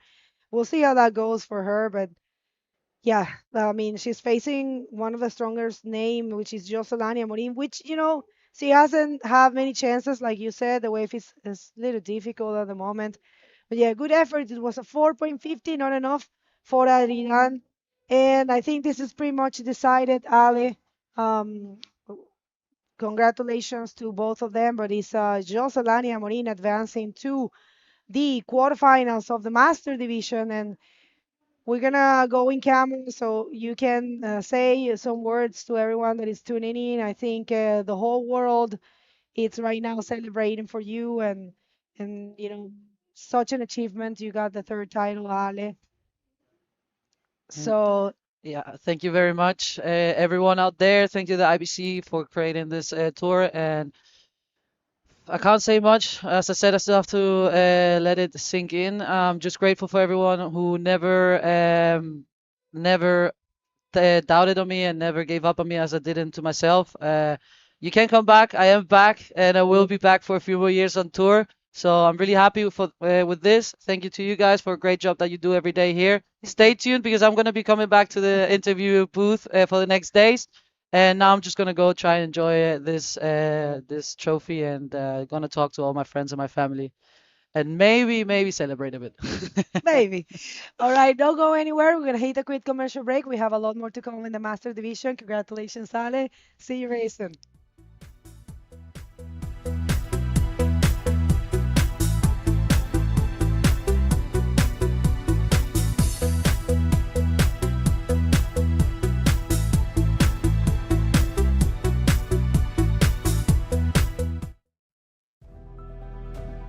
Uma combinação de elementos e pessoas. É assim que escrevemos uma história de esforço, de responsabilidade e de realizações. É assim que é feito o aço da ArcelorMittal Unidade Tubarão. Todos os dias, milhares de pessoas se dedicam a construir o nosso legado. Um legado que representa o futuro que queremos criar para as próximas gerações. Essas pessoas estão presentes nas inovações que mudam o mundo e nas atitudes que mudam as vidas.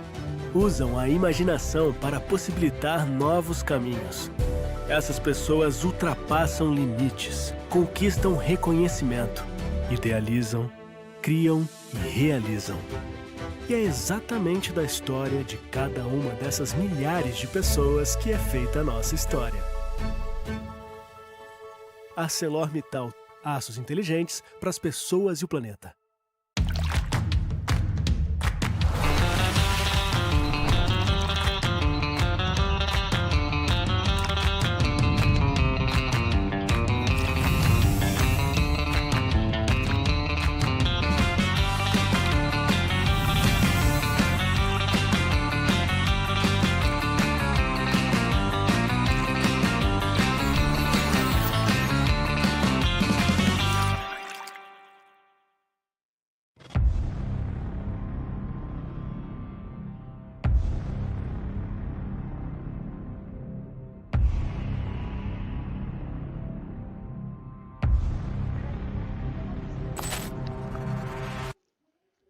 Welcome back, everyone. This is the 6th day of competition here at the 2025 ArcelorMittal Wahine Bodyboarding Pro. Let's jump straight to the water right now because we have a stacked heat just getting started. This is Mariana Nogueira and Juliana Dorado. Let's check some of the action. E é isso aí, galera. Temos bateria de Mariana Nogueira, 3 vezes campeã do mundo, contra Juliana Dorado, também do Brasil. Bateria vai pegar fogo na água. A gente está agora na 4ª bateria do round 4.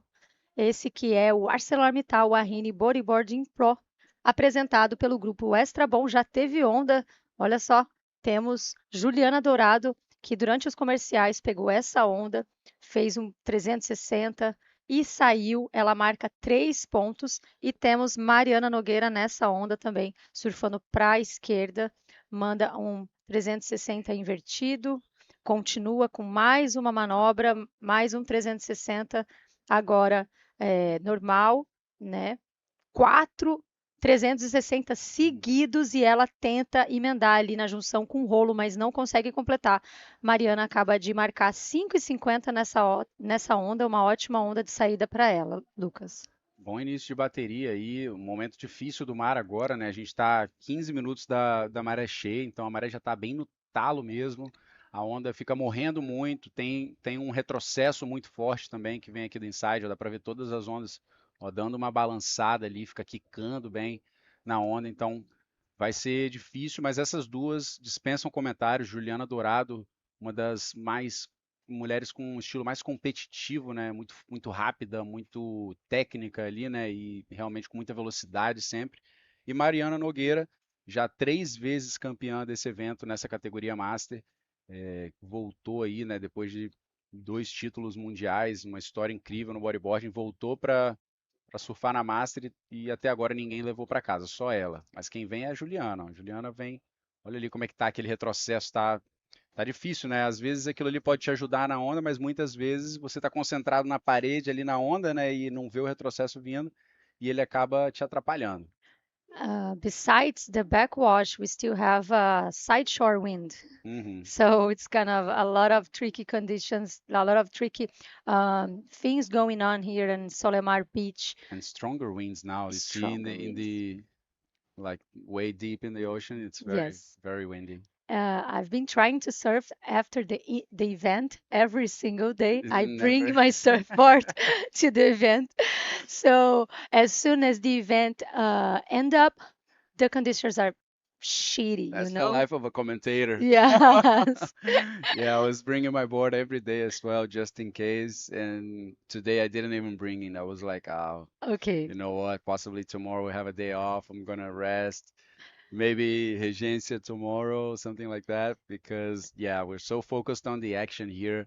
It's just so many heats, and also you know the organization of the event, the staff, they tried to get the best conditions with the event on, right? So as soon as it's bad, they will probably call it off. So yeah, we don't have many opportunities always. We're seeing Juliana Dorado riding this right-handed wave. She's pushing the wave all the way to the source of the energy. So looking at the good section to make a maneuver, and not good wave for her so far. So yeah, Lucas, yesterday I got home and my backyard was perfect and nice waves opening. And I was like, my husband said, just go in the water. Oh, it's amazing. Just go and surf, make your surf. I was like, I need to rest. I go to sleep, you know. I go to bed and I took like a 1 hour nap.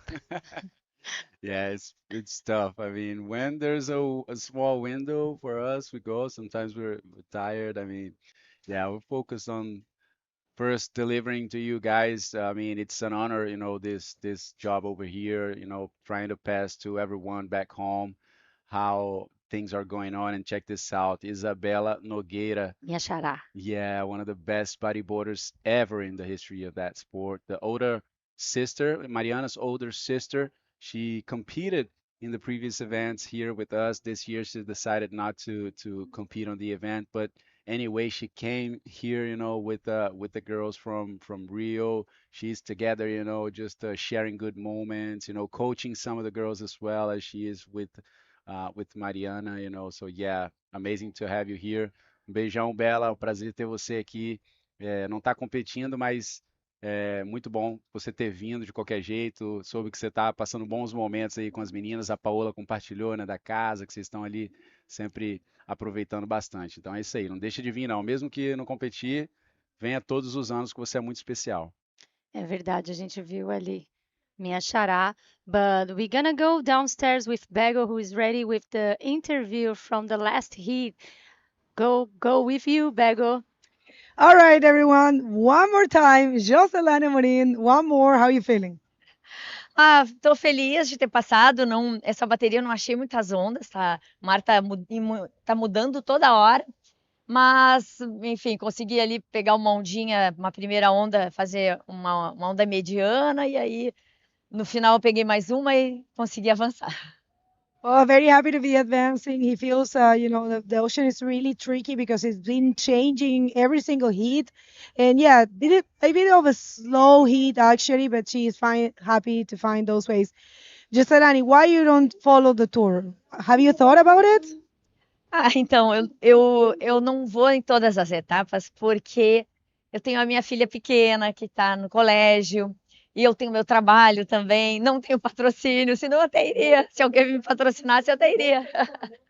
All right, if you're tuning in right now, she said she really would love to do the world tour. I mean, of course, first of all, she's got a kid who's still in the school and she takes care of her family. But more important, if she had the sponsorship, she would go. So people, do it. I mean, very good material for the world tour. I mean, you are advancing, you are in the podium for the women division and very close to get a podium in the master. Is that how you envision the results here? Não, eu nem pensei nisso. Mas, enfim, estou muito feliz de estar avançando nas duas categorias, finalizando o meu dia de hoje classificada. Isso é super importante. Amanhã vou descansar e vou vir com tudo. Mandar um alô. Quero agradecer muito a Alexandra Leles, que está me hospedando na casa dela, com toda a minha família e sendo muito legal. É uma menina que acompanha todo mundo, é o maior fã do bodyboard, então eu quero agradecer a ela, que é uma amigona. E quero agradecer, então, minha família, meu irmão que está lá, operou a perna e está lá me assistindo, o Marco, um beijo, Marco, meu sobrinho Kainan, meu outro irmão Zizo, Totonho, minha família toda, enfim, minhas cunhadas, everyone. All right, congratulations. Go sleep and rest and get ready for the next day of competition. Back to you guys. Thank you, Bego. Bom saber que a Alessandra está hospedando a Josi aí. O café da manhã tá reforçado, né, Alessandra? Reforça nele aí nos próximos dias que vai precisar. Um beijão, ela que está sempre aí também presente nos eventos. E olha aí, vem Mariana Nogueira escrevendo história ali naquela onda. Vai ser nota boa pelo visto, hein? Ela tem um 0,75 no backup dela, né? Então, provavelmente, certamente vai trocar essa nota e vai melhorar a situação, deixando a Juliana precisando de mais pontos. Vamos ver do início. Let's see this wave for Mariana Nogueira. Start with a nice spin and getting a lot of speed to put this roll, and nice roll for her. Mariana still continue on that wave, and that's it. 2 maneuvers for Mariana Nogueira. She gets a 6 point on that wave. 6 score, a nice score for Mariana Nogueira right in the beginning. Actually, we have 10 minutes that just passed by from this heat, from the beginning of this heat. Right now we have Mariana Nogueira leading this heat, followed by Juliana Dorado that is needing a wave 8.5. And you know what? Checking by those two styles, let's see Conchinha over there. That's Katarina Sosa's daughter. Katarina is still in the competition as well for the Masters division. She'll be going to the water next, I believe, in a few next few heats. Next one, we're going to have Amaya Takei and Daniele Oliveira, but Katarina will be going on the following heats. So yeah, that's a little bit of the athletes on there where they can, just recover, have a drink there by Coroa, and rest some more. Juliana Dorado takes off on this ride. You can see how radical she is, a lot of speed and sharp maneuvers, working one more reverse spin.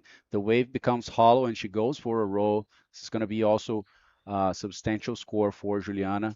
Looks like she's working this one a bit more. We also see on a picture-in-picture Mariana going for a roll, gets hit by the backwash, but maintains, the momentum there to execute that roll and complete this one. But yeah, I believe this is going to be the best wave for Juliana, Bella. Juliana que surfa muito forte, né? A Juliana vem aí mostrando toda a força e potência do seu surf. Essa onda com certeza vai ser a melhor a performance dela nessa bateria. Ela que começa aí com esse 360 invertido, continua levando para mais um estilo bonito da Juliana Dorado. Com velocidade, ela já emenda para o rolo. Juliana marca 8,25 nessa onda, já pode comemorar um notão. Estilo agressivo ela tem, né? Você vê que as manobras dela são bem fortes, manobras com potência ali. A Juliana, mesmo com ondas pequenas, ela consegue manter aquela potência ali. É a escola da Bahia, né? O pessoal da Bahia é diferenciado. Olha aí, a Mariana Nogueira também vai sair uma nota boa. Ela está trocando 6 pontos, vai para o rolo, saiu 6,5. Não, ainda estamos esperando, eu acho, essa nota da Mariana. Ou será que foi essa? Eu acredito que, acredito que foi essa. Foi um 6,5. Vamos ver se sair outra aqui, a gente fala para vocês. Às vezes é muita onda saindo ao mesmo tempo, a gente fica meio perdido aqui, pessoal. Mas de qualquer maneira, quem vai mantendo a liderança é a Mariana Nogueira. Porém, a Juliana diminuiu a diferença drasticamente ali agora, né? Tirou uma nota excelente e está buscando só 4,25 agora. Eu estava pensando no início da bateria, né, como que é bem diferente o estilo das duas. A Juliana bem agressiva, bem forte com as manobras, e a Mariana bem clássica, né, aquele estilo mais fluidão, assim. Vamos ver qual que vai sair por cima nessa bateria. É verdade. Let's see Mariana Nogueira riding on this wave here with a lot of speed, going for 2 spins and she didn't go for the roll on the critical section. Right now she's pedaling back. So yeah, we have the scores from this last wave from Mariana Nogueira. She scores a 5.15. So nothing changes to Mariana, who still continue leading this heat, and this is the replay. Yeah, so that's the 5.15. Essa, na verdade, é a última onda da Mariana, um 5.15. Trabalha muito bem o 360, vai lá em cima para fazer o 360 normal. Ó, faz um invertido na linha ali, só que a onda acelera um pouco mais, ela acaba não conseguindo um momento para subir ali no lip, né? E depois a onda já vira para fora, então não tem como realmente ter projeção ali, né? E ela fica sem fazer um fechamento naquela onda, que se tivesse feito, com certeza subiria aí essa média dessa onda de 5 para talvez 6, 7 pontos, faria toda a diferença. Mas segue na liderança e tem uma nota de troca de 6 pontos a Mariana Nogueira. É isso, Lucas estava falando sobre essa é a onda 8,25 da Juliana Dorado, a melhor onda dessa bateria até o momento. Olha, ela joga bastante água fazendo a sua manobra, o seu 360. Ela vai para mais um. A diferença do estilo dessas duas surfistas, né? A Juliana que tem um estilo bem forte, surfa com bastante força, potência, e a Mariana, que é considerada bailarina das bodyboarders. A Mariana Nogueira surfa, parece que está deslizando ali, fazendo um balé sobre as ondas, surfa com muito mais, eu diria, delicadeza, fluidez, né? Um estilo bem diferente de surf das duas. Mas duas fortes competidoras se enfrentando agora. Essa quarta bateria da categoria Master, teremos mais 4 baterias até o final desse dia. Estamos no 6º dia de competições e estamos indo rumo às finais, às quartas de finais, às semifinais. Está ficando cada dia mais emocionante de acompanhar o campeonato. É isso aí, já temos semifinais já decididas para a categoria Woman, que vai ser Joselani contra Neymara. E na outra chave a gente vai ter a Filipa Broeiro de Portugal contra a Luna Hardman. Então uma bateria da velha geração, uma bateria da nova geração aí.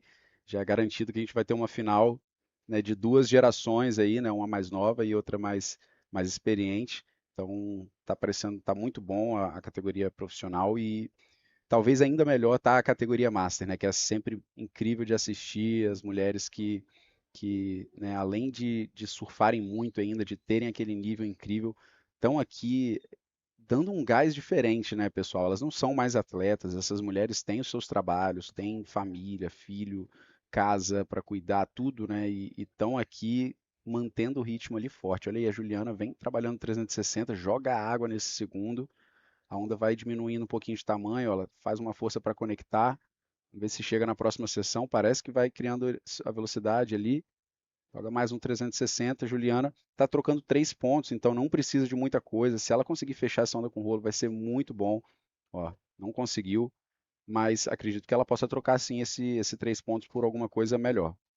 That's it, guys. We're seeing the ladies in the water right now for the next hit, but let's check the replay from the last wave of Juliana Dorado. She starts with a nice reverse spin and goes for a second one, throwing a lot of water on this maneuver, and she tries to manage to bring this wave all the way to the inside, looking for a roll, but she put another 360 spin, and that's it for her. She could not find anything else, but it's gonna be a good score.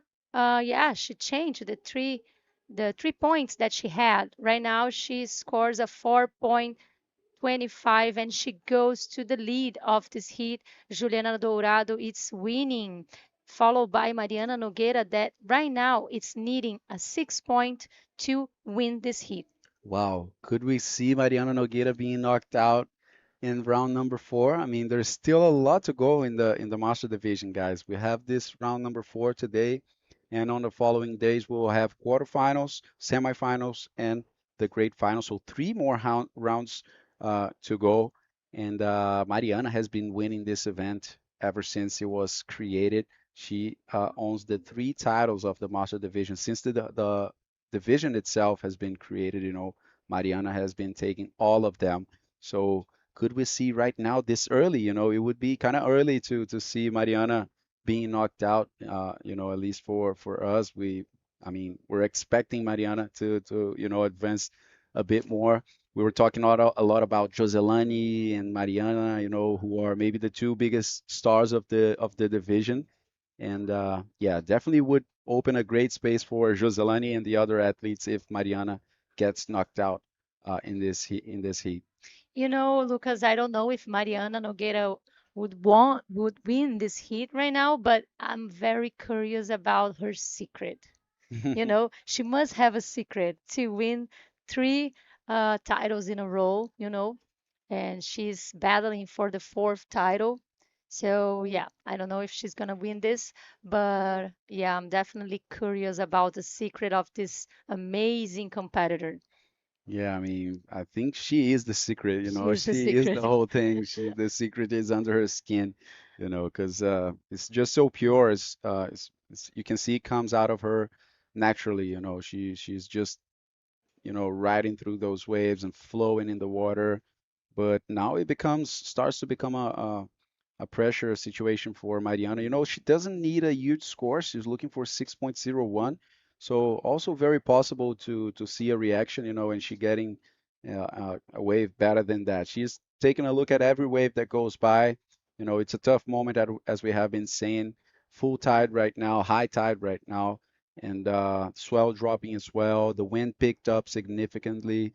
So it's not an easy moment to go on a heat, but definitely a 6.01 is not a big task for Mariana Nogueira, Bella. Definitely she could pull that off in the next few minutes. Verdade, passando as atualizações para vocês em português e também traduzindo aqui o que o Lucas disse sobre a Mariana.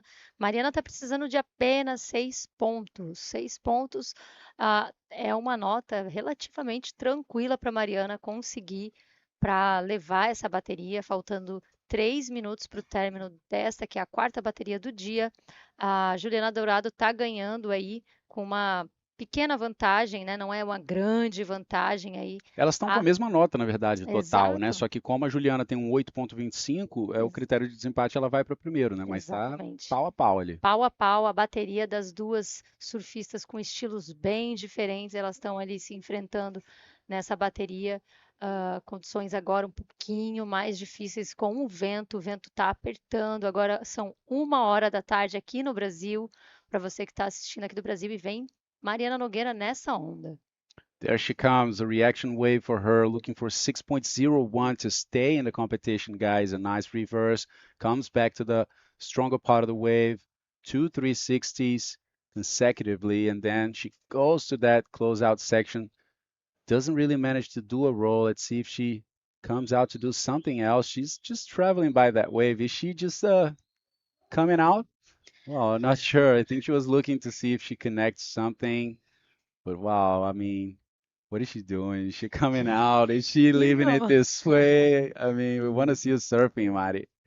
A Mari veio nessa onda aqui, que parecia até que ia formar uma onda boa, mais para inside.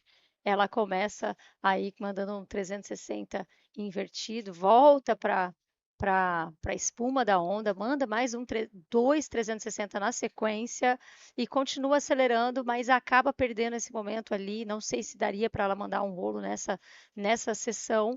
E ela vem passeando. A gente ainda estava na dúvida se ela estava querendo surfar essa onda de fato ou se ela já estava saindo do mar, porque agora faltam quase um pouquinho mais de 1 minuto para o término. Acredito que ela vai voltar, não sei. A gente não consegue ver, de acordo aí com a câmera que está filmando, se ela vai voltar para tentar mais uma onda. A gente comentou que ela precisava só de 6 pontos, né? A bateria empatada aqui, sendo liderada pela Juliana Dorado, porque a Juliana Dorado tem uma pontuação maior do que ela, e acredito que Mariana Nogueira já está saindo da sua bateria. Ela vai se despedir desse campeonato. Não teremos uma quarta vitória consecutiva da Mariana Nogueira na categoria Master. É isso aí, Mariana está fora da água, pelo que parece ali, pessoal, e a situação é essa. Juliana Dorado vai se classificando com o mesmo somatório, porém a nota mais alta de Juliana, um 8,25, é o critério de desempate, então ela que avança essa bateria. Mariana vai se despedindo, pelo que parece.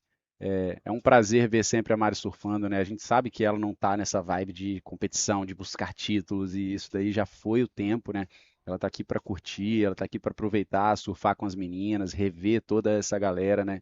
E é isso. Foi incrível ver a Mariana surfando mais uma vez. And yeah, it's over, guys. Mariana is out of the water, and Juliana will be advancing to the quarterfinals. But you know what, guys? Before the commercial break, we will have the special moment of this contest that we have every day, and it is the Wahine of the Day presented by invertstyle.com.br. So let's take it straight to Bagel. Please, Bagel, bring it on. All right, guys, of course, the Wahine of the day of yesterday is the first end of the competition. Juliana Dorado, you did amazing yesterday. And this is offered by invertstyle.com.br, the first online shop, bodyboarding online shop from Brazil. And check this out. It's a beautiful board bag with the logo of the Wahine. And of course, it's a collaboration. What do you feel about that? Estou muito feliz. Obrigada a Neymara por organizar este evento incrível. Obrigada a InvertStyle pelo saco e vou continuar a dar o melhor no campeonato. Lembrando que se vocês querem comprar alguma coisa, vai pro site oficial, a primeira loja online do Brasil, né? É invertstyle.com.br. See you very soon. We're going to go to a commercial break and come back with more of this event right after this. Somos a EDP. A nossa energia é global. Estamos presentes na América do Sul, América do Norte, Europa e Ásia Pacífico. Operamos em toda a cadeia de energia: geração, transmissão, distribuição, comercialização, solar, eólica e mercado livre. Nossa energia é inovadora. Desenvolvemos hoje as soluções que vão mudar o amanhã. Nossa energia é social. Por meio de nossas ações, já beneficiamos mais de 4 milhões de pessoas. Nossa energia é verde. Somos pioneiros e um dos maiores produtores mundiais de energia renovável. Queremos liderar a transição energética. Isso é mais que um compromisso. É uma escolha. EDP. Nós escolhemos a Terra.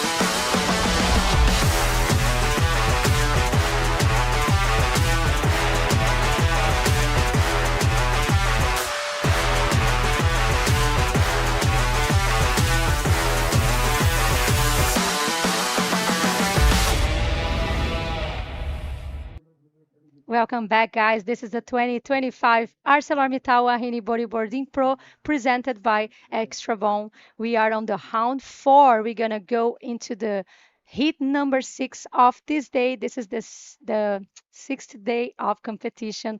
Lucas, who we going to have in the water for the next heat? That's it. Let's check the water view to see some of the action. And of course, Amaya Takei will be wearing orange jersey and Daniela Oliveira will be wearing the green jersey. So it looks like Amaya already found herself one wave, not a big score. It's a 3-point ride, but we'll probably be checking up on that pretty soon. Daniele coming right after her. So yeah, there comes Dada Oliveira going right and just one reverse spin, nothing else for Dada over there on that wave. A gente vai para o replay da onda da Maya Takei, que abriu essa bateria com essa onda, nota 3. Ela que manda um 360 invertido, vai para buscando aí atrasar, mas ela acaba ficando por ali. Foi só uma manobra até o momento para a Maya Takei. Essa é a bateria número 5 do round 4. Teremos mais 3 baterias no dia de hoje. Se você estiver online, manda sua mensagem, manda sua torcida. A gente quer saber para quem você está torcendo. E a gente está aqui na água. A Daniela Oliveira agora, ela também abriu a bateria com uma onda 1.65. Nota não muito expressiva para Daniela Oliveira. Mais uma bateria da categoria Master, apenas de brasileiras na água. É isso daí, então, vai começando com a Dada em segundo, 1,65. A Maya Takei na terceira posição. Queria mandar um agradecimento especial à ArcelorMittal por ser o principal patrocinador desse evento, né? Desde a primeira edição a gente carrega ali Arcelor no nome, realmente é um prazer gigante ter uma empresa do cacife da ArcelorMittal, né, apoiando esse evento. Foi uma das principais que realmente ajudou isso a se tornar uma realidade. O Extrabom, que está junto aí esse ano também como apresentador oficial do evento. EDP, pela primeira vez junto conosco também, muito obrigado. E com certeza a Prefeitura da Serra e o Governo do Espírito Santo, né, a Secretaria de Esporte ali, que está, através da Lei de Incentivo ao Esporte e à Cultura, também sendo um fator primordial para a gente poder estar aqui. E os nossos apoiadores, a Jaklayne Joias e o Grupo Coroa, cada um com suas especialidades aí, né? Seja joalheria, relógios ou as melhores bebidas, estão apoiando junto também. E se vocês estão buscando equipamento de bodyboard, pessoal, a gente recomenda altamente vocês entrarem em www.invertstyle.com.br, comprar com quem realmente sabe do que está vendendo, né? Com empresas que realmente apoiam o bodyboard brasileiro, o bodyboard mundial. A gente tem o cupom Wahine-IS, Wahine-IS, que dá 10% de desconto em todo o site. A Invertstyle está apoiando o Wahine, também apoiou o Itacoatiara Pro. Então, é uma empresa que realmente está voltando ali para o esporte, né? Propôs a ideia do Wahine of the Day, que está todos os dias trazendo ali um material muito legal para as meninas, né? Trazendo uma recompensa a mais. Teve no segundo dia que a gente teve a PCD, eles vão fazer uma prancha customizada para a atleta que ganhou. Então, muito obrigado, Invertstyle. We are seeing a Maya Takei riding this wave here, putting the first spin and going for a roll, but not completing this maneuver. Amaya, this is the second wave that she's riding right now, less than 20 minutes to the end of this heat.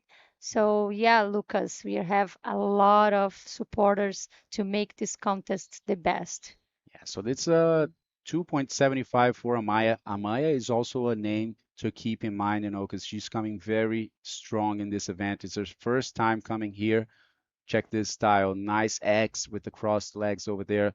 And as she goes for the roll, she gets hit by all that white water and didn't really, reject herself very well to complete this move. So yeah, there's still some time for her. You know, there's still 19 minutes and 30 seconds remaining. She is in the first position. Just a matter of working those waves out, you know, and being able, and also taking a look at Dada Oliveira, that is also a very strong rider.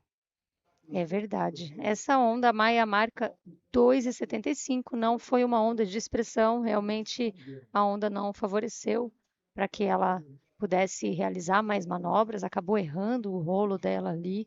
Talvez fosse uma nota melhor, mas as condições bem difíceis aqui para elas também. Ó, vamos ver, tá vindo uma onda aqui para a direita, uma onda que parece bonita para Dada Oliveira. Ela volta para a espuma, vai seguindo aí na onda, tá vendo? A onda parecia ser muito boa, essa onda realmente parecia ser muito boa. E aí, de repente, a onda encontra com uma onda menor na parte da frente. Uhum.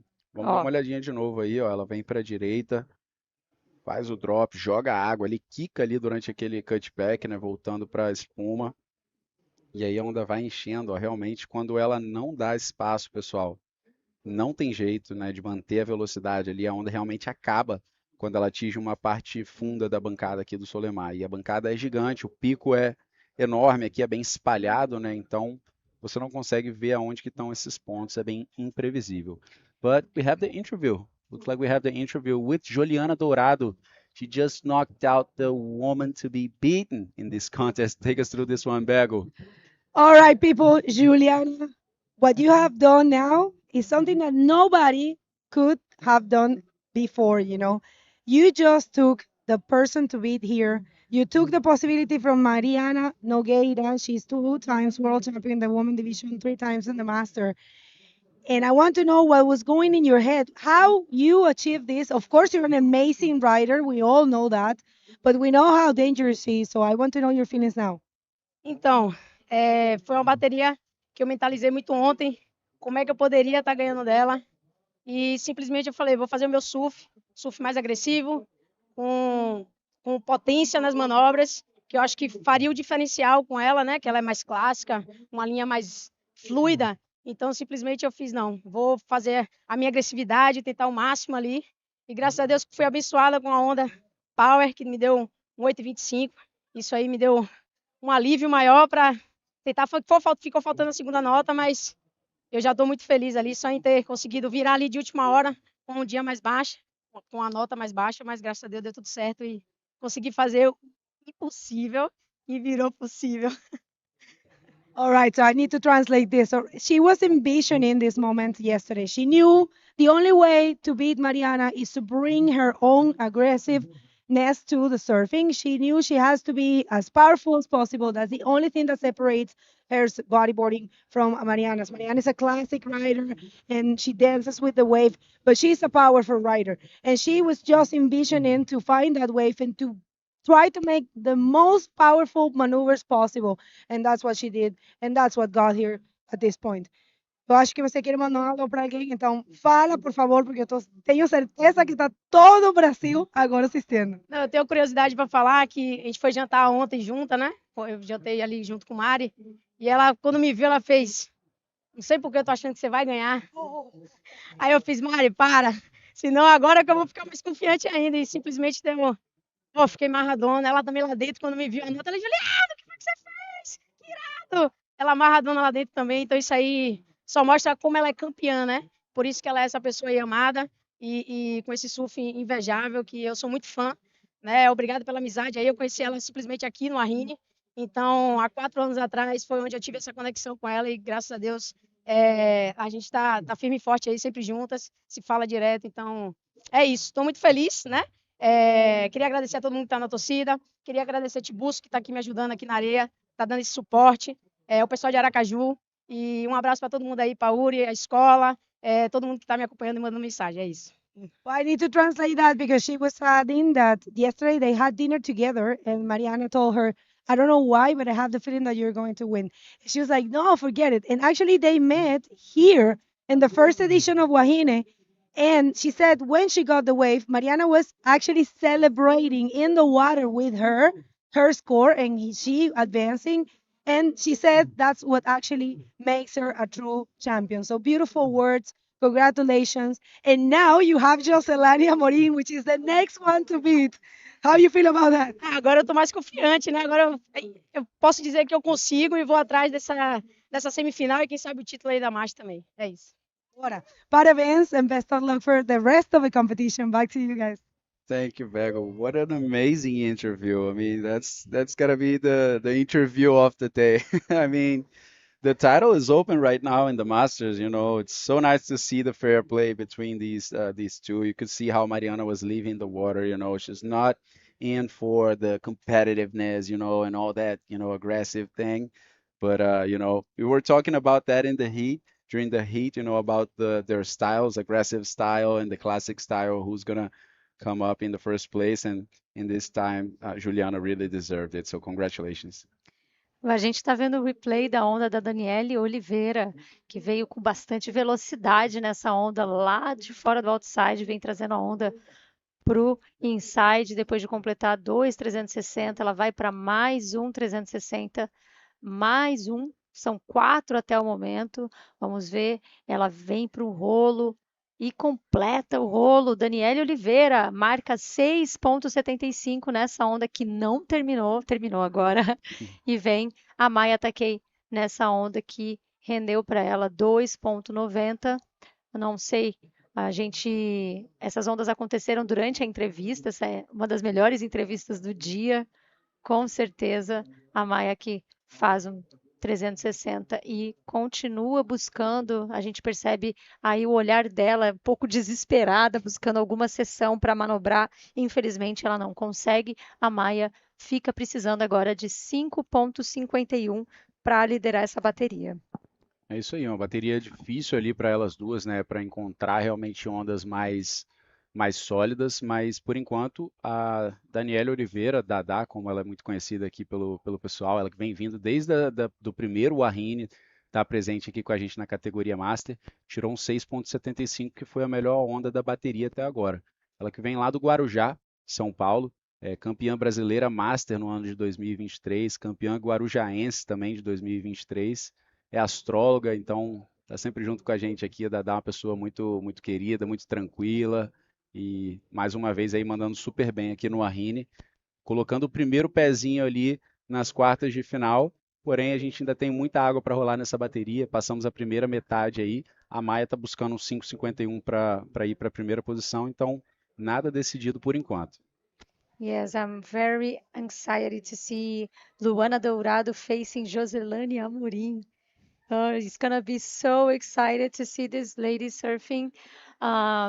For the next days, we're still gonna have 2 more days of competition in Wahine to conquer the Juliana Dorado. Juliana, I was like, Luana. Luana. Yeah, I was wondering, Dourado is a powerful surname, isn't it?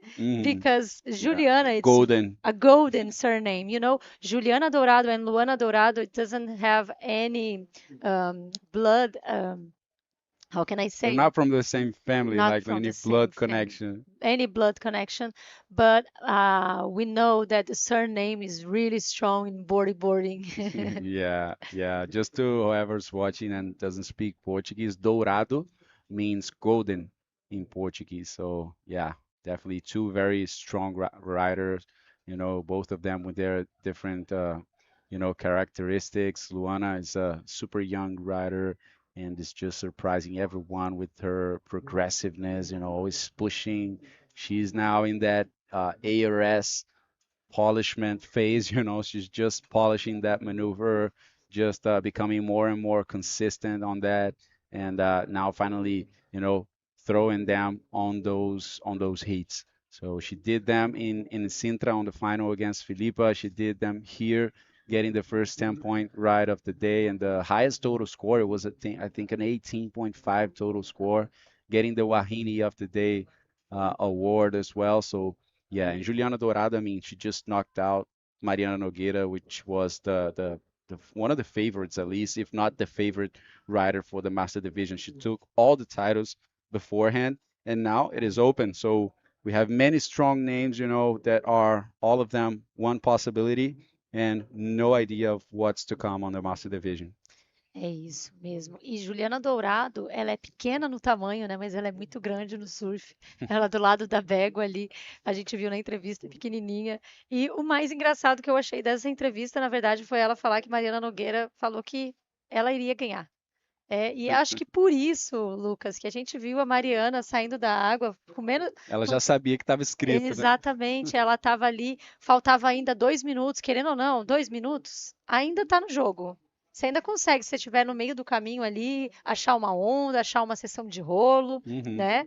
A Mariana simplesmente saiu e, tipo assim, sorrindo, tranquila, acho que ela já estava meio premeditado de acontecer a situação. E incrível, o mais incrível é que elas saíram empatadas, né? Juliana Dourado ganhou a bateria porque ela tinha nota maior, mas empatou, mostrando que as duas têm total surf. Eu acho que não tem nenhuma dessas duas, né? Falando da Mariana, que foi a que perdeu nesse caso, Mariana não tem que provar nada para ninguém, né? O nome dela já precede já precede a chegada dela, né? Ela é muito, muito forte, realmente um nome que ecoa e é muito querida por todas, né? Não só dentro d'água, né? Mas uma pessoa muito querida, uma pessoa muito, muito simpática ali, realmente fair play, entendeu? Então, muito querida, sempre vai ser a nossa campeã aqui e escreveu já também na história do Wahine, né? 3 anos seguidos é um recorde a ser batido. Vamos ver como é que vai ser os próximos 3 anos aí, se alguém consegue repetir o feito da Mariana. Verdade. 8 minutes remaining to the end of this heat. This is the fifth heat of the day from round 4. The master division. We're seeing Daniele Oliveira in the water with the priority.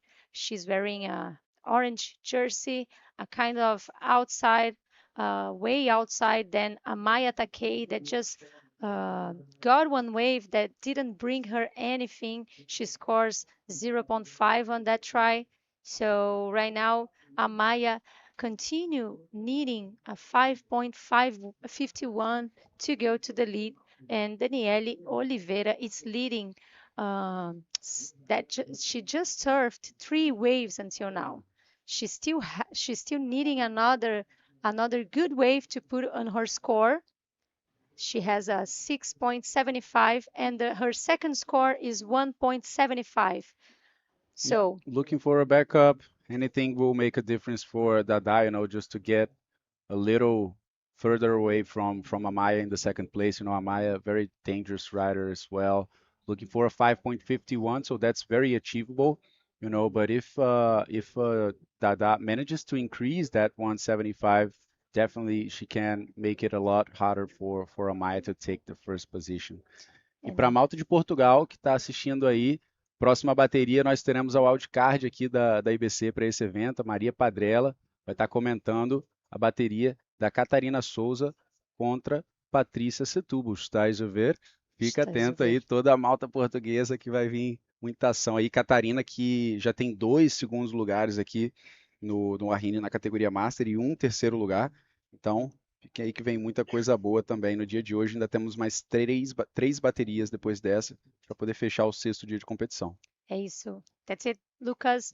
We're gonna have on the next heat Patrícia Setúbal fighting against Katarina Sosa, who already make 2 podiums here to the 2 second places, trying to win this contest on the master division, and it's gonna be commented by Maria Padrella from Portugal. Tuga Power here on the broadcast for you on YouTube. Send us a message.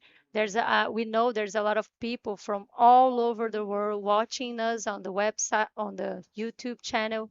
So stick with us because we're gonna have some news about the next days of event, Lucas. So we still have a lot of action to see with the quarterfinals, with the semifinals, and the finals from Master, Women, and Junior divisions. That's it. I mean, 6 days already. You guys can see Patrícia Setúbal will be facing Katarina on the next heat. Just 5 minutes, so we can start to see that unfold. But yeah, 6 days already. It went by so fast. I mean, so many heats, all types of generations, nationalities. We already saw the 2025 Women World Title being delivered over here to Alexandra Rinder, an emotional moment. Let's see right now, Amaya Takei reacting. She's looking for a 5.51, just getting mixed with the white water, not being able to pull that off. So has to go back for another try, but check this out. Dada working to improve that 175, coming fast on that left. She goes for a roll, a lot of projection, but not really able to, land in front of the white water. Maybe too much projection and speed, going up, and that can make it harder for you to land the maneuver. É verdade, Lucas, Daniele, que tá precisando trocar aí uma nota de. Aliás, precisando trocar não, gente. Daniele Oliveira tá liderando a bateria. Quem tá precisando trocar a nota é a Maia Takei. A Daniele pegou essa onda, mas não conseguiu projetar, finalizar o rolo. A gente vai ver já no replay para vocês. Mas para quem está aí assistindo a gente, ainda tem hoje Roberta Milazzo contra Mayla Venturim e Francis Aoto contra Marta Leitão. Essas são as últimas baterias do dia. Tem bastante emoção nas praias, nas areias aqui do Solemar, praia de Jacaraípe, norte do Espírito Santo. A gente vai ver já a replay dessa onda da Daniela Oliveira, que foi a última onda dela. Infelizmente não é uma nota que vai fazer diferença para ela, apesar dela estar levando essa bateria, ainda não tem um backup score bom, ainda não tem uma segunda nota boa para somar com a sua primeira nota, mas segue liderando essa bateria contra a Maia Takei, que é uma mistura aí de brasileira, japonesa, né? Com E espanhola. Vem ela na onda. Ela vem para a direita, shows you coming right, nice reverse, wave setting up pretty nicely for Amaya, just closing with a lot of white water, not offering a proper ramp for her to execute that roll, so she decided not to hit that. This is going to be probably not a 5.51 that she's looking for. And guys, if you guys want to check the heats to come on the next days, I mean, we already have the semifinals set up for the next days. Hold on, that's that on the wave, goes right. Now I believe she's going to change that 1.75. Let's see if there's anything else for her. One more reverse, the wave becomes very full. Looks like she's not connecting anything else. So yeah, not going to be a very good score, but I believe definitely more than 1.75. Vamos ver o replay agora da Maia Takei, que vem quicando nessa onda para a direita. A onda empareda bem, ela faz um 360 na base, mas acaba perdendo a sessão ali. A sessão fecha toda na frente dela. E vem a Daniele Oliveira, líder dessa bateria também. A gente percebe que as atletas estão quicando bastante na onda, difícil de controlar a execução das manobras, mas ela completa aí esses 2,360, marca 2,50 nessa onda, Daniela Oliveira, e a Maia Takei acaba marcando 3,90 na sua última onda. A Maia está precisando de 5,36, agora faltam 1 minuto e 15 para o término dessa bateria. Vamos ver a onda da Maia. Olha, ela está buscando uma nota relativamente baixa, né, uma nota média aí, faz um 360 e consegue completar um rolo ali mais na seção do inside, faz mais um 360, esse não é completo. Será que sai uns 5.36 para essa onda da Maia? Vamos dar mais uma olhada. Ela vem para a esquerda ali, acelera na parede, joga um cutback, né, projeta reto ali para a praia, faz um invertido muito bonito, a onda vai fechando na direção dela, ela faz um bottom turn e vai de novo pro rolo ali na espuma. É o 3.90 que saiu agora? Eu acredito que é o 3.90 dela. Saiu 3.90 para a Maia Takei, pessoal. 5.36 era o que ela estava precisando. 20 segundos agora para o fim da bateria e parece que quem vai levar essa bateria vai ser a Dada Oliveira. Na verdade não, é a nota que está saindo. Eu olhei e falei, eu acho que esse 3.90 já estava aí. Vamos lá, 5.36, ela está na espera. A contagem regressiva começa agora. Eu acho que pode ser uma nota bem próxima, pessoal. E sai 5,5. Ela precisava um pouquinho mais do que a Daniele isso. Oliveira trocou nota também. Trocou a nota, a Dada trocou a nota, tirou um 3.4. Nossa, se a Dada não tivesse aumentado a nota, a Maia teria classificado. Então, ótimo trabalho para essas duas. Congratulations to both of these riders, guys. Amaya with the last hit there with that wave that could have gotten her to first, but Dada managed to increase her score. Guys, we're going to call a quick commercial break before we come back with Maria Padrella commentating here with us.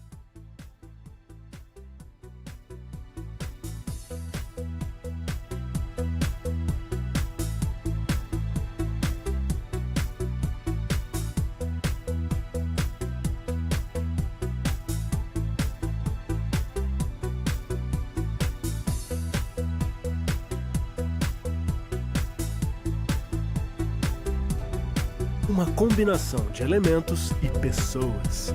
É assim que escrevemos uma história de esforço, de responsabilidade e de realizações. É assim que é feito o aço da ArcelorMittal Unidade Tubarão. Todos os dias, milhares de pessoas se dedicam a construir o nosso legado.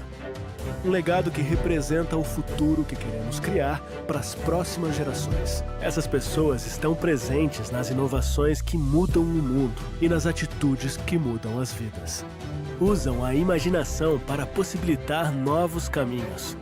Essas pessoas ultrapassam limites, conquistam reconhecimento, idealizam, criam e realizam. E é exatamente da história de cada uma dessas milhares de pessoas que é feita a nossa história. ArcelorMittal, aços inteligentes para as pessoas e o planeta.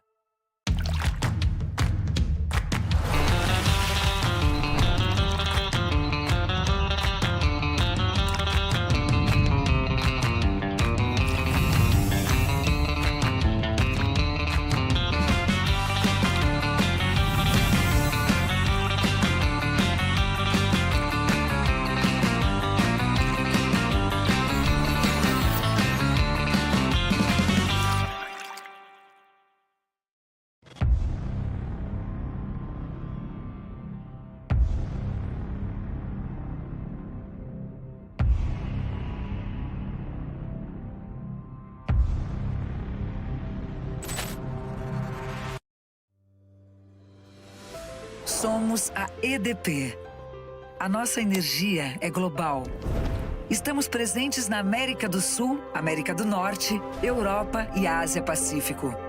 Operamos em toda a cadeia de energia: geração, transmissão, distribuição, comercialização, solar, eólica e mercado livre. Nossa energia é inovadora. Desenvolvemos hoje as soluções que vão mudar o amanhã. Nossa energia é social. Por meio de nossas ações, já beneficiamos mais de 4 milhões de pessoas. Nossa energia é verde. Somos pioneiros e um dos maiores produtores mundiais de energia renovável. Queremos liderar a transição energética. Isso é mais que um compromisso. É uma escolha. EDP. Nós escolhemos a Terra.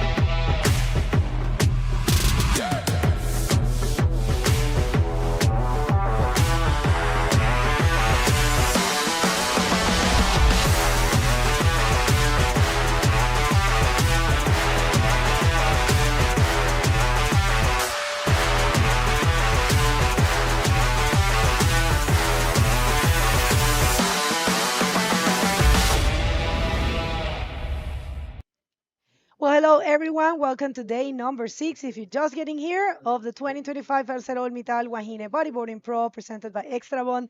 I have the pleasure of having Maria Padrela, a junior woman, excellent rider who is already in the quarterfinals, and she's part of the Boogie Chicks, and you're here to commentate about your idol, Yes. Katarina Sosa. How are you doing? Estou muito feliz, um bocado nervosa, porque é a primeira, mas pronto, para aprender. Não tem por que ficar nervosa, não tem problema nenhum. Let's hit the water and we will commentate here. I'll do more English. Maria will do more Portuguese. And in the water, we have Patricia Setúbal from Serra facing this lady right here, Katarina Sosa, coming in strong on the first wave, already attacking with the reverse in a row, using that technique, you know, using the rail kicking in order to complete that wave. And she keeps going, and we have Patricia on another wave. That's why we have the split screen and beautiful wave there for Kata. Patricia was not that lucky, and Kata has a very complete wave actually. Yes. Quer falar? Fala português, meninas, tranquilo, não tem problema. Olha.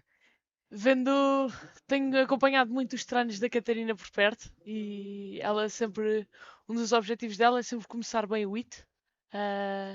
e acho que resultou. Acho que está a ir. All right, so she says she is super close to Katarina, of course, is her coach and know her for so long. And one of her main goals is to start early the heat. So take us through this one. In Portuguese, you can commentate. Bom invertido aqui para a direita. Querer sempre fazer conexões. Faz aqui bom rolo. E depois tentar conectar com o inside. Vira para a esquerda. Para a direita E vira afinal. para a direita. E para a esquerda outra vez. Faz aqui rolo mais no inside. Quer mesmo acabar a onda na areia. Aproveitar a onda ao máximo. Aproveitar este ano que, pelo que ouvi dizer, estão as melhores condições. E aqui temos a primeira onda da atleta de vermelho. Aqui bom rolo para a direita. Vai tentar conectar com o inside. E faz kick-off. Yeah, it was a good exchange. We have no idea what's going to happen, who's going to take the best of it, because both waves were actually good, different waves. Definitely, Katarina worked the wave a little longer. You know, she used or seized every opportunity that the wave has. Of course, the maneuvers were probably not as smooth because there were not two crazy sections. And if you compare Patricia's wave, Patricia found a good one single maneuver, right? But you know how it is. Depends on the judges. They have a wide vision of the reality. We're just seeing the amplified vision of what's going on out there. And Maria, because you have been surfing here, you competed in both divisions. What do you think it takes to advance in this wave? O que você acha que precisa ser feito para avançar nessa? Acho que depende muito das condições.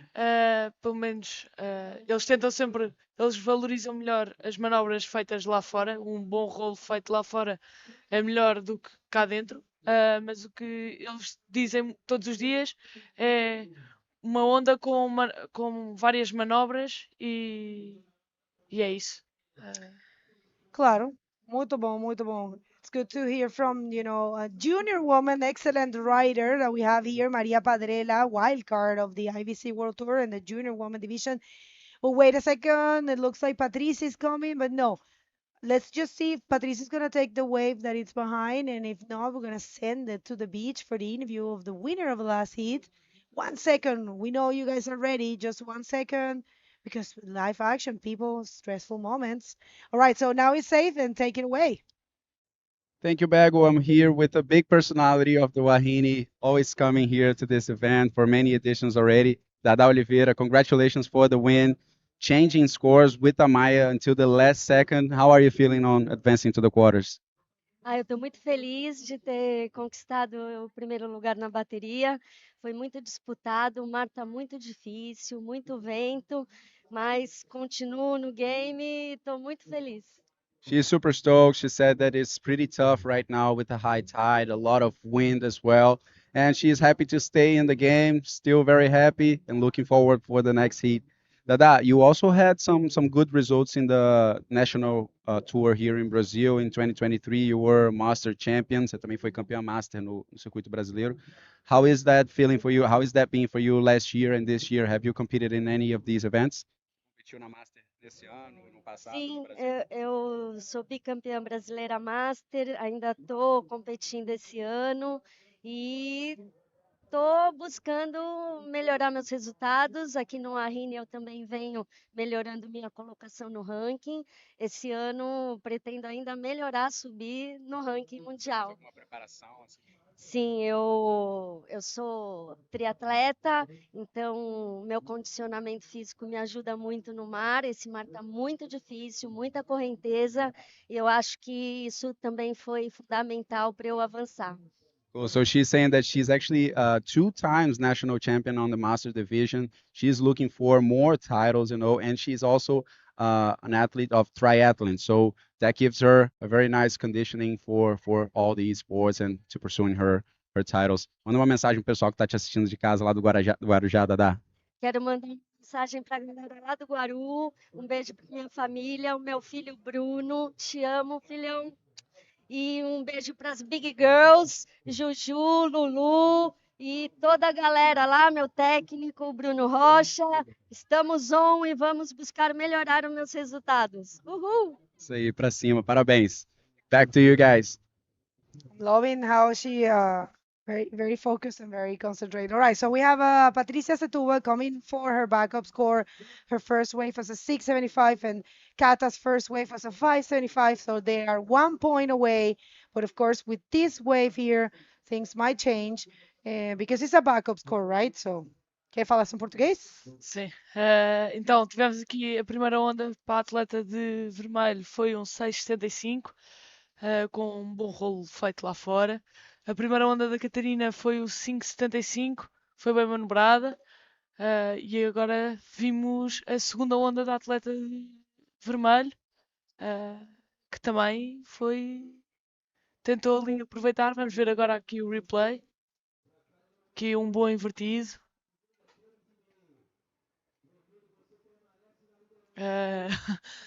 E a tentar aqui conectar com o inside. E já saiu a nota, foi um 3,5. Certamente que vai querer alterar esta nota, mas tudo a seu tempo. Exactly. We have a lot of time, 15 minutes on the clock, and right now Kata is only looking for a 451, which is, she can do that in her sleep, right? Kata Sosa, she has been super close of that title. And I want to know for you, being Portuguese, being taught by her, your sister is like the second in command there in the Boogie Chicks. How does it feel to see her being still a role model, in the sport and battling for the title? She has come so close so many times here. So how do you feel about that? Sinto-me muito. Vou ficar contente, claro que se for este ano, também se não for, sei que a Catarina vai continuar a trabalhar para conseguir alcançar esse objetivo. Ver também aqui a mudança de papéis, quando nós temos a Catarina dentro d'água, somos nós as treinadoras, mais a minha irmã Teresa. E a Cata a confiar também nos não é, conselhos, nas técnicas que nós damos cá fora. Porque este trabalho é muito de confiança e de, voltar a repetir, confiar nas pessoas que estão cá fora a dizer onde é que é melhor estar posicionada. Também não dizer tudo, porque é importante a pessoa que está lá dentro ter a sua responsabilidade e ter a sua opinião do que é que acha que é melhor. That's a beautiful, to know for you must be super inspirational, to be here. The group is really beautiful. You know what? Actually, she almost don't come to commentate because all of you wanted to stay at the beach, huh? Vocês só queriam ficar na praia e assistindo ela, né? Sim, é verdade. A minha irmã foi logo a primeira a dizer que não ia. E depois, pronto, a Bego ficou aqui com uma carinha triste e eu disse, Bego, let's go. Não, a gente precisa também escutar de vocês, porque vocês conhecem toda a história dela. Além do que a gente conhece, não? Eu conheço a cara há muito, muito tempo, quando ela era competidora do Tour Mundial. Eu lembro perfeitamente aquela onda que ela pegou em pipeline. Cara, que eu fiquei tão chocada. Ela estava de capacete, lembra? Sim, Tem a uma Catarina tem uma foto. fotografia dessas lá em casa e sempre que nós vamos, eu pelo menos paro e vejo o que seria quem me dera apanhar uma onda destas. Essa foi, para mim, uma coisa que marcou, tipo, um antes e depois, porque sempre era as brasileiras, né? Sempre a Mariana. Tem também muita japonesa que surfava muito bem em pipeline nessa altura, né? E Kata foi, deu um show também. E ela também sempre, tipo, estava quebrando limites, sabe? Não era só competir e fazer bem, mas ela sempre estava tentando mandar radicalidade. Eu lembro perfeito disso. Compartilhei um pouquinho com ela nessa altura. Alright, so a wave here for Patrícia. A gente vai tentar fazer muito português, o meu portunhol, desculpa qualquer coisa. E a Patrícia Setúbal, que vem de Ceará, né? Ela que é uma atleta muito radical, ela que gosta de onda buraca para fazer manobras aéreas. Mas ela está se achando aqui, está se encontrando. Difícil também quando você está acostumado a um tipo de onda, né? Mas eu acho que ela está fazendo um trabalho ótimo. Esse aqui é oitavos de final, né? Temos aqui a terceira onda, aqui a tentar conectar. Faz aqui ver se dá para o rolo, um invertido. E depois acaba a onda muito chateada porque queria continuar e não consegue. Claro, ela quer isso, né? Ela quer tipo uma sessão boa para voar, né? O que ela normalmente gosta. Ela surfa muito naquela esquerda, você conhece, que é tipo um wedge. Sim, Que sim. a Isabela Souza sempre surfava Sim. lá, ela sempre surfa lá. Ela manda tipo de tudo, sabe? Air reverses, inverts. Ela sabe fazer tudo isso, eu adoro. Ela é bem radical. Mas é bom de ter ela aqui também. É bom para nós também saber que tem atleta radical, que faz, tem atleta clássica, tem atleta radical, que pode surfar todo tipo de onda, né? Que faz parte do bodyboard, né? É verdade, e mesmo que seja uma dificuldade, elas vêm para cá, mesmo para aprender com as que sabem surfar bem este tipo de mar. Olha, vou dar um exemplo. Eu não adoro este tipo de mar e venho e aprendo muito com a Neymara Carvalho, com a Luna, com a Catarina, porque são figuras importantes no bodyboard.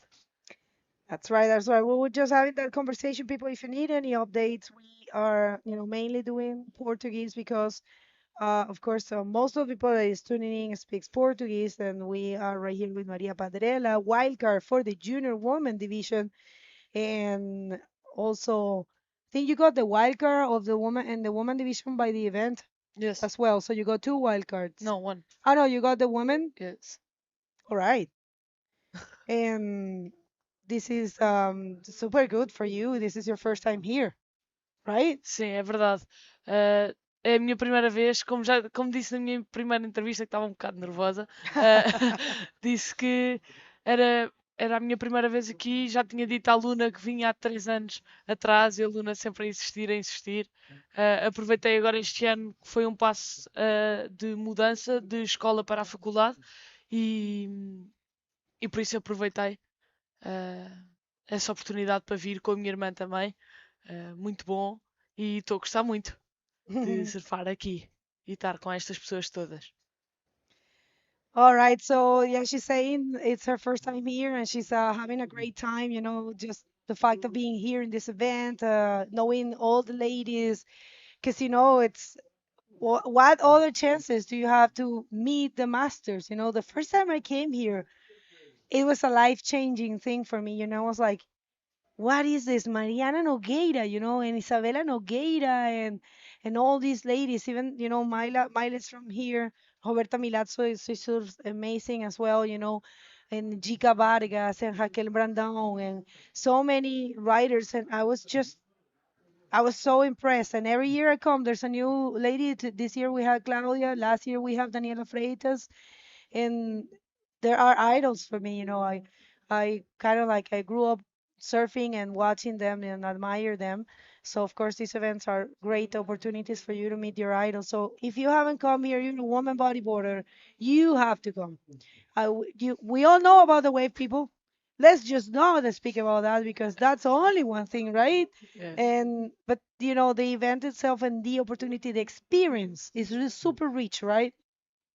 Sim, como a Bego estava a dizer, este campeonato foi graças a este campeonato que eu conheci muitas das Masters que estão aqui a competir, vários nomes que eu não fazia a mínima ideia quem sejam, e graças a este campeonato que já acontece há 4 anos.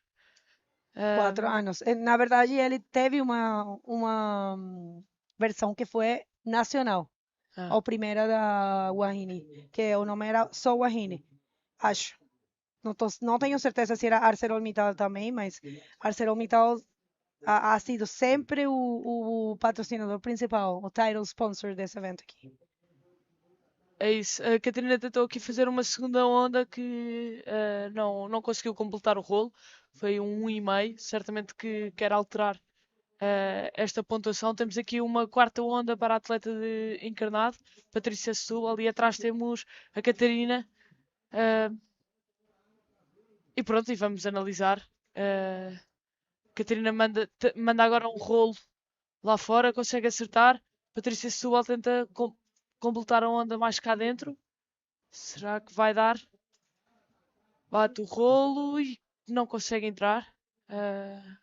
Certamente não fica contente por não ter conseguido completar esta onda até à areia, mas remar com força lá para fora para conseguir melhorar. All right, and how is the Boogie Chicks Academy? Como é a academia? Quantas pessoas tem? Quantas meninas? Não tenho ao certo o número de pessoas que são, mas são muitas crianças e os dias em que normalmente estão mais cheios é ao sábado.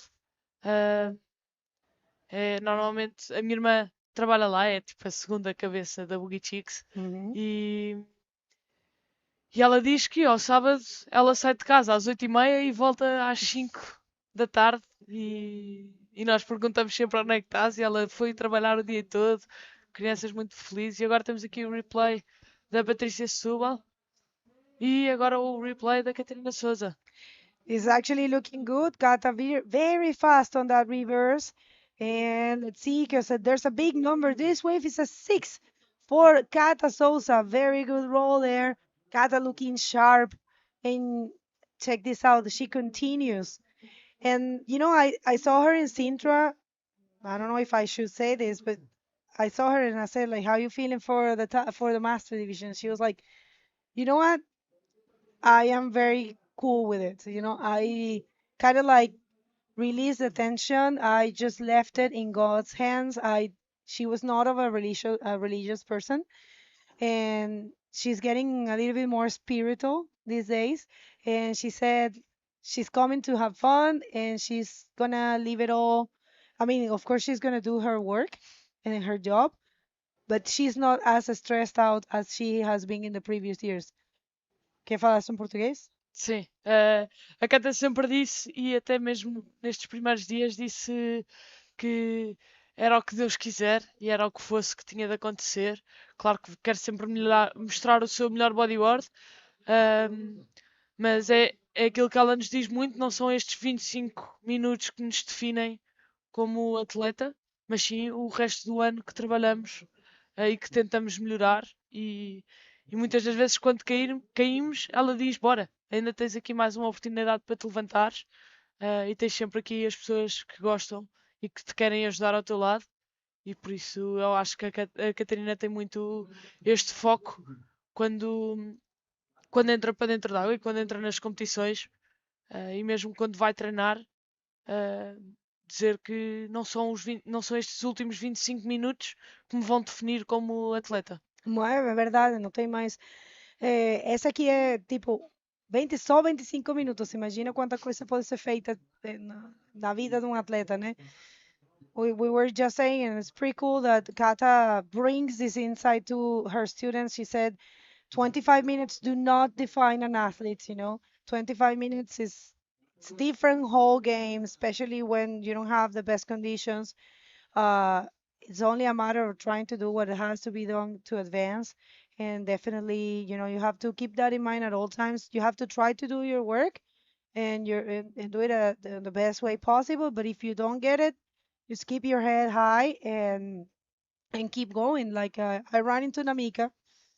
I saw her. She was walking by herself, going leaving the competition area, and we had a word, you know, for her so hard, you know, because in Japan it's so late. We have such a big difference of time that she didn't have the chance to speak with anybody, you know. Yes. Nobody from her family or nobody from, you know, her coaches. Sari's working currently as a commentator for a surfing event there in Japan. So she told me, Sari commentating, sleeping.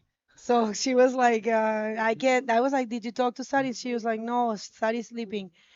And it's so hard, you know, because we have everyone here, you know. Yes. Like we can call our family or friends or whatever, but all the people is sleeping. And she was feeling, I think, and the other ladies, I don't know why they were not here. The other Japanese girls, probably they were doing something else, but she was alone, you know. Yes. And she was feeling so bad, but we had a conversation. Luana approached as well and told her, you are one of the best riders in the world. You know, definitely she's gonna get a title. That's for sure. Sí. You know, so it's good that you keep that in mind. That this is only only one event, of course, a lot of frustration, so close to being the world champion, but she will have many more chances the next year. We are hoping to bring some surprises. Let's see this way for Patricia. A Patrícia que tenta aqui mudar 3,5, faz aqui quase que acerta aqui um roll para a direita. Certamente que esta nota não irá entrar nas duas notas que contam. Falta 1 minuto e 50 para acabar o hit. Está a Katarina lá fora com a primeira prioridade, a contar com uma onda de 6 e 5,75. E a Patrícia Setúbal que tem a contar 6,75 e 3,5. Precisa de 5 para alterar a situação. Temos remada de verde aqui para a esquerda. E assume sair da onda. Viu que não ia conseguir melhorar as duas notas que tem e prefere aguardar por uma melhor e com a primeira prioridade. Falta 1 minuto e 20 para o fim desta bateria. E vemos remada para fora da Patrícia Setúbal. And these are difficult moments, because Patricia is only looking for a 5. And I think Kata has been doing a great job, but also Patricia, the scores are very similar. As you can see, 11.75 and 10.25. Now Patricia looking for a 5, and there is no priority established. I don't know why, because Patricia is up there and Kata as well. Oh, actually, no, that's the other heat. Those are the ladies from next heat, I think. Patricia is down there. And Kata, right, so, no, really, 38 seconds, people. Could Patricia Setúbal find a wave and find a 5 to remain in competition, or is it Kata Sosa will be advancing to the quarterfinals? Let's see, Kata Sosa, if she advances here, she will need to wait for the next heat and see she's going to be facing Dada Oliveira in quarterfinal number 3. So let's see. It looks like Kata is almost getting it. How happy could Kata be right now? Fico muito contente. Aqui temos uma quinta onda para a Catarina. Certamente que... Mas olha ela. Mas está muito contente. Nós também ficamos muito contentes. É bom. E aprendemos muito com ela também. Como conseguimos ver, ela virou o hit na terceira onda.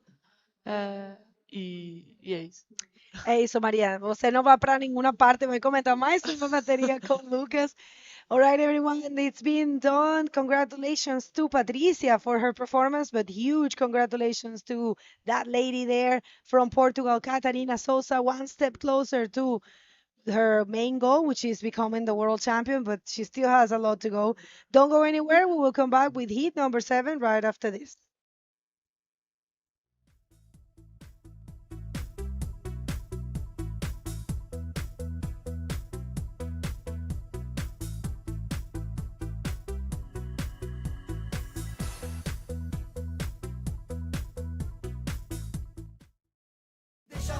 Que é Massaia, povo guerreiro que trabalha e confia, que vai pro rock, que vive a alegria. Deixa falar que é Massaia, o Extrabom faz parte da nossa cultura. Deixa falar que vai tocar, o Extrabom tem orgulho de ser capixaba. Deixa falar que é Massaia, Extrabom não quer cá, beleza pura. Deixa falar que vai tocar, Extrabom esse amor que não se acaba. Extrabom, orgulho de ser capixaba. Uma combinação de elementos e pessoas. É assim que escrevemos uma história de esforço, de responsabilidade e de realizações. É assim que é feito o aço da ArcelorMittal Unidade Tubarão. Todos os dias, milhares de pessoas se dedicam a construir o nosso legado.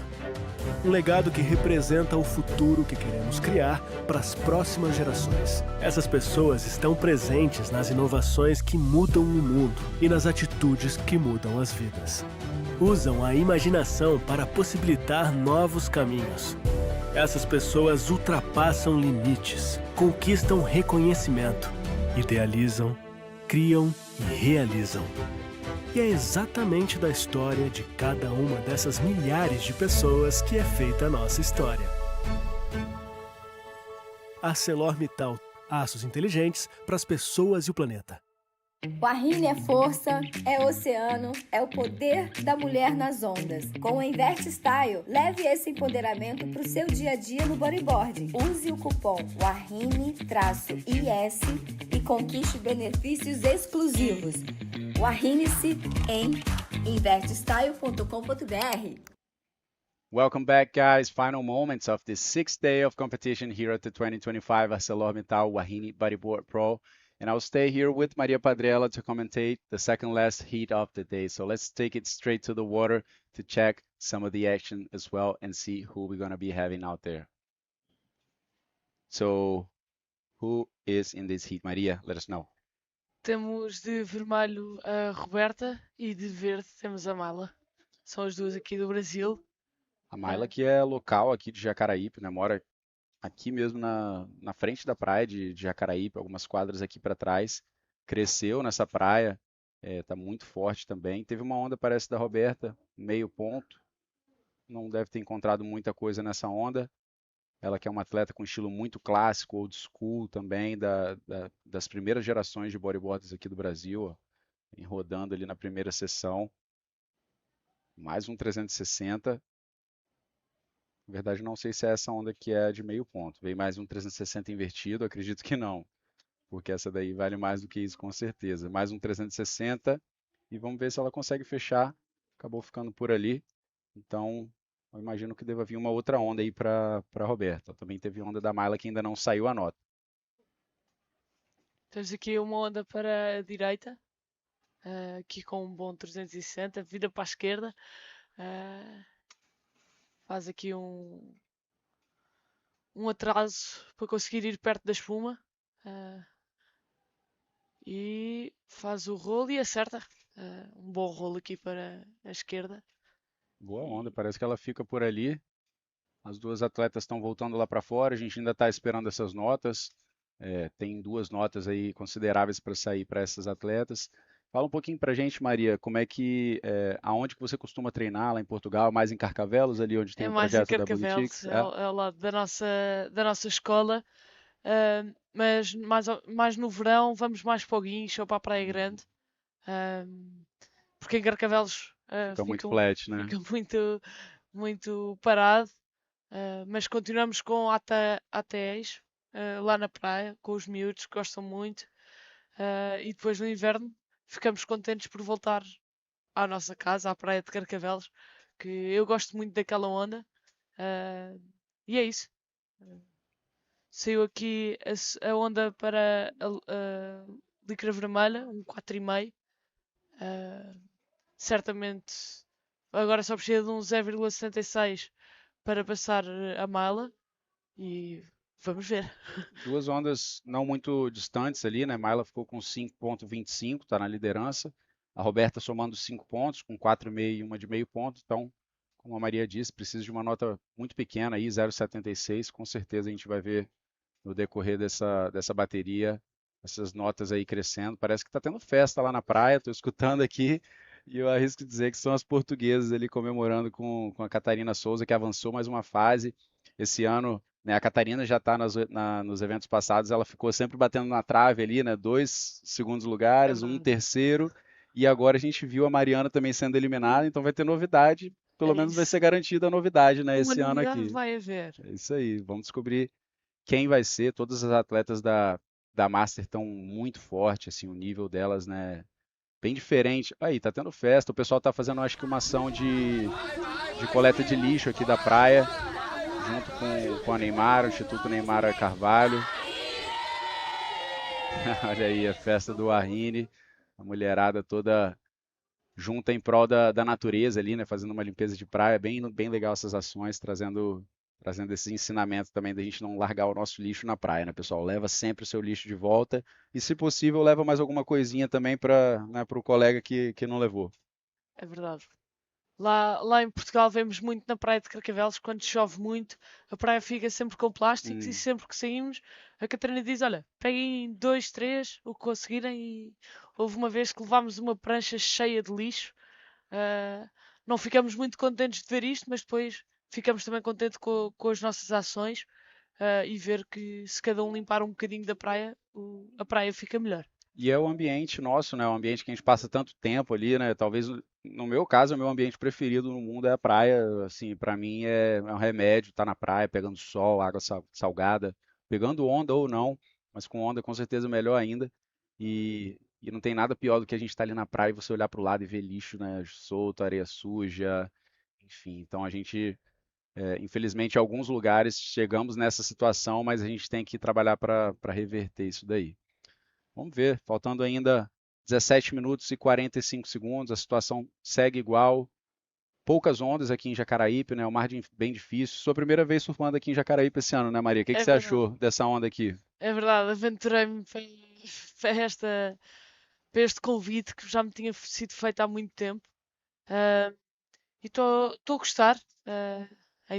Acho que ainda há muito para ver e muito para ver a diferença de mar. Agora, pelo que ouvi dizer, vai baixar um bocadinho. Ver também como é que se pode surfar neste mar com um mar mais pequeno. E temos aqui a onda para a Mala Venturim. Consegue conectar. Boa E onda uma para boa Mala. conexão. Boa onda, já tinha um 5,25. Tá na primeira posição. A Myla que realmente todas as baterias dela, a gente tem visto esse padrão de comportamento, né? Bem paciente ali, tá esperando bastante tempo, pegando ondas de maneira bem assertiva, mas ó, vem a Roberta correndo atrás do prejuízo. Roberta já tem um 4,5, tá precisando de 0,76 enquanto não sai a onda da Myla, mas com certeza a bateria vai ficar mais competitiva daqui em diante, ó, ela vai virando para a direita agora. Atrás ali, fica na parte forte da onda, combina mais um 360. Vai seguindo até o final daquela onda.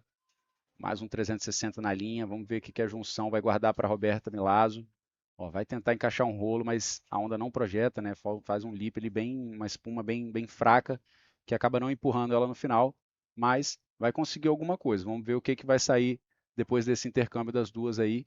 Vamos dar uma olhadinha nesse replay da Myla. Ó, ela começa fazendo um 360 na linha, atrasa um pouquinho, mantém ali na espuma. Vai buscando a conexão enquanto combina mais um 360. Permanece na parte forte da onda, que é muito essencial, importante neste tipo de mar. Agora dá aqui um bocado aos pés para conseguir conectar cá dentro. E aqui está, consegue com um belo rolo aqui para a direita. É difícil ali quando não dá aquela projeção, né? Você tem que tentar compensar um pouquinho, fazer uma forcinha, mas às vezes não é possível, né? O que você achou dessa onda aí da Roberta? Boa, gostei muito. Este invertido foi muito bom. Conseguiu, agora mudou aqui para a esquerda, fez um outro invertido. Tenta aqui conectar com o inside. Vira para o lado direito. Consegue perceber que a onda mudou de direção. Tenta continuar a conectar. Aqui com mais um belo invertido. E aqui tenta fazer o seu rolo, mas não dá. Muitas vezes aqui no inside, com as mudanças de maré, é sempre um bocado mais complicado.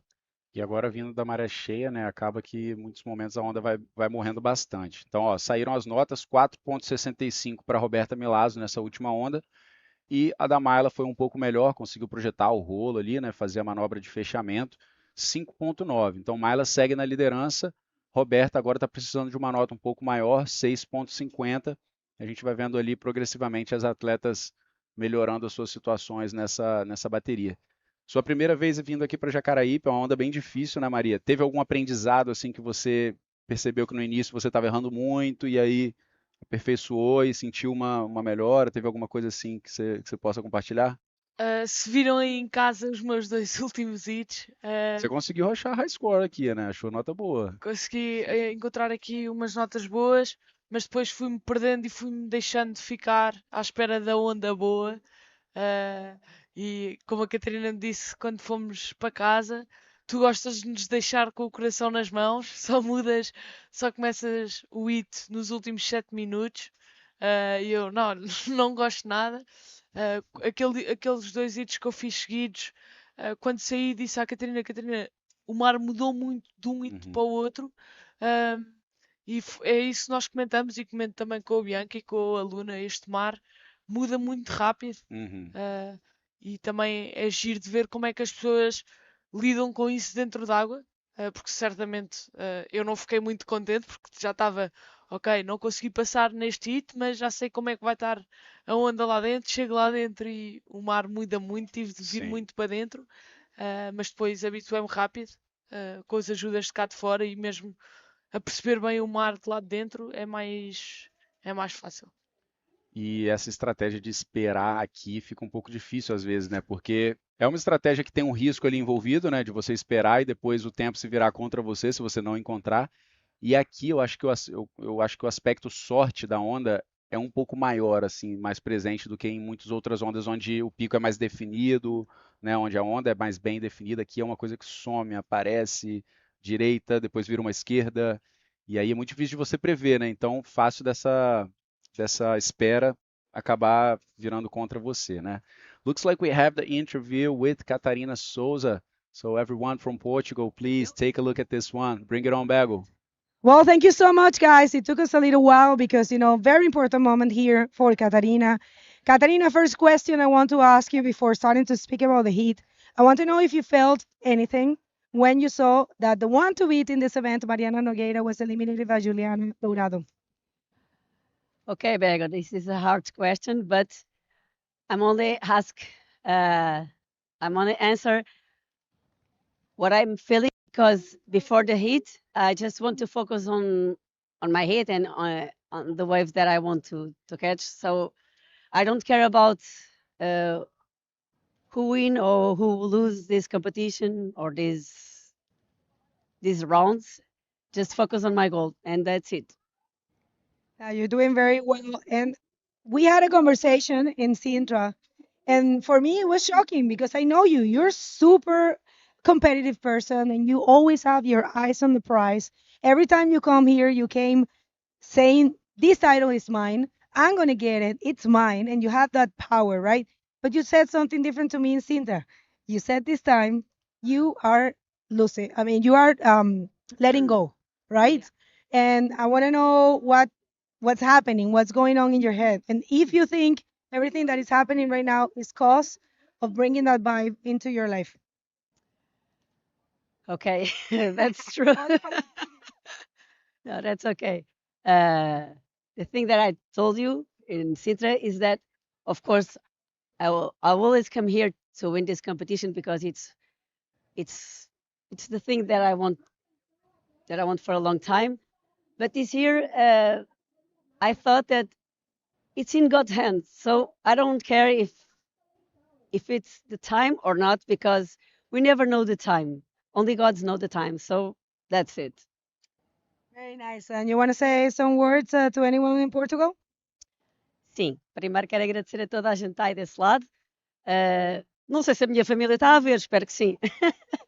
Mas queria agradecer a todos e espero que estejam a ver que os portugueses estão aqui em grande destaque neste Wahine e queremos trazer mais meninas portuguesas no próximo ano. Até já. Parabéns! We have all the boogie chicks here, so congratulations and best of luck for the rest of the competition. Back to you guys. Thank you. Thank you, Bego. Such a dear person, Katarina. Oh, check that out. That section in the water. A very sharp move by Mila. Nice, fast 360.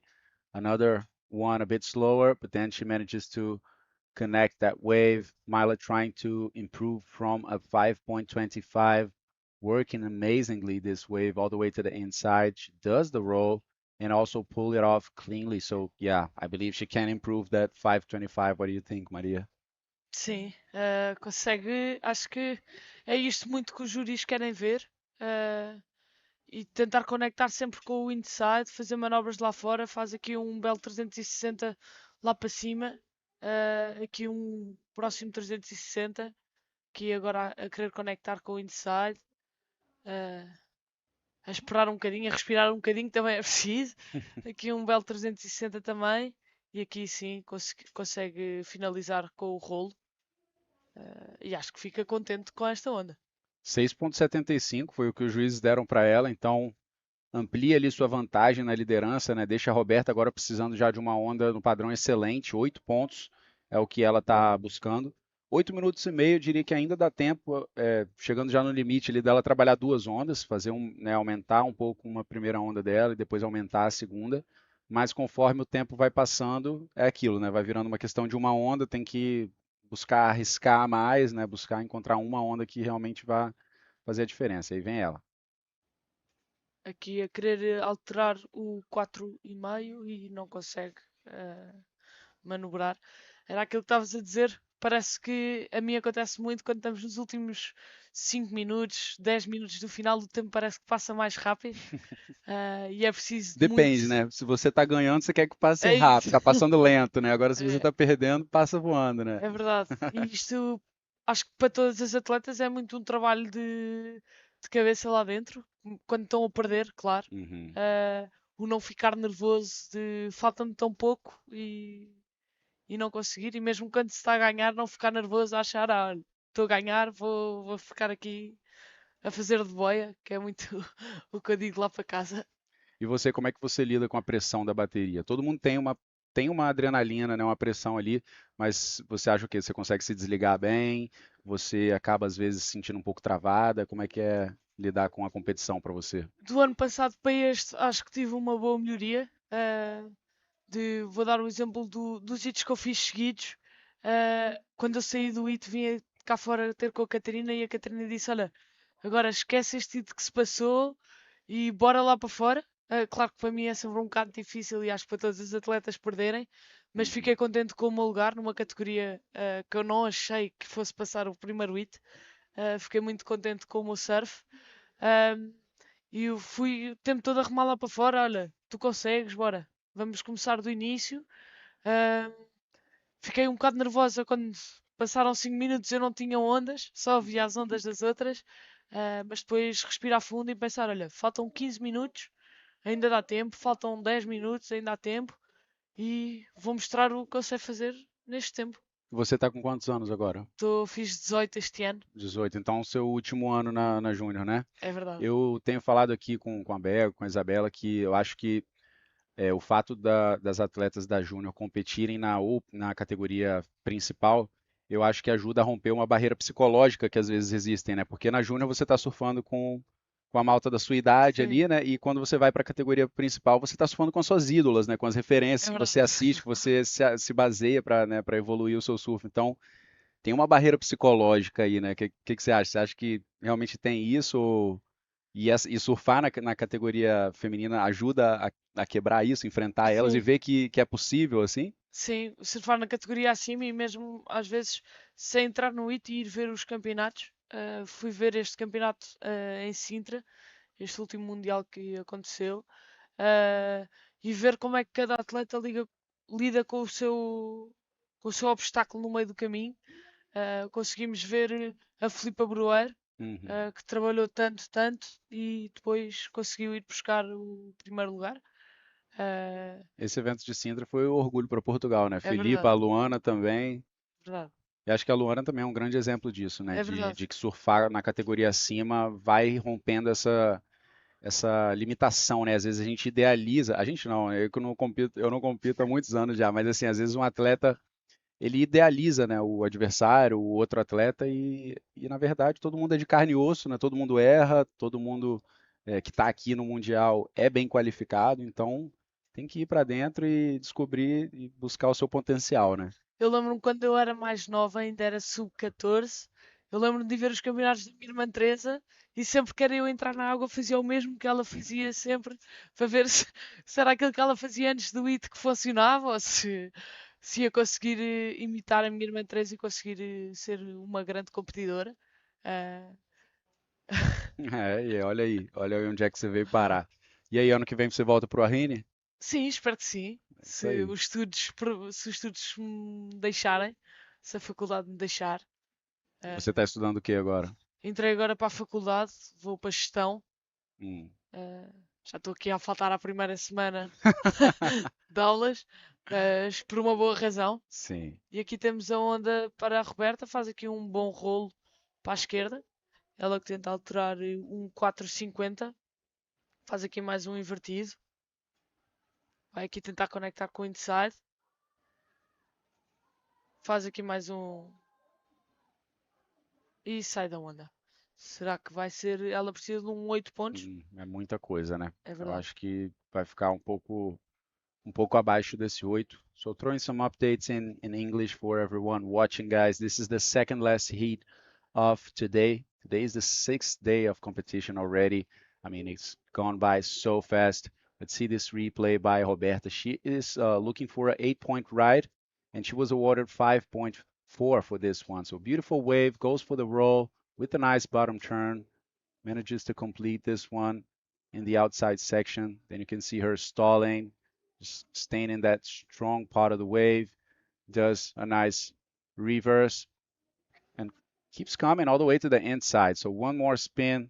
Roberta with a very classic style, now having some difficulties over here to keep up with the scores that Myla has been putting up. You know, Myla is a big local. Check this out, 3 waves only for Myla Venturin. She's just improving one wave after the other. She got a 5.25, then a 5.9, and now finally a 6.75. So taking a very good win here in the second last heat of the day. And on the next one, we're going to have Francis Aoto, the Brazilian from Guaratuba, Paraná. She will be facing another very non-Portuguese rider, Marta Leitão, classic rider as well and super strong. So we can close this 6th day of competition. I want to send a big thanks to ArcelorMittal, to EDP Energias de Portugal, também está presente aqui no Brasil. Prefeitura da Serra also thanks a lot for being behind this event, and of course Extrabom for being the presenter of this contest. Jaklayne Joia also behind everything here, Coroa and Governo do Estado do Espírito Santo. They are our main sponsors for this event, making it possible one more year, an event that has been just consolidating itself, you know, improving year after year, you know, launching the PWD division as well, where we see people with visual impairments, you know, reduced mobility going in the water, people that, you know, faced breast cancer and, you know, came out on top. So amazing to see all of these women warriors, you know, going in the water and just getting better and better here in Wahine. 1 minuto para o fim, parece que vai dar Myla, né? Sim, esta última onda da Roberta foi um 4.40, não foi suficiente, mas consegue baixar aqui o requisito. Precisa agora de um 7.25 a 50 segundos do final. E a Myla com não, sem prioridade este hit. Sem prioridade por enquanto. A Myla tá lá fora, né? Mas existe uma linha, falando um pouco da questão da prioridade, né? Existe no caso aqui de Jacaraípe, que não tem um pico definido, os árbitros, né, os juízes de prioridade, ele traça uma linha imaginária ali no outside, né, uma parte que vai sendo definida ali, também vai mudando também de acordo com a maré, né? E muitas vezes a prioridade nem é estabelecida, como nesse caso. Você vê que as duas atletas estão ali fora, mas nenhuma foi atribuída a prioridade porque elas não chegaram provavelmente nessa linha imaginária. O que está tudo bem, porque aqui em Jacaraípe você não precisa chegar lá fora, né, para encontrar uma onda. É verdade. Há a onda de lá de fora e também há a onda do meio ali, inside, né? Que muitas das vezes é boa e dá também para... rende pontuação, né? É verdade. É isso aí. A gente acaba essa bateria, a Myla que vai avançando para as quartas de final. Maria, muito obrigado por estar aqui. Se você tiver suas últimas palavras. Obrigada, quero agradecer às pessoas que estão aí desse lado e que continuem a ver este campeonato, que ainda falta muito para ver. Já temos uma campeã do mundo, faltam outras 2. É isso aí. Tem mais Portugal na próxima bateria com a Marta Leitão, então fiquem aí, a gente vai chamar um comercial e volta já já.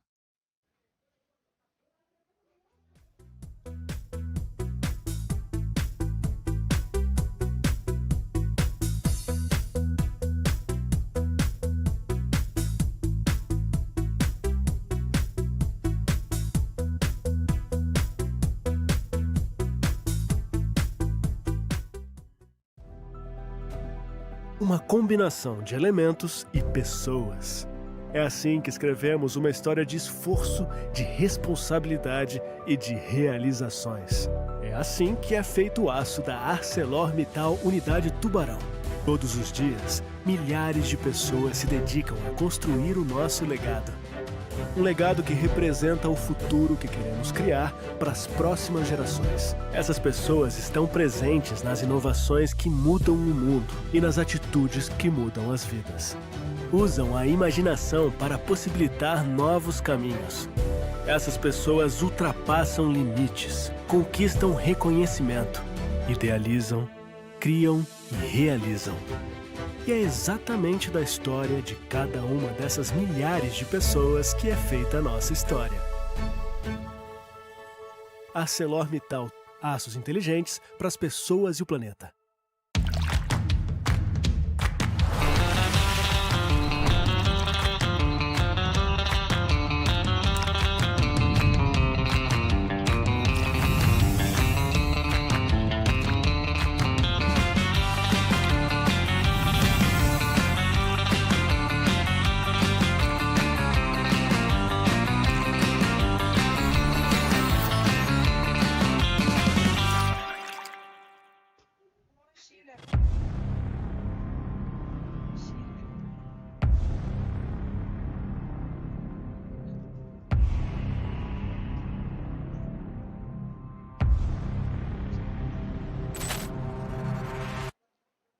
Welcome back, guys. Day number 6 of the 2025 ArcelorMittal Wahine Bodyboarding Pro. And we finally got to the last heat of the day. So let's take it straight to the water so me and Bella can take you guys through this one. So who do we have, Bella?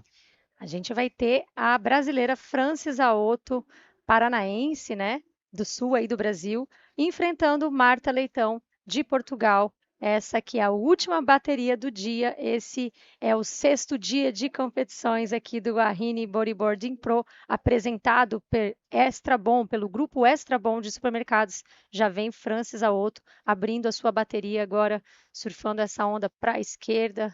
Ela faz um 360, olha novamente para a parede da onda, consegue completar, não de forma tão limpa, essa segunda manobra, mas já abriu a bateria aí na frente de Marta Leitão. Importante as atletas começarem a sua logo pegar uma onda. Elas falam que é bom pegar logo uma onda de estreia logo no início. É isso aí, ó. Francis veio nessa direita com as duas mãos no bico, esperando a onda armar ali para algum lado. Foram 3 pontos que os juízes deram para a Francis nessa onda, ó, jogou o X ali com as pernas para cima bem cruzadas, 360 bem encaixado, e aí nesse aqui ela acabou entrando de borda um pouquinho ali, ó. Difícil quando você está com muita velocidade e descendo na parede da onda, essa parte de completar o 360 às vezes é um pouco difícil, você acaba entrando um pouquinho de borda, e depois a Francis não achou mais nada naquela direita ali. Então, por enquanto, ela vai tomando a primeira posição, ainda situação bem aberto aqui, nessa bateria, são 25 minutos nessas baterias da Master. Lembrando que na próxima fase a gente já tem as quartas de final, então já está afunilando bastante, né? Já temos semifinais definidas da categoria feminino. Temos Neymara Carvalho, vai estar enfrentando a Joselani, e na outra bateria a gente vai ter a Filipa Broeiro e Luna Hardman. Então, uma bateria da antiga geração, uma bateria da nova geração aí, vai ser um dia muito bom. E agora a gente já vai vendo também os quartos de final, né, sendo formados por essas baterias que a gente veio vendo. Se vocês quiserem acessar, pessoal, todos os resultados que já passaram, todas as baterias novas que a gente vai ver nos próximos dias, basta vocês entrarem no site da IBC, que é ibcworldtour.com. Lá vocês cliquem na parte de baixo, tem uma barra verde bem visível lá na base da tela, que vocês vão clicar em live, e aí em live vocês selecionam a categoria, né? Logo embaixo da parte do vídeo ali tem a categoria, o round, e aí vocês vão conseguir ver todos os nomes, as notas, os detalhes, toda a informação. Aí, ó, tá mais fácil, obrigado, produção. Só vocês escanearem esse código aí e entrarem no site da IBC, vocês vão encontrar tudo por lá para ficar por dentro também. Yes, guys, let's check the updates of IBC World Tour. Scanning this QR code here, you will find all the rankings of the athletes that are competing, next events, everything you will be updated by scanning this QR code, and go to the social media of IBC World Tour as well, so you can find some news for the next days of this competition here in Solimar Beach, Jacaraípe, north of Espírito Santo. So right now, people, less than 20 minutes remaining. Then for this heat, this is the last heat of the day. We have Francis Aoto with an orange jersey and Marta Leitão with a green jersey. Marta didn't serve any wave until now, so still got into the water. But Francis has one wave that she served and scored a 3 point. And we're seeing Marta Leitão going on this right hand here. Let's see, kind of tough conditions right now in Solemar. Uh, looks like the wave not gonna offer her any other movement. Yes, and you know what? I was talking about the heats to come and the semifinals that we already have defined for the women division. But check these quarterfinals that are coming up next in the next few days, guys. Hold on, let's just take some time to see this replay. Very nice style by Marta, you know, with the cross legs, perfectly, very beautiful lines. But yeah, this wave didn't really offer anything for her. She was trying and trying and looking for, but nothing really for the Portuguese riders. And check this out. First quarterfinal, Guta Borges and Nicole Calheiros. Second one, Joselani Amorim and Juliana Dorado. Juliana Dorado, on her last heat, she just defeated Mariana Nogueira, you know, the defending champion of this division. And now she will be facing maybe the second strongest athlete, you know, or the one that is calling more attention in the division, Joselani Amorim, that is also has also secured a podium on the main division, you know. So this is going to be a cracker of a heat. On the third one, we have Dada Oliveira from Guarujá, here, Brazil, facing the Portuguese Katarina Sosa. And on the last quarterfinal, Maila Venturim, that is coming on an interview right next with you guys, will be facing the winner of this last heat today. So looking very good. Let's see this wave by Francis. Vamos ver a onda da Francis surfando para a direita. Ela vem completa o seu primeiro 360, vai para mais um com velocidade. Francis tem um estilo bonito, agora faz um invertido. Ela que continua agora, parece que empareda um pouquinho mais a onda para ela. Vamos ver se ela vem para um rolo. Ela está esperando o melhor momento para fazer a manobra. Essa onda, Lucas, não favoreceu o momento da manobra, né? A gente comenta como é importante as atletas realmente esperarem o momento certo para fazer a manobra, pode favorecer com que elas consigam aplicar a manobra e ganhar mais pontos por ser uma sessão mais crítica, mas a gente vai no replay da onda da Francis. Olha aí, ela começa fazendo aquela linha atrasando, né? Encaixa um 360, continua ali, agora ela vira um pouquinho mais na direção da praia, atrasa, faz um outro bom 360 e agora ela vai caminhando com mais um invertido para fazer aquele último rolo dela. E ela não consegue realmente projetar ali na hora de bater no lip, ela não consegue se projetar para cima. Vamos dar uma olhada, ó. Agora ela vai para a espuma, porém o que que acontece? Nessa hora que a atleta vai levantar para bater na espuma, o ideal ali, né, no bodyboard é você ter uma rampa, né? É uma onda que seja cavada o suficiente para ter uma rampa. Quando ela vem espumando, a atleta tem que fazer uma técnica um pouco diferente ali, né? Ela tem que, na hora de bater na espuma, ela já tem que estar com o fundo da prancha mais levantado para a espuma poder encostar embaixo, né? A Francis ainda estava com a prancha na posição ali do bottom turn, da cavada. Então a espuma acabou pegando por cima da prancha e ela não consegue se projetar. That's it, Lucas. We're gonna go with the interview with Bago downstairs while the surfers are not getting any waves. Straight with you, Bago.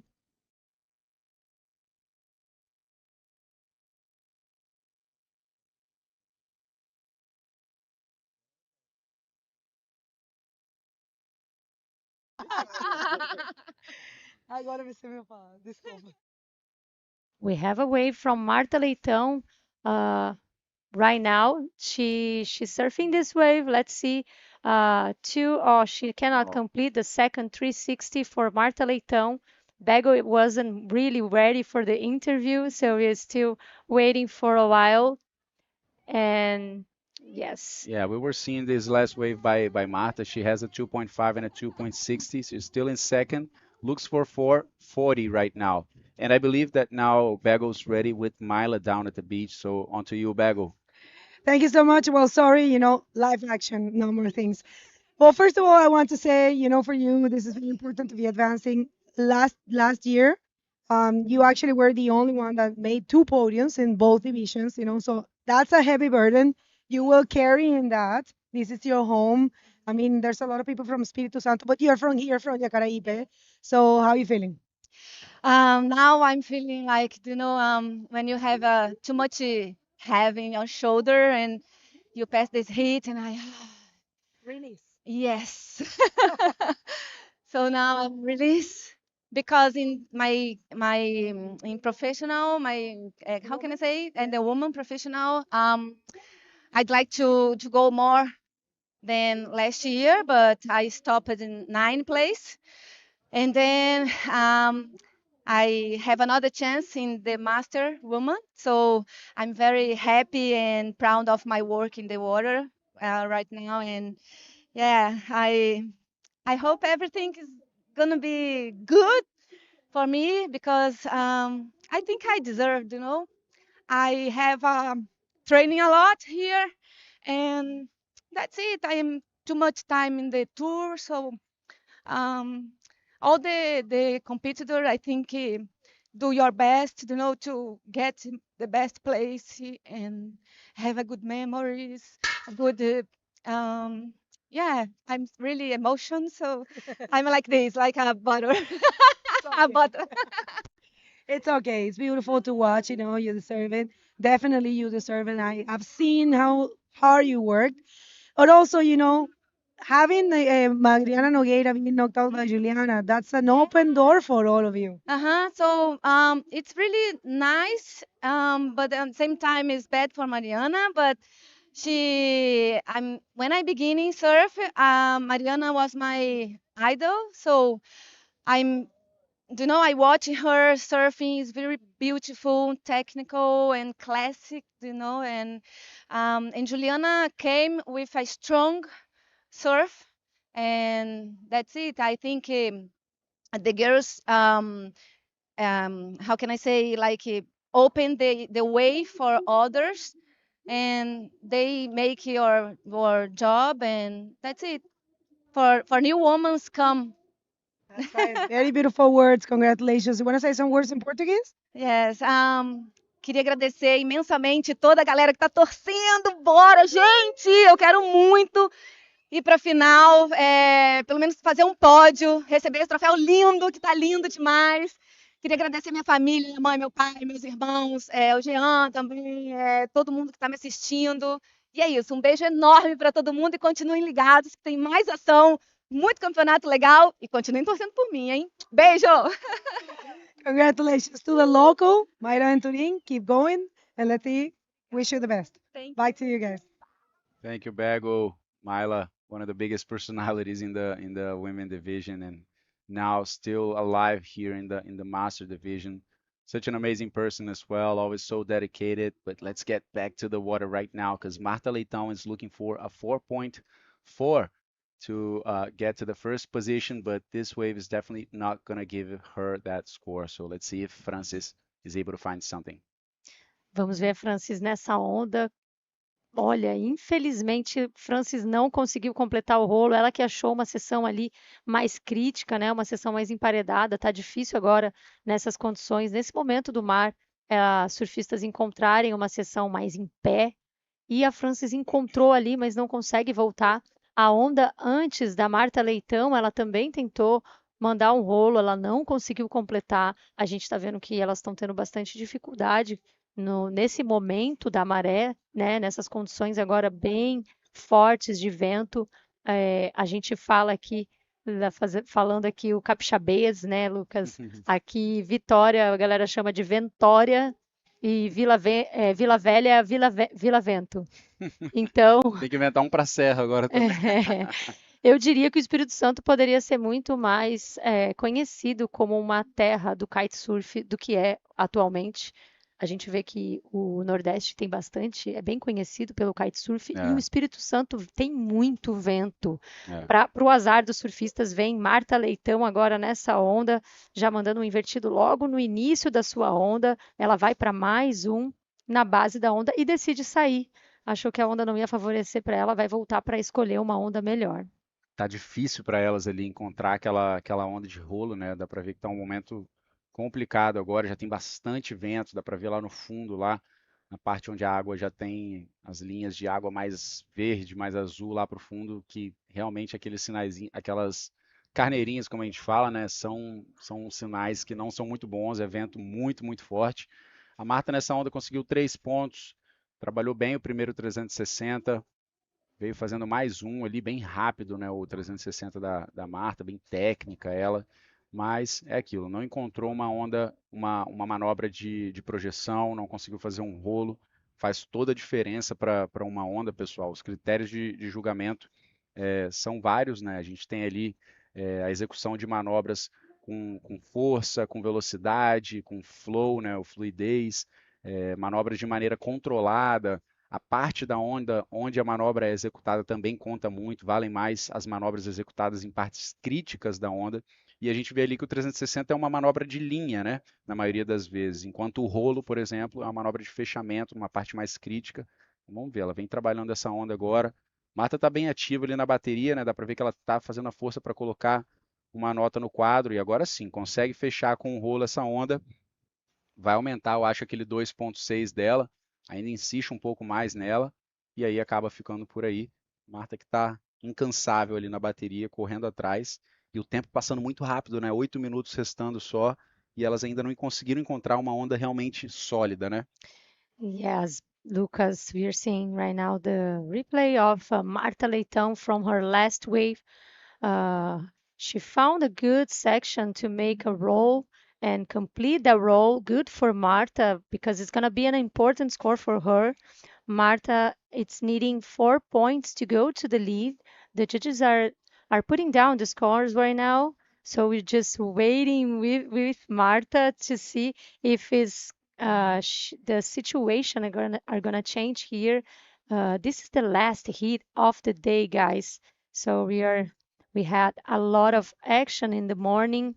Right now, the situation of the tide, it's not really helping them. It's missing one score for Marta Leitão, who is paddling back to the outside, and Francis right now win by 1.40. Yeah, Marta Leitão just got her score. She scores a 6 points on that wave. Really good score for Marta that put her on the lead of this heat right now. That's it. And now Francis in second, looking for a 5.01 to get back to the lead and qualify to the next round. Let's see Francis responding on this one. Goes for the roll in the outside. In a foamy section, not too projected, but starting with a roll means something good coming there. Another reverse and comes out of this wave. Let's see what the judges will give to Francis. The roll was not too expressive, but I believe it can even, be an upgrade to that 3-point right that Francis has. Lembrando, gente, vamos ver o replay agora da onda da Francis Aoto. Ela consegue um rolo não tão expressivo, termina o rolo ali no meio da espuma, mas uma nota importante para ela, que também faz um 360 logo na sequência e acaba saindo da onda. A Francis, que está precisando agora de 5 pontos para liderar essa bateria, aliás, para se classificar, né? Porque agora baterias mulher a mulher, apenas uma se classifica, a outra deixa o campeonato. Então, importante aí a Francis conseguir uma nota acima de 5 pontos para passar na frente da Marta Leitão, a portuguesa, que tem toda a torcida do Boogie Chicks para ela aqui da praia, com a Tuga Power. E a gente está aguardando a nota da Francis Aoto, que consegue 4,50 e não tem virada. Ela não vira com essa onda, ainda continua agora precisando de 4,51. E Marta Leitão segue somando 6 pontos, mais uma nota 3 que ela tirou mais cedo.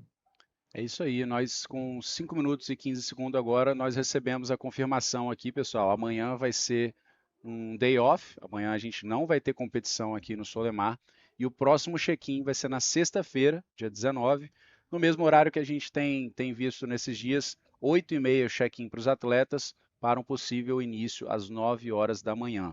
E o que a gente tem programado para sexta-feira são as quartas de final da categoria Júnior, quartas de final da categoria Master, que é a sequência disso aqui que a gente está vendo, e as semifinais da categoria Júnior também. Então aí, para o último dia, a gente já fica com apenas semifinais da categoria Master e categoria Woman, categoria feminina. E aí a gente fica também com a final da categoria Júnior. Então, deixando só o ouro para o último dia realmente. E amanhã a gente vai ficar num dia off aqui no ArcelorMittal Wahine Bodyboarding Pro. Se você quiser falar isso em inglês também para o pessoal assistindo, Bela. All right. So next day, tomorrow, the event will be off. So we don't have contest tomorrow, and we come back on Friday. At the same time, we are starting the event at 9 o'clock in the morning. We're gonna start with the junior division. We have the quarterfinals of the junior division. We have 4 heats in the beginning. After that, we're gonna have the quarterfinals of the master division. And right after that, we're gonna reach the semifinals from the junior division, and it's gonna be a full day of event. Stay tuned with us. Send us a message. It's gonna be a really nice day of surfing in Solimar Beach. That's it. Just the best athletes in the water. I mean, it's funneling up, guys. The level is rising. We already saw the world title of the women division being delivered. Remember, we will be delivering 3 titles over here. All the female divisions will be sealed with this event in this 2025 edition. We still have the junior women world title to be delivered, and of course, also the master women world title, who is always, since it was launched in 2022, always decided and delivered during the ArcelorMittal Wahine Bodyboarding Pro. So looking amazing. Alexandra Rinder took the trophy back to Canary Islands after Namika lost in the quarterfinals. I mean, it was a very, very tough heat against Neymara. You know, Neymara came up with a 9-point ride. Didn't really offer too much space for Namika that couldn't really find the waves she was looking for. Vamos ver onda. Tem onda para Marta Leitão, que começa com 360 aéreo, junto com o retrocesso. Ela veio trazendo a onda mais para parte aí do inside. Vamos ver, ela faz um 360 na base da onda, mas não consegue finalizar. A Marta fica por ali. E é isso, gente. Faltam 2 minutos para o término dessa, que é a última bateria do dia.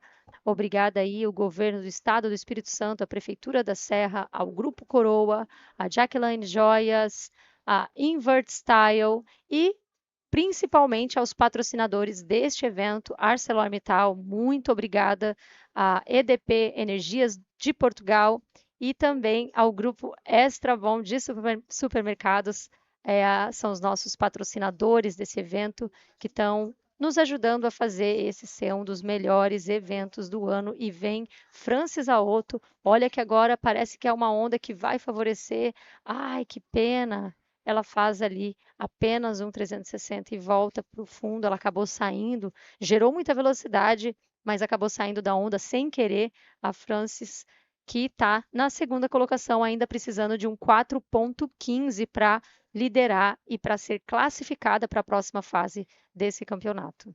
Uma nota baixa, né, para Francis, 4,51, totalmente possível ali. Vamos ver se a Francis encontra nessa seção do meio ali uma onda. Talvez ela venha nessa daí que já tá, parece que está montando uma parede ali, espumando lá de trás. Ó, não vem. Vamos ver se vem alguma onda a tempo. 50 segundos agora para Francis Aoto. Vai ser uma última tentativa. Jacaraípe proporciona essas ondas, né, ali da seção do meio. Você não precisa chegar até o outside. Então vamos ver como é que a Francis vai reagir, já que ela não precisa de uma nota muito alta, né? Ela, com 4,51 com um rolo ali no meio, ela consegue achar. Mas quem vem trabalhando é a Marta, né? A Marta que está buscando ampliar aquele 3 pontos dela. E se conseguir ampliar, vai fazer a reação da Francis se tornar mais difícil, né? Para poder ela conseguir voltar para a primeira posição. Então, momentos finais aí, 15 segundos, 15 seconds, guys, last heat of the day. Don't leave just yet. We're gonna finish this heat. We're gonna come up with the usual process over here, the interview with the last winner of the day, and then we'll be closing it here from the booth. And it is decided, guys. It's Marta Leitão in the first position. Marta is advancing to the quarterfinals, knocking out Francis Aoto in this last heat of the day. That's it, guys. Don't leave. We're going to call a quick commercial break before we come back with a nice interview with a Portuguese writer. Stay tuned. Somos a EDP. A nossa energia é global. Estamos presentes na América do Sul, América do Norte, Europa e Ásia Pacífico. Operamos em toda a cadeia de energia: geração, transmissão, distribuição, comercialização, solar, eólica e mercado livre. Nossa energia é inovadora. Desenvolvemos hoje as soluções que vão mudar o amanhã. Nossa energia é social. Por meio de nossas ações, já beneficiamos mais de 4 milhões de pessoas. Nossa energia é verde. Somos pioneiros e um dos maiores produtores mundiais de energia renovável. Queremos liderar a transição energética. Isso é mais que um compromisso. É uma escolha. EDP. Nós escolhemos a Terra.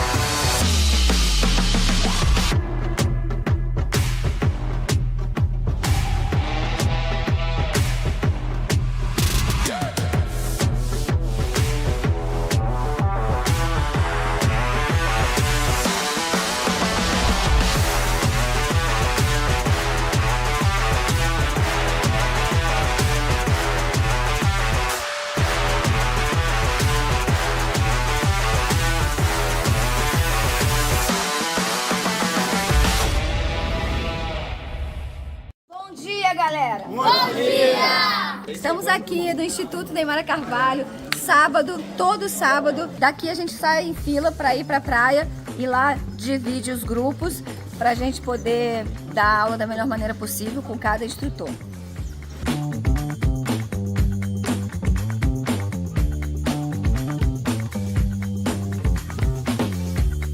O que você aprendeu nesse tempo de 3 anos aqui? O que você acha? Muita coisa. É? Coisas boas? Vigiar, vigiar, vigiar! Aqui! 1, 2, 3! 20 anos de amor ao esporte, 20 anos do Instituto Neymara Carvalho. A gente aqui prega a igualdade, pregamos o amor entre si, o acolhimento. E é isso, é minha devolutiva a tudo que o esporte me criou, me fez. Estou aqui no projeto já há 20 anos. Esse projeto nasceu com o trabalho da Ney, né? E a gente vem tentando resgatar a vida, né, cara? A ideia foi sempre transformar vidas, né? Levar pessoas da comunidade para um futuro melhor. Consegui desenvolver meu surf, ter os melhores treinadores, conseguir bons resultados. Eu sou vice-campeão mundial e foi aqui onde eu consegui me formar como pessoa, como atleta. Quando eu crescer eu posso ser alguma coisa na vida, como um advogado, policial. Se a Ney estivesse na minha frente agora, eu ia agradecer ela por tudo que ela já fez por mim, pelas pranchas que ela me deu, por me ajudar a evoluir.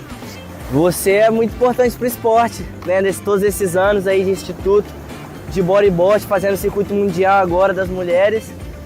E é isso, você é uma pessoa muito importante aí para o desenvolvimento do esporte, de todos aqui da NC também. Welcome back, guys, and what an amazing day it has been. The 6th day of competition here at the 2025 ArcelorMittal Wahine Bodyboarding Pro. I mean, world titles being delivered, so much action. What are your thoughts, Bego? And of course, watching Alexandra getting that 3rd title, it was something that I will never forget, Yeah. We have, actually, she's the only one with 3 titles. It's been 10 years for her, so a lot of emotions, a lot of beautiful statements from all the athletes, and also having our quarterfinals established for the women, for the Master Women division. So seeing, watching Mariana Nogueira, one of the favorites, falling was something that was really, I would say, impressive. We were kind of shocked, but at the same time, seeing, Juliana Dorado knowing exactly what she had to do and bringing her powerful surfing and putting a different I mean just bringing a different appreciation of what it can be done here in Soledad was really inspirational. And we do have our semifinals, and the fact that we are going to have a record. This is the first time we will going to have a mother and a daughter in the same podium in the professional division, which is the woman. So that will be Luna and Neymara, and who knows, maybe they meet the final. Yeah, that would be crazy. That So would be yeah, amazing. what a day, definitely. This one is one that goes for the history books. Yesterday we had the first 10. Yeah.